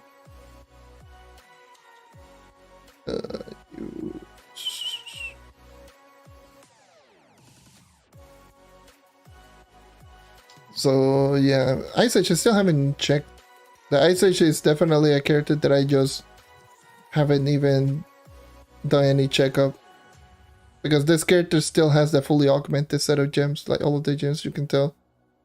2277 and 2557. All of the gems are 100%. All I did was just conversion, and I still haven't even reroll or anything. I'm still debating whether or not should I just keep the Ice Age, or maybe just give this full set of all fully augmented gem and swap it with another character.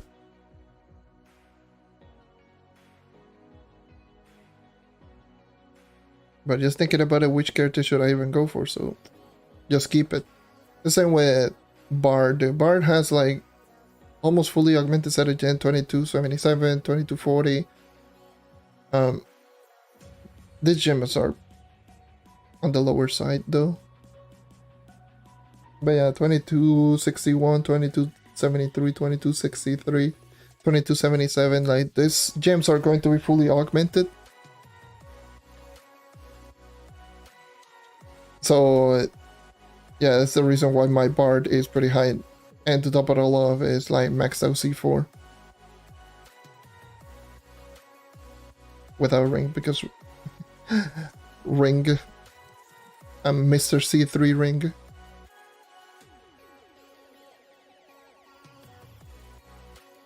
Another character that I really do like the Bard a lot. I haven't even used Musical Master Bard in over 11 with this stats. So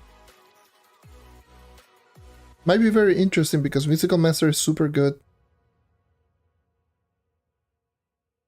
Musical Master might be the difference between just going super crazy on the Bard, because I feel the Bard is a 46 KPR Bard is still more than capable of just super speed farming over 11.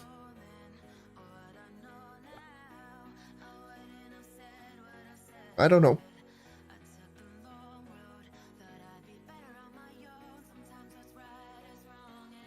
Yeah, there's the other character.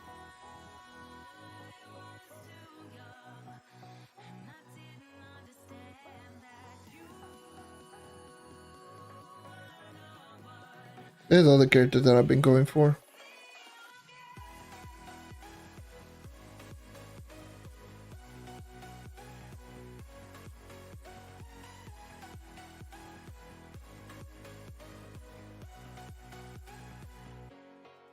Alright. Nice.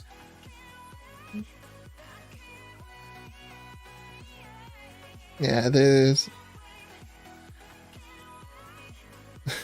That's okay. I'm just debating whether or not should I just keep using it. I just use Vanguard or Solarian. These are going to be the two characters for the next 40k. Is this or the other one or Vanguard? And I got the artwork for both of them just ready up. So yeah. Anyways, I think I'm just going to end the stream right here. I've been streaming for 4 hours. Need to grab something to eat. I need to stretch. I need to,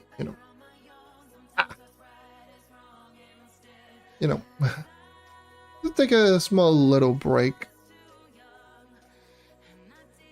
I might just sit back down and, like I just mentioned, maybe just draw something, watch some videos or whatever. I might be logged in here on the club, just AFK until I just get kicked out or something like that. But anyways, I am going to end. Got a message from who? What the hell? I guess someone that sent me. Someone sent me a message. I believe it was yesterday that I saw him in. And Uber 11. I already posted the screenshot. I posted the screenshot, by the way, on upgrading my last character to 40k, which was Fate Trickster. And there's already someone just saying, you have way too much time in your hands. Not really. I could easily just have this way back, but I'm just upgrading. It's been already a month since the update came out. For someone who is at the end game, getting all character at 40k is not necessarily too difficult. Like, it wasn't too difficult. All I gotta do is just level up all of the gems to 26 at the very least. Mastery Dragons is just going to carry me to 40k essentially. So it wasn't necessarily too difficult. Yes, obviously getting all of the gems. Grinding all of the gems. Oh. Like grinding the gems took a time, but again, it's been a month already, so in a month you should already have at least a full set of gems on every single class. Or at the very least half of those classes. It's not too difficult to get a full set of gems. Anyways, so yeah, what I'm going to, like I just mentioned, let me just put this right here. Let's just go browse thumbnail. Once again, like I just mentioned, like I already got this done, which is for the Solarian 40k Solarian video. Let me get myself out of here.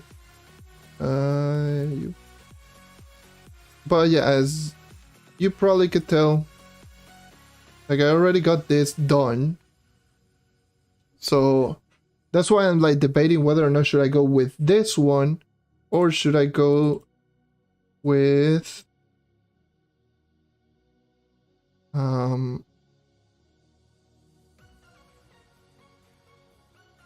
this one, but I still haven't done the thumbnail completely. But yeah, this is the one from Vanguardian. If you put it more like this, or if you zoom it in, I maybe just touch upon certain things. Obviously, like around the hands area, like I might just add in a little bit more, obviously to make it more complete. But this could easily just put it in a thumbnail so you can have at least the lower part mostly cut off, so you don't have to just see everything. So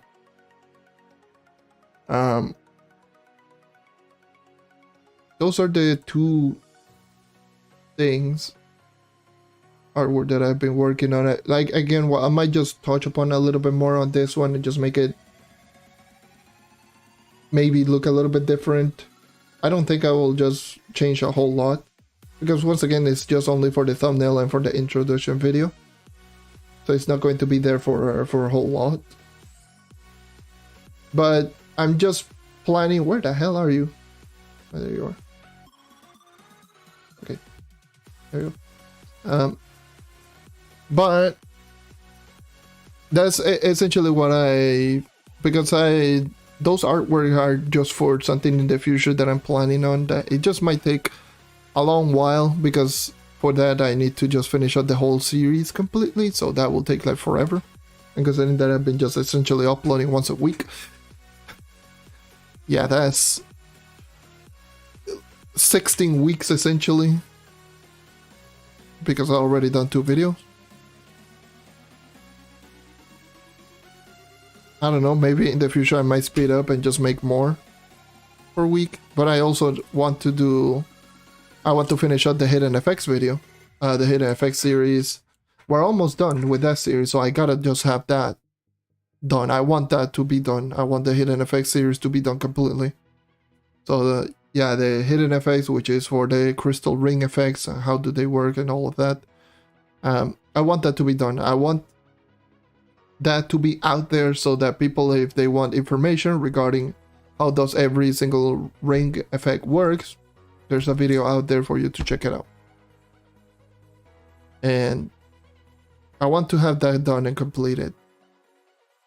So that's why I've just been switching between the 40 kpr series and then the Hidden Effects series, and just going back and forth between the two, because they do take quite a little while to actually just make, and once you actually make them is like not make them, like once you actually take into account that they take a while to make them, and then obviously I had to grind. Well, I don't have to, but I want to grind the game. Jesus, I want to grind the game as well, because I'm still not done. I'm still far from done.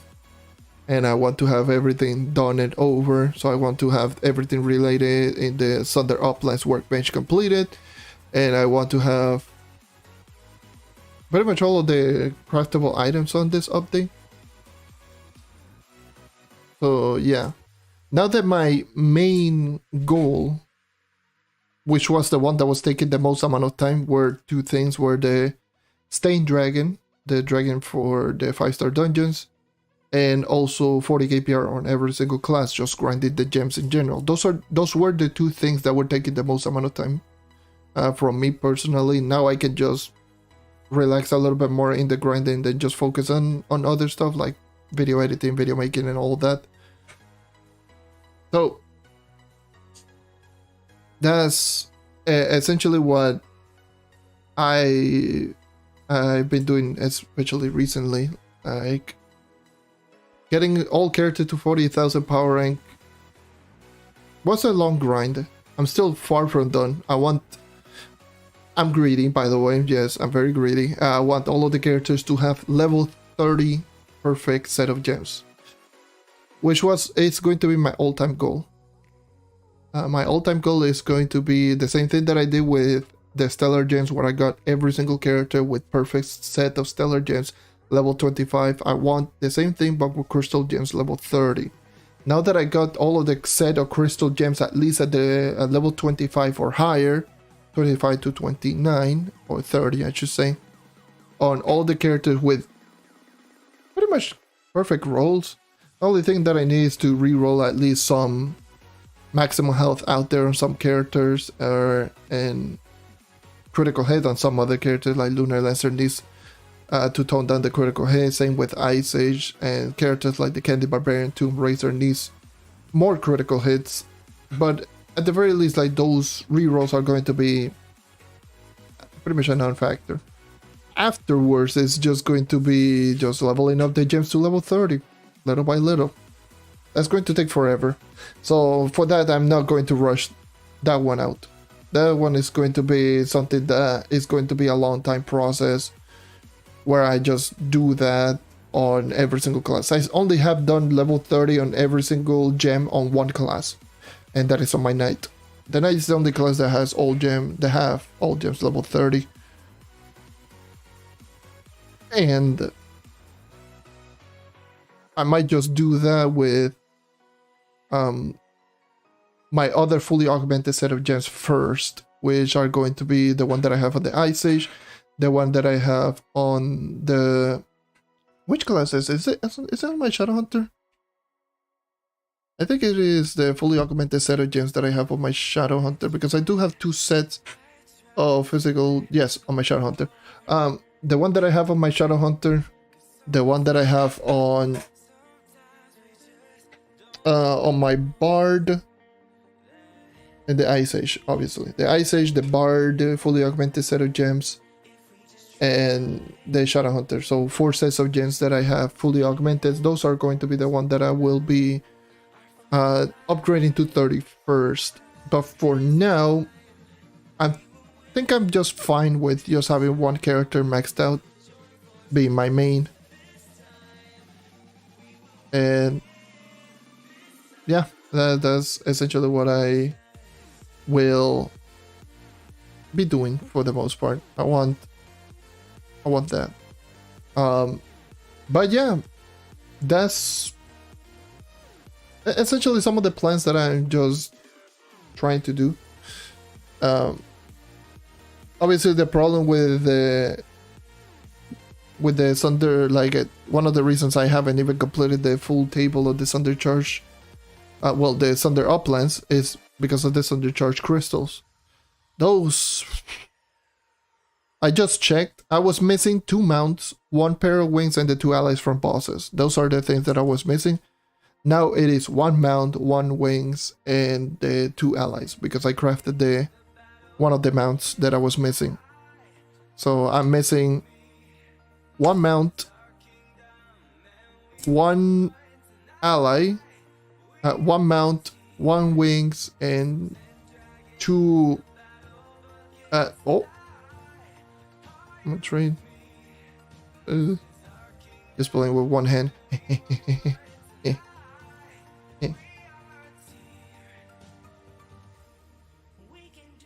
Oh, you know what? Here, have some Paragon pins. The only Paragon pins that I have. Thank you for the ring. It turned out to be... Oh, it's a Dragon Force. It's a jump ring, but I'll take it. You pulled up... Oh, goddamn. It's the same... It turned out with the same ability. The only thing this was a jump ring, rather than my other ring being energy regen. So you're going right down there.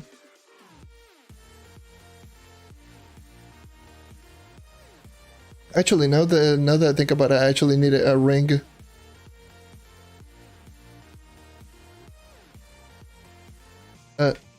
I actually needed another ring for Draco. For the Hidden FX video, I only had 2 rings. GG. Alright. Try my luck again? I mean, maybe. Sure.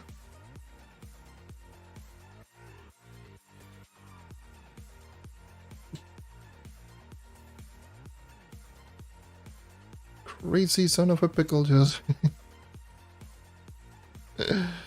giving me 2 crystal 4 rings. Alright. It was crit hit. Critical hit, by the way, yeah. Just, you can see that. There's the crit hit. And jump.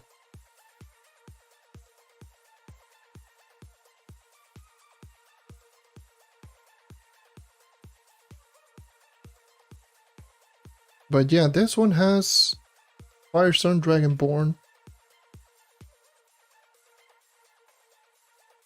I do have 100% crit hit, right? No, I don't even have 100% crit hit, actually.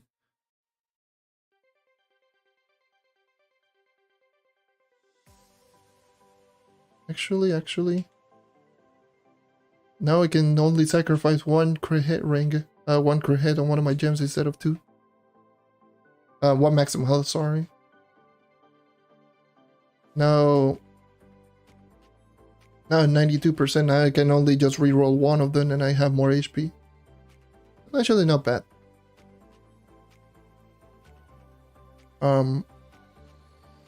Dragonborn, Dragon Force.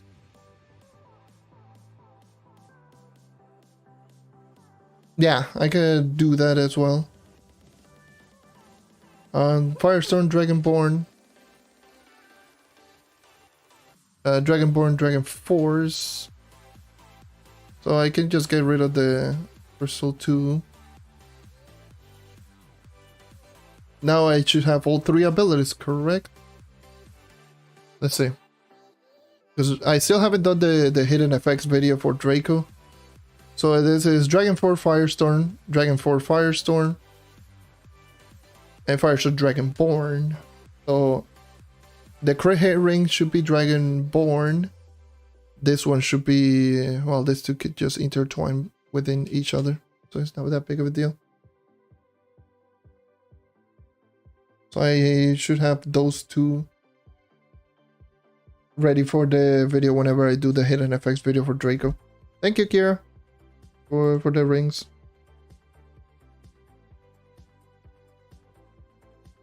It's just crazy, just giving away two just crystal 4 rings, just like, hey, there you go, 2 rings. It's like 4 mil each. Like those rings, how much do they cost? Like you could have sold them for yourself.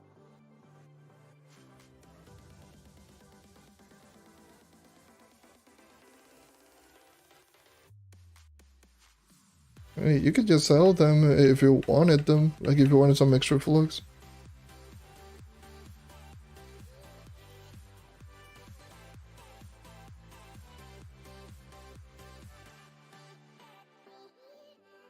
And someone is selling a golden chaos chest for 20 mil. Why? And a 21 mil. Like, what the hell?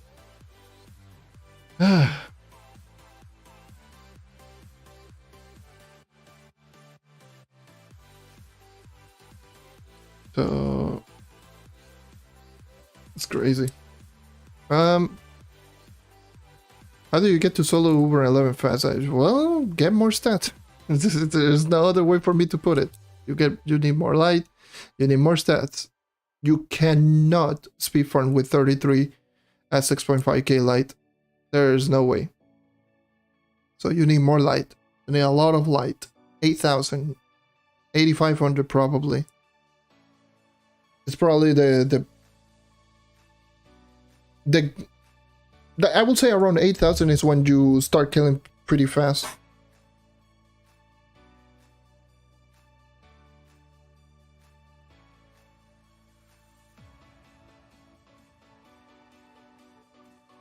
Yeah, it is.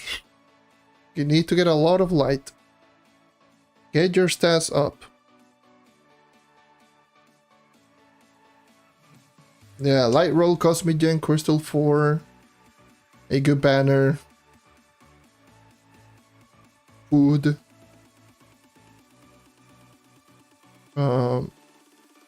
Obviously the ally, but allies are super easy to get. Even a decent crystal ring. Wow, the characters need crystal 4. A lot of them. A lot of my characters don't have crystal 4 rings. Like the majority of them actually. Heck, even my Ice Age, I don't even have I don't even have a crystal 4 Ice Age ring. I was running crystal 3. Same with Chloro.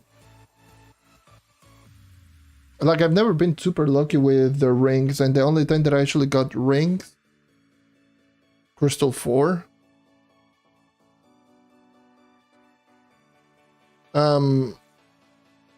where like those were like towards the beginning of the Paragon update where I sold them so I can actually just get more Paragon piñatas to see if I can actually just get the wings, which I never got them, or just to get pretty much everything done from the tables. But yeah, the only characters that I do believe that have Crystal 4 now, aside from the Draco that you just gave me, are Knight, I believe the Shadow Hunter, yeah, Shadow Hunter, Knight, Shadow Hunter, Dino Tamer, Vanguard, definitely not Vanguardian, Draco. Do I have anything else? Oh Jesus, my Fate Trickster has a Crystal 2. I will change that soon.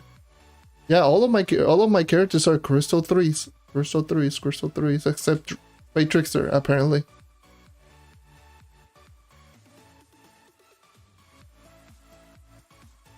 Yeah, Crystal 3s. Candy Barbarian Crystal 3. Like, just check them out, like right here. Oh, Crystal 3. Even my Coloromancer Crystal 3. Crystal 3. You can tell, like, all of them are like that. 3. And 3. This one still has Need for Speed. Oh, that's wrong. Okay. Jesus. Where can you get some of those? Look. God damn. Give me some of that luck.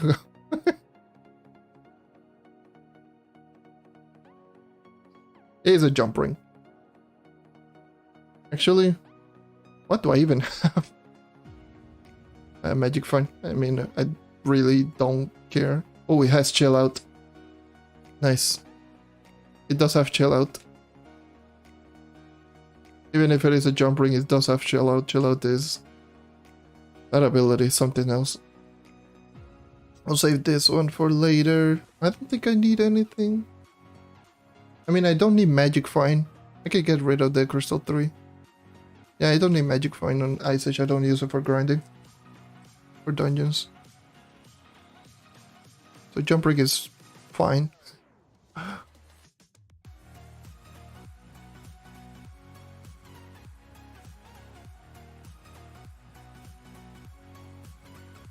It's just crazy. Just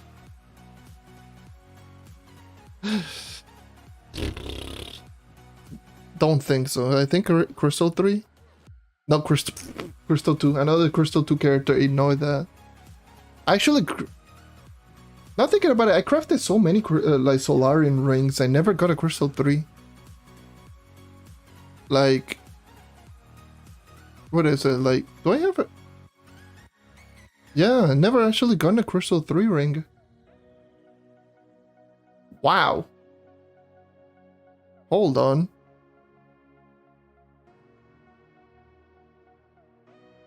I never actually gotten a Crystal 3 ring. I can craft one. Damn. Let's see. Let's check it out. See if I can get myself Crystal 4 because you know. Alright. Let's preach to everything holy in this planet if this turns out to be a Crystal 4. Just pray. Alright. Okay. Great start. Crystal 3. Okay. It doesn't have Prismatic Chain. Useless ability. Yeah, you're out. I don't care.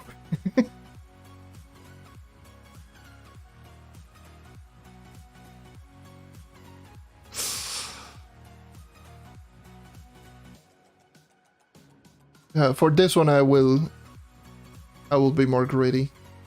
For this one, I definitely want Prismatic Chain. Let me just try one more try, and then whatever. So, exactly the same step, but Crystal 3 and Prismatic Chain. Okay. I mean, I'll take it. Let me do the same thing with Fae. See if I get lucky with a Fae ring. Can't believe that I only have a Crystal 2 ring on Fae. Oh, and I got a Crystal 3 box. Nice. Jump ring? Do I need jump ring? What is it with this game and jump ring? Please give us the option for God damn. Give us the option. Ah, shoot, man. How much do I have? And a crash. Okay. How's it going? Of course, I ended up crashing. Because Trove. Anyways.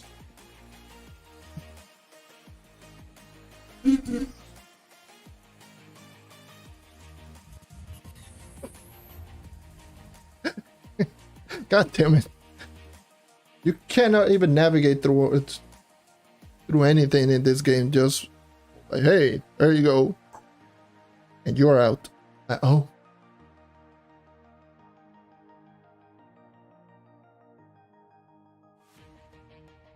All I want is a Crystal 3 ring with Fae Trickster. Who made this custom avatar? I made them myself. I made everything. The rigging, the art. Hello. Oh boy.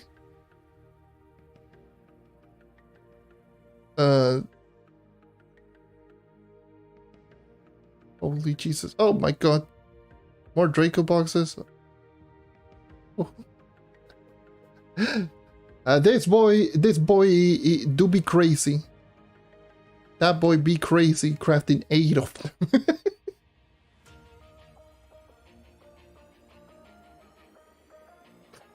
All right.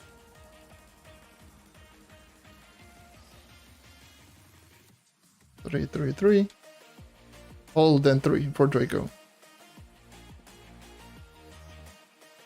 For Solarian, which is the important one. Can I get a Crystal 4 for crying out? I never get Crystal 4s, I don't know why.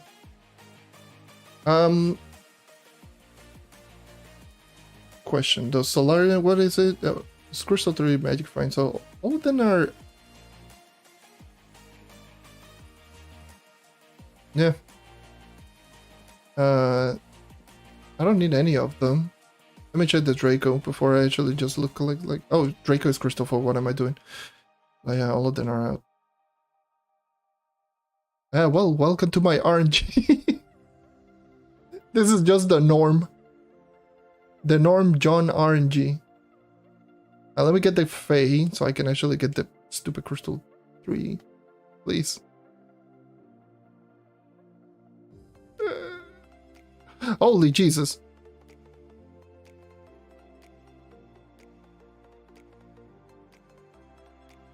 God damn it, can I get a crystal, at least a Crystal 3 with energy regen? That's all I care.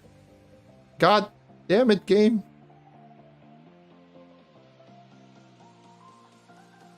That's all I care, a crystal. Where's Fae Trickster again? Oh, there you go.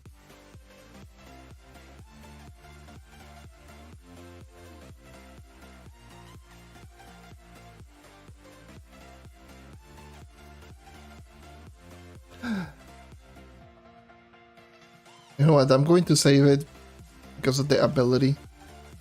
Holy Jesus. Not even one energy regen crystal 3 ring. You gotta be kidding me.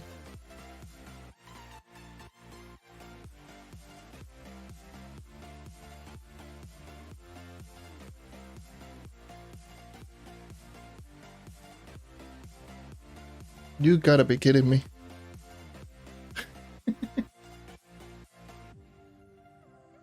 You know what? 3 of them. Trial then things. Oh! I got a golden. Never mind, got a crystal 4. Nice. But yeah, if you're trying to get an better when it comes to animation on the rigging, there are some videos out there that can just help you out in the animation department. You can just check in like live 2D cubism and such. It takes a while, obviously. This took me 2 weeks to actually just make. Let's see what I can get. You know what? Let me just open this too. Oh, I managed to get a crystal 3 right here. Energy regen. Please, energy regen. Please. Critical. No. I'm still keeping it.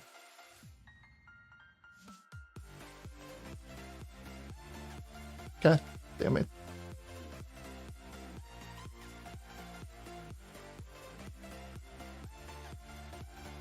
I need... because this is going to be the next hidden effect videos. This Fate Tracer, Dance Partner, Mobilize.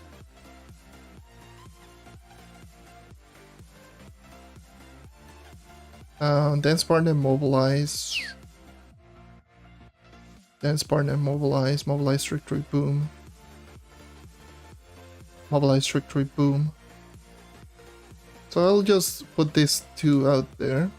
At the very least, yeah. That's a good thing. At least a crystal 3 with energy regen and a crystal 4. It's a good thing. Like, I'm not complaining. I wasn't even expecting. All I care was a crystal 3. Because I want a crystal 3. Alright, dude. Have a good one. But yeah, just when it comes to animation VTuber, just take it slowly. This is a long process. It took me 2 weeks to actually get it, so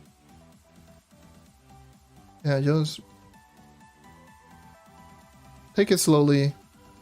Just watch videos and just do one thing at a time. This is something that is not going to be done in one day.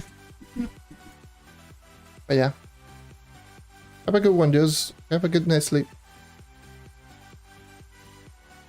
But anyways, I believe, yeah, that was every single class at least with Crystal 3, the very least. I mean, I wasn't even expecting a Crystal 4 from opening C2 ring boxes. Like, god damn.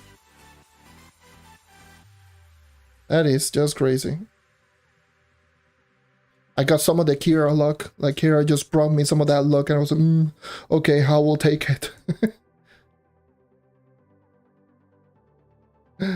Anyways. But yeah, I think I will end the... I think I will just end the stream right here. I know a lot of you have just been dropping in. If you got some questions, I will try to answer the best that I can. I've been streaming for 4.5 hours, so I need to just call it a day for now. But if you got the questions, ask them right now while you can. When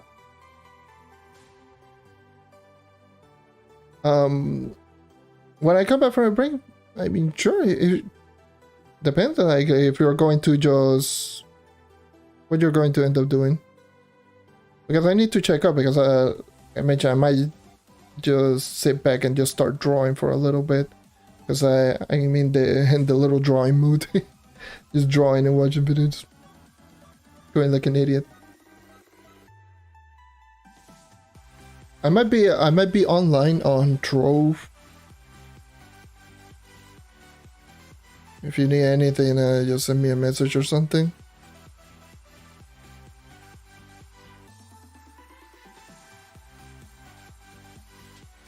But I'll probably just still be online on Xbox.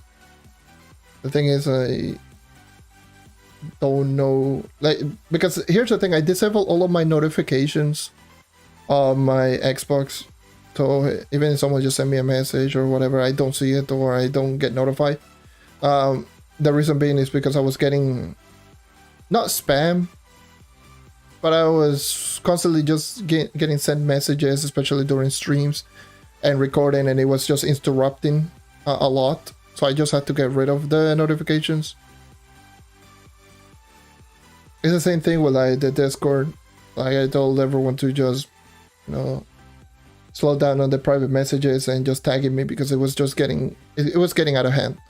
I was just constantly just sending me messages, and it wasn't just the standard messages. Like it was someone on the Discord server but sending me a private message to myself just saying hi. It's like,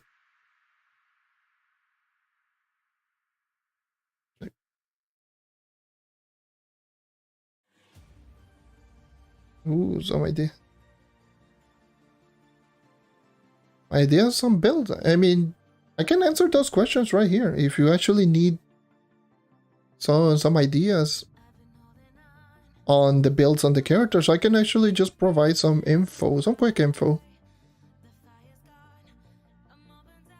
It's usually what I like to do in this type of live stream. I just like to let everyone know in regards to, you know, why do I use certain things and such. Like the only thing that I don't like doing is just telling people what character should they be using. So, oh, actual building. Oh, actual building. Ooh. I'm actually pretty horrible when it comes to building. Like, I mean, you can tell by my goddamn club. That's it.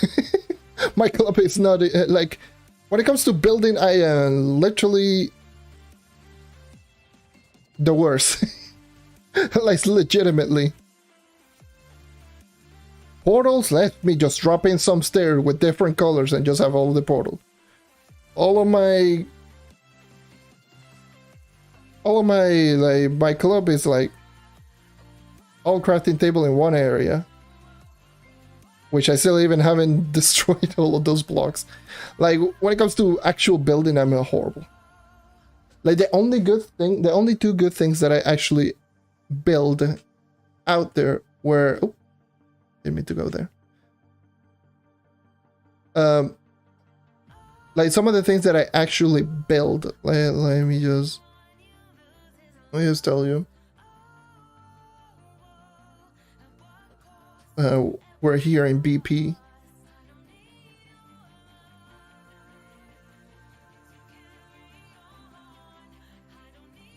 What the hell? Where the hell is the portal right here? I forgot. Come on, game, can you load? There you go. So this is the only thing that I managed to build. Well, one of the two things that I managed to build in this club. Obviously, lo and behold, there's a it's not too surprising. So yeah, it's one of the things that I managed to build. Took me like 3 hours, 2 or 3 hours to build. And the other thing was that, which took me 8 hours, I believe. After doing those two things, I was like, nope, I'm calling it quits. I'm not doing any more building. And that was it.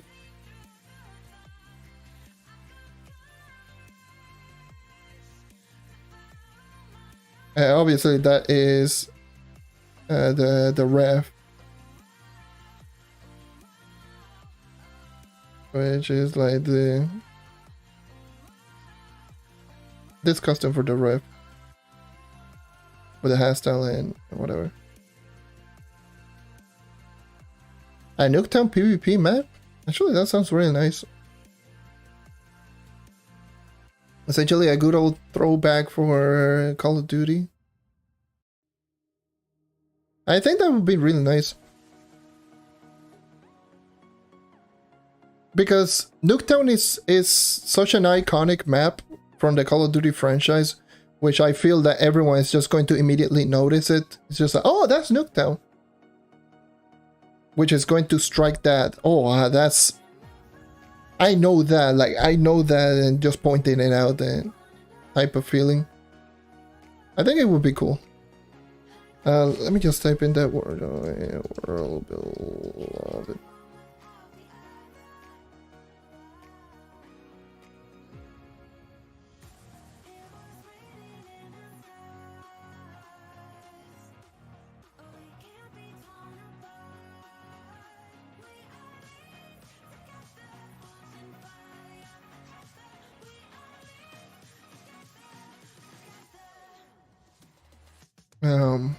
Damn.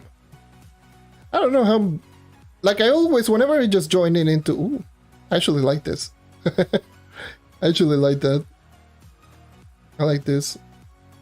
I think it looks really nice.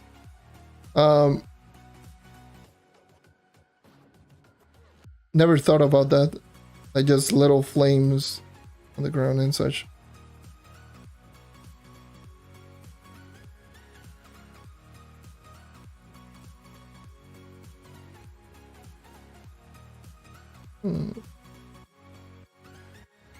I always think, like, how the hell do like everyone just builds so many things like this? I like that Trove Wonder. It's like the patience, the dedication, and the holy Jesus.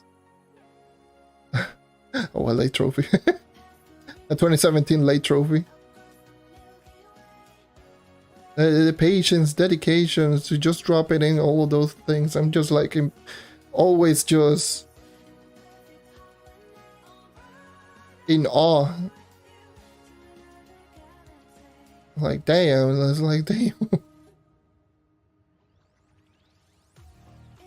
And I really like the color, like the color thing. I don't think I've actually seen a lot of people use this color blocks, because if you actually look at them very close, you can tell the blocks really but if you actually go really far away, you cannot tell the separation between the blocks, which actually just makes it even better, because just looking at it like that is so crazy. The patience on all of that is crazy. Like, I always think it's just so crazy.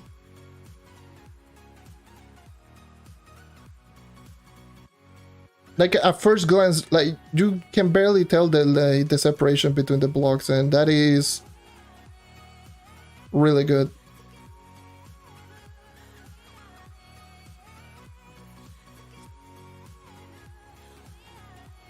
I thought this was pretty clever.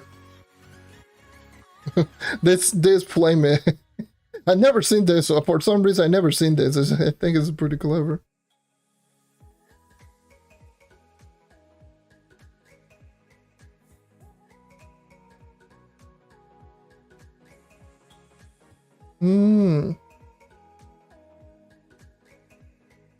That's a cool looking sword. What the hell? A really cool looking sword.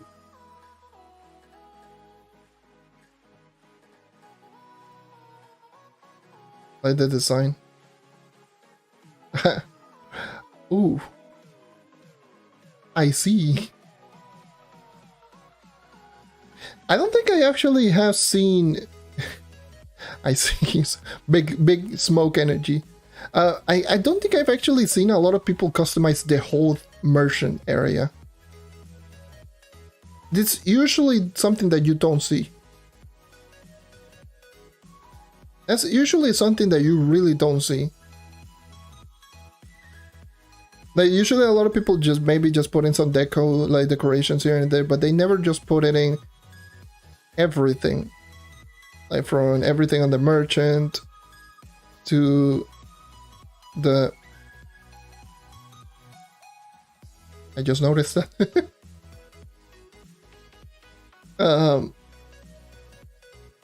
To the flame. So obviously, for what I could tell, it's like flame theme, essentially like a flame theme on everything. It's just fire, flame, like with purple flames, regular flame, flux, because flux.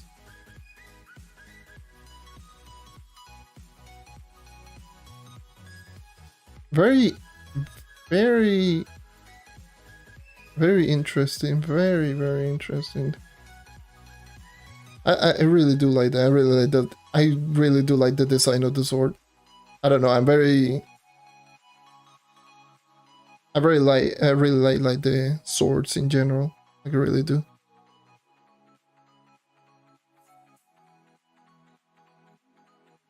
Flux and okay. Well, makes sense.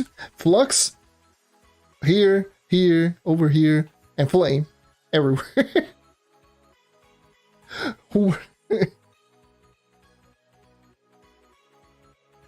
That's so interesting. It seems to be like there's plenty of space, especially over there. There's plenty of space to actually just go ahead and go wild on building.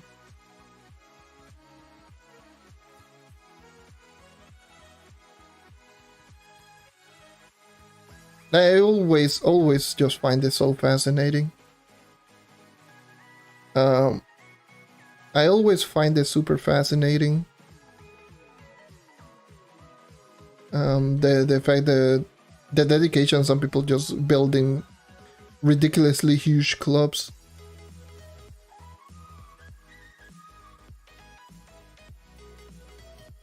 You mean this, yeah.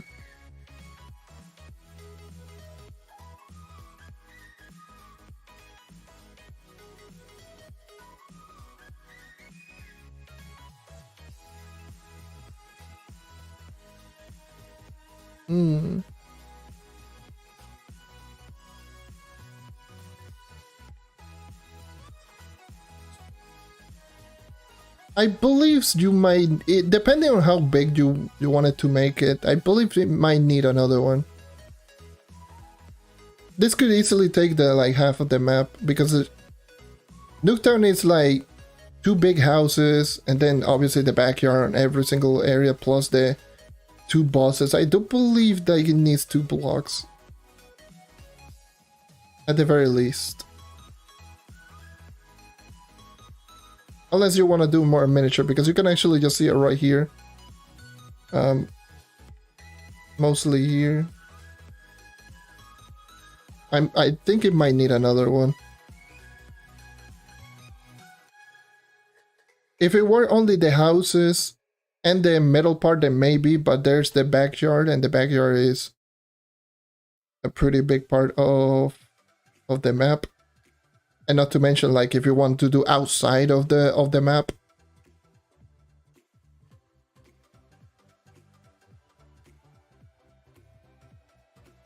I believe it needs 2 of them, at the very least.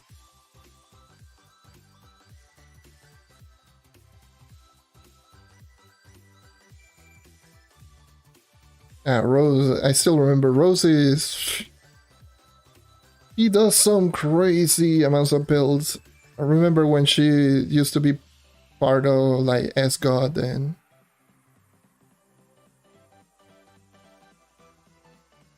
just build like crazy. What other things should you add? Maybe add something for Apex or Destiny, since you main both games. Maybe something to represent both Apex or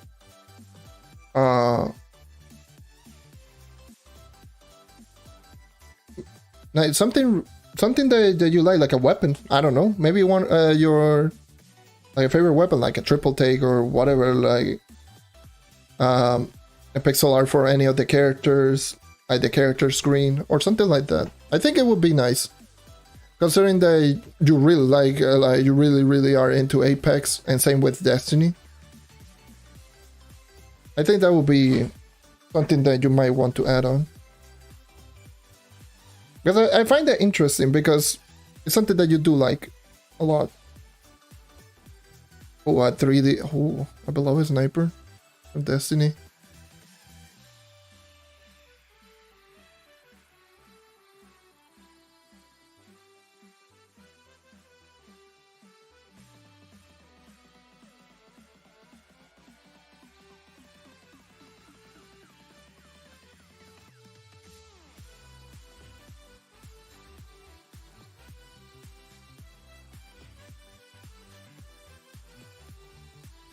When hopping on Apex, I don't know. I haven't had a lot of time. Like I've been wanting to actually just go back, but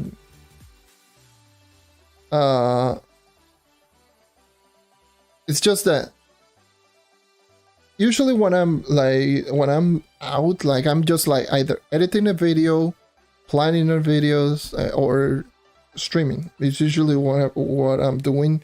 And when I'm obviously not playing an AFK and I'm just watching videos in general.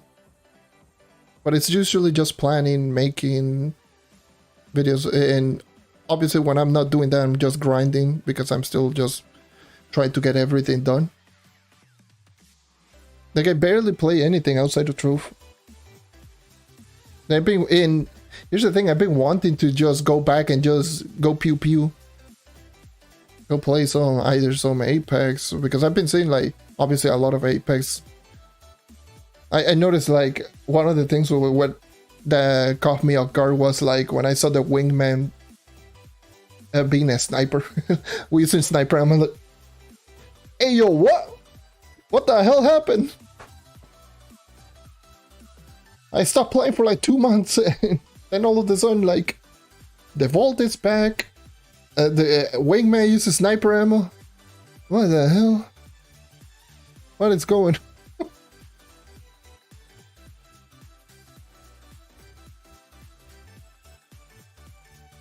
It is super wild.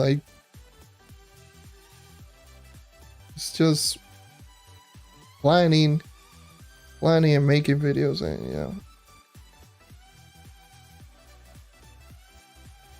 Yeah.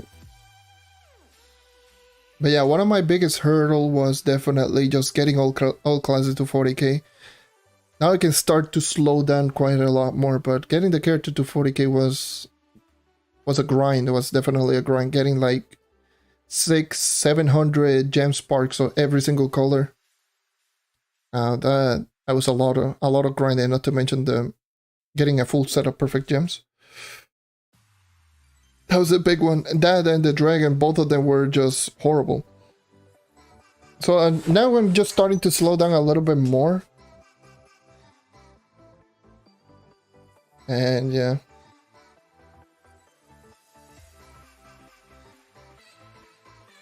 But yeah, it's all good. I wanted to do this. This is a project that is a thing on my channel ever since like way back with 20,000, 30,000, now 40,000 is a tradition at this point. So I think it is definitely something that I wanted to do. But now that I got every single class at 40,000, now it's just using the character, testing it out, maybe, and just writing down the script and doing the artwork and all of that. I could get that done real quick. But the whole process is kind of ridiculous. Like, I did showcase just to show you one video, which was the Shadowhunter video. How much does it take to actually just make one? Okay, where are you at? Where are you at? Where are you at? Where are you at? Where are you at? This is one video. This is the 40k PR Shadowhunter video that I made a little while back, but yeah. So there's the music, all of the cuts, all of the audio, the footage, There are some sound effects here and there, sound effects here and there with all of the screenshots. So yeah, usually a video takes a long while. Let me just get rid of the, oops, now you, this, all right, there we go. So yeah, this is a full-length video. It's 29 minutes long video. And that's how it looks on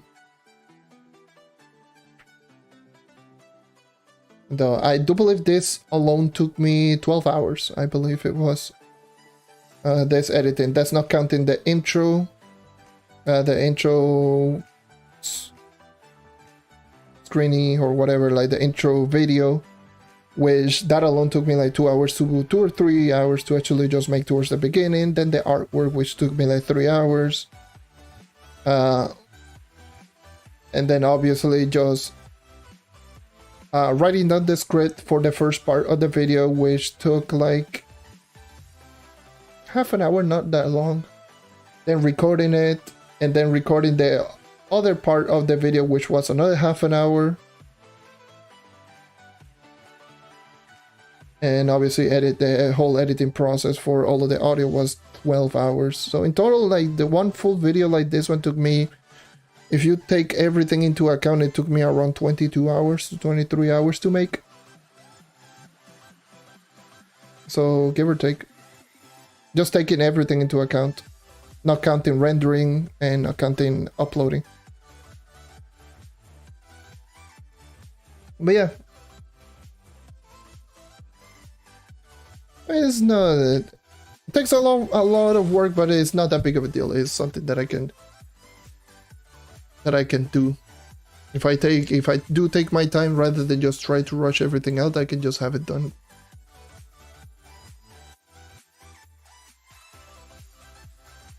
So, anyways, I think that will be it for me. Yeah, for sure. Yeah, it's been almost 5 hours. Now, definitely for sure I will have this. This stream obviously will be unlisted, so it will be only on the unlisted playlist.